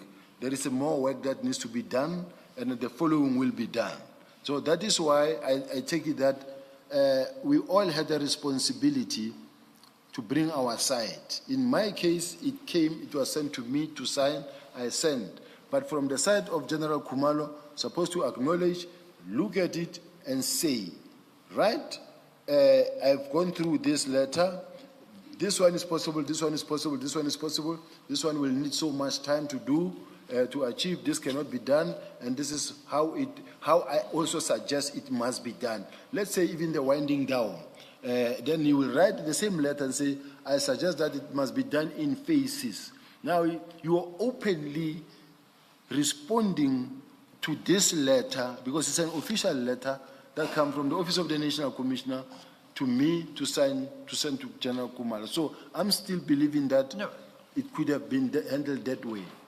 Except General, at paragraph 3.2, you give an instruction that has immediate effect. You say, effective immediately, all investigative personnel must report, are directly accountable to the Divisional Commissioner for Detective and Forensic Services until they are reassigned to alternative units.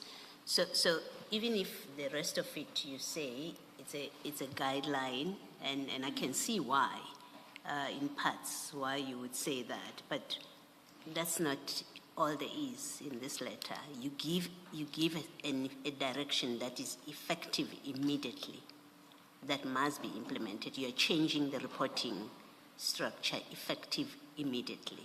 That to me doesn't seem like a matter that's open for debate. It's the same as the minister's letter, which says immediately disbands. It doesn't allow for a back and forth with the minister. The same as that your accountability, paragraph 3.2.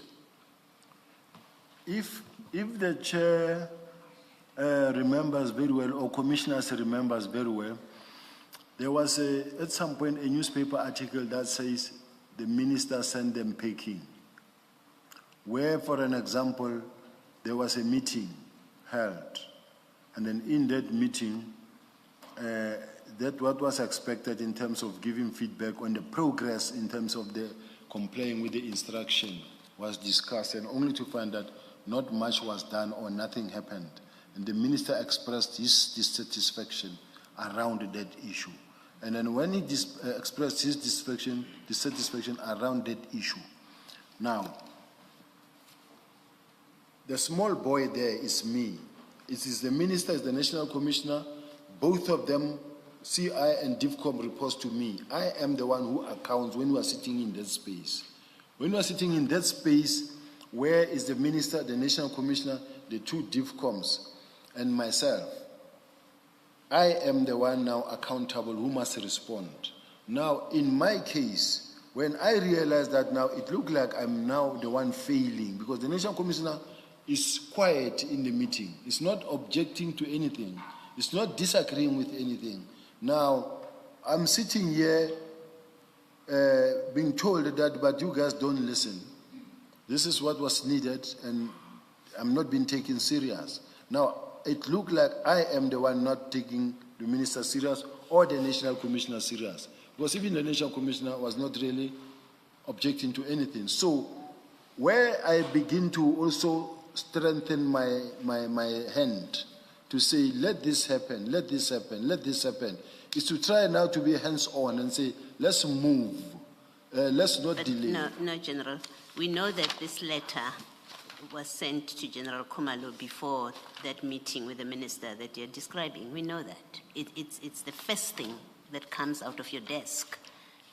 Yes, assisted by General Rabi. But your first act, and you say in your statement that from I think General or Lieutenant Letoko, you received this 31 December letter, and with an instruction to prepare a closeout report. You say all of that.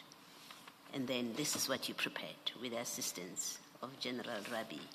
And what I'm pointing out to you is that which you prepared, your first act on this in 3.2 was to order with immediate effect a different accounting line. You say PKTT with immediate effect is now accountable to Divisional Commissioner for Forensic Services until they are reassigned to alternative units.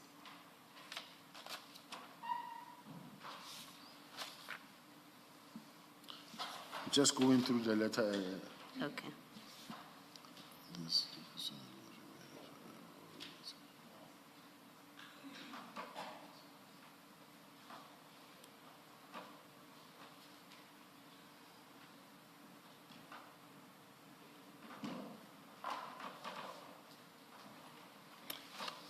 May I respond? Yes. Yes.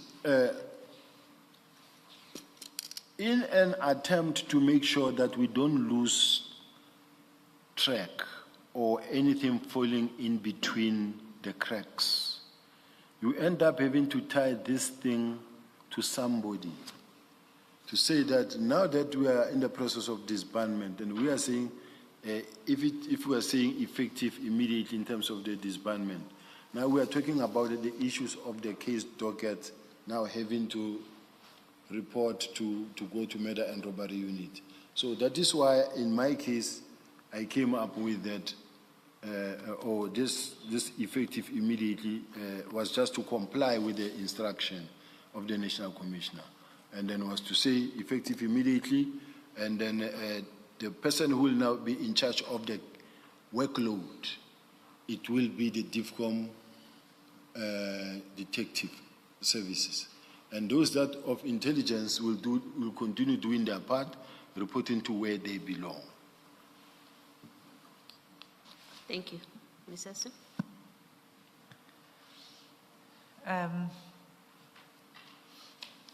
Thank you, Commissioner. I just want to, you haven't answered the question why you thought it was reasonable. You gave a very long response, but you didn't say why you thought this was a reasonable request to issue this letter with all of these guidelines. And it's not just that it's lengthy, and it's not just that it will take time, but it's that what's being requested is to provide the reasons for a decision from someone who did not make the decision. So I'd like your response on that, because I'm saying to you that's not a reasonable request. I thought, commissioners, how I responded was that this was a guideline. This was a guideline, and it being a guideline, it needed to be treated as a guideline. Where Commissioner Kumalo, General Kumalo, had a different approach or response to it, or opinion, different opinion, he would have also responded as such, in such a way that he also brings his side of the story. So he could have come back to you to say, this is just not possible to be done, and you, when you sent it, you expected that would be the kind of, yes, that was your expectation. he has done it before. It doesn't make sense because it doesn't tally up with what Commissioner Beloy was putting to you about you requesting immediate action on this. Nor does it tally up with the requirement in the minister's letter that a closing report must be provided by 20 January, which was 3 days after you sent this letter. You can comment on that if you wish.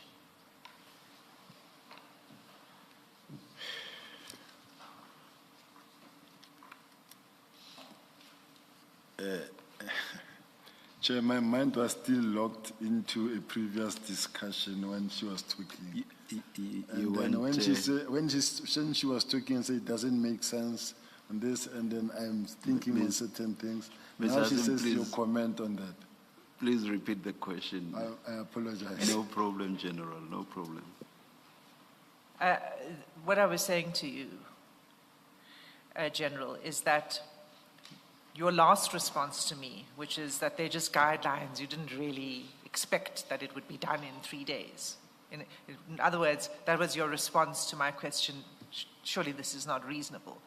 You said, well, you know, you didn't expect. He could have come back and said it's not going to get done. And I'm saying that doesn't make sense in the light of the contents of this letter, which require immediate action, or in the context of the letter from the minister, which required a closing report on the 20th of January, 3 days after you sent this letter. So that's what I'm saying to you. That's the comment I'm making. That's the observation I'm making about your response to me about reasonableness. And I'm saying to you, do you wish to comment on that? Yes, I wish to comment. In our world as police officials, it would make sense and it would be easy to comply with. In your world, maybe from where you are coming from, it's something that may need to take 6 months, but in our world, if I give an instruction, it can be done in 3 days. It can be done in a week. It can be done in 2 weeks. So, as far as I'm concerned, there has been instances where they say, this must happen by tomorrow 8 o'clock, and it happens. And the rest will follow. This is how it works in the police, maybe even in the defense. But it does not necessarily make it create a situation where we can say it doesn't make sense. Okay, so you're saying it's reasonable within the police service. This is how SAPS works. It's reasonable within the SAPS to send a request to a person for reasons for a decision that that person never took. Because that's what this is. It's saying, give us the reasons. It's a whole report that justifies everything up until 4.8 of this letter, the bulk of this letter, 4 pages, is a report that is written in order to explain a decision. And you saying it's reasonable in the SAPS to ask the person who didn't make the decision to write that report. All I'm saying is that it is doable in the police. And to consult with stakeholders, and we're talking SSA and NPA, it takes one telephone call or one email that says there needs to be this meeting, the way we have to discuss the minister's letter. Are we able to meet on such and such a date? Where you're consulting with the stakeholders. And then they all will compare their diaries and then agree that, okay, in a week's time, there's going to be that meeting, those stakeholders. Because you don't need to go meet each and every prosecutor on the ground. What happens is that from General Masemola, the National Commissioner, as it was his responsibility task there, he was just going to meet, let's say, the National Director of Public Prosecutions, or send me to go meet the DPP, or send the Provincial Commissioner to say, go meet your counterpart, the DPP there, and discuss this matter of the National Commissioner. Now, that can be done to say, what are the dynamics, what are the challenges, so that whatever that is being raised, then it gets put in writing, then there's a response back or feedback to the National Commissioner, to the Minister. So all I'm saying is that it is doable, it is possible, it is not a question of it could not be done. It's just a question of really there's not really that much of a crisis. Disbanding this task team is a small task team, by the way. It could just easily be done easily. And confirming with the stakeholders, to get a meeting of the stakeholders is easy. There are instances like where, for instance, you have to get forensic establishment of forensic, where to get public works, get the Department of Justice, get that one into a meeting to go and discuss an urgent matter. It happens. So all I'm saying, I'm not downplaying or undermining the process, but what I'm just saying is that it is doable. General, can you just look at 4.9? I mean, this letter is a very confusing letter for purposes of what was sought to be achieved. In 4.9, the heading you say, closure plan, detailed implementation plan for the orderly disbandment of the task team, steps for transferring or archiving, reallocating resources and managing personnel transition. What in fact were you saying in that 4.9 supposed to happen? Practically, what would have happened? A detailed implementation plan for the orderly disbandment of the task team, steps for transferring or archiving of data, reallocating resources and managing personnel transitions. And this is what I think I see also in that action plan that was crafted by both General Kumalo, that was submitted to the minister and approved by the minister partially, where they said, on this date we are going to do this, on this date we are going to consult with stakeholders, on this date we are going to hand over the dockets, on this date we are going to write the final report. So that's what you were contemplating in 4.9? That is correct. Thank you.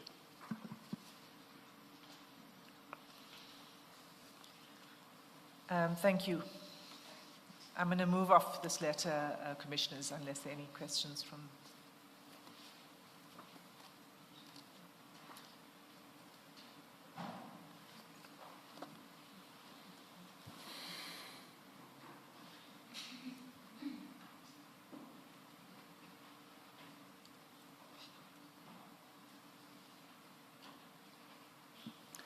Perhaps let's start a new topic tomorrow. Let's adjourn and resume at 9:30. Thank you, Chair. Thank you.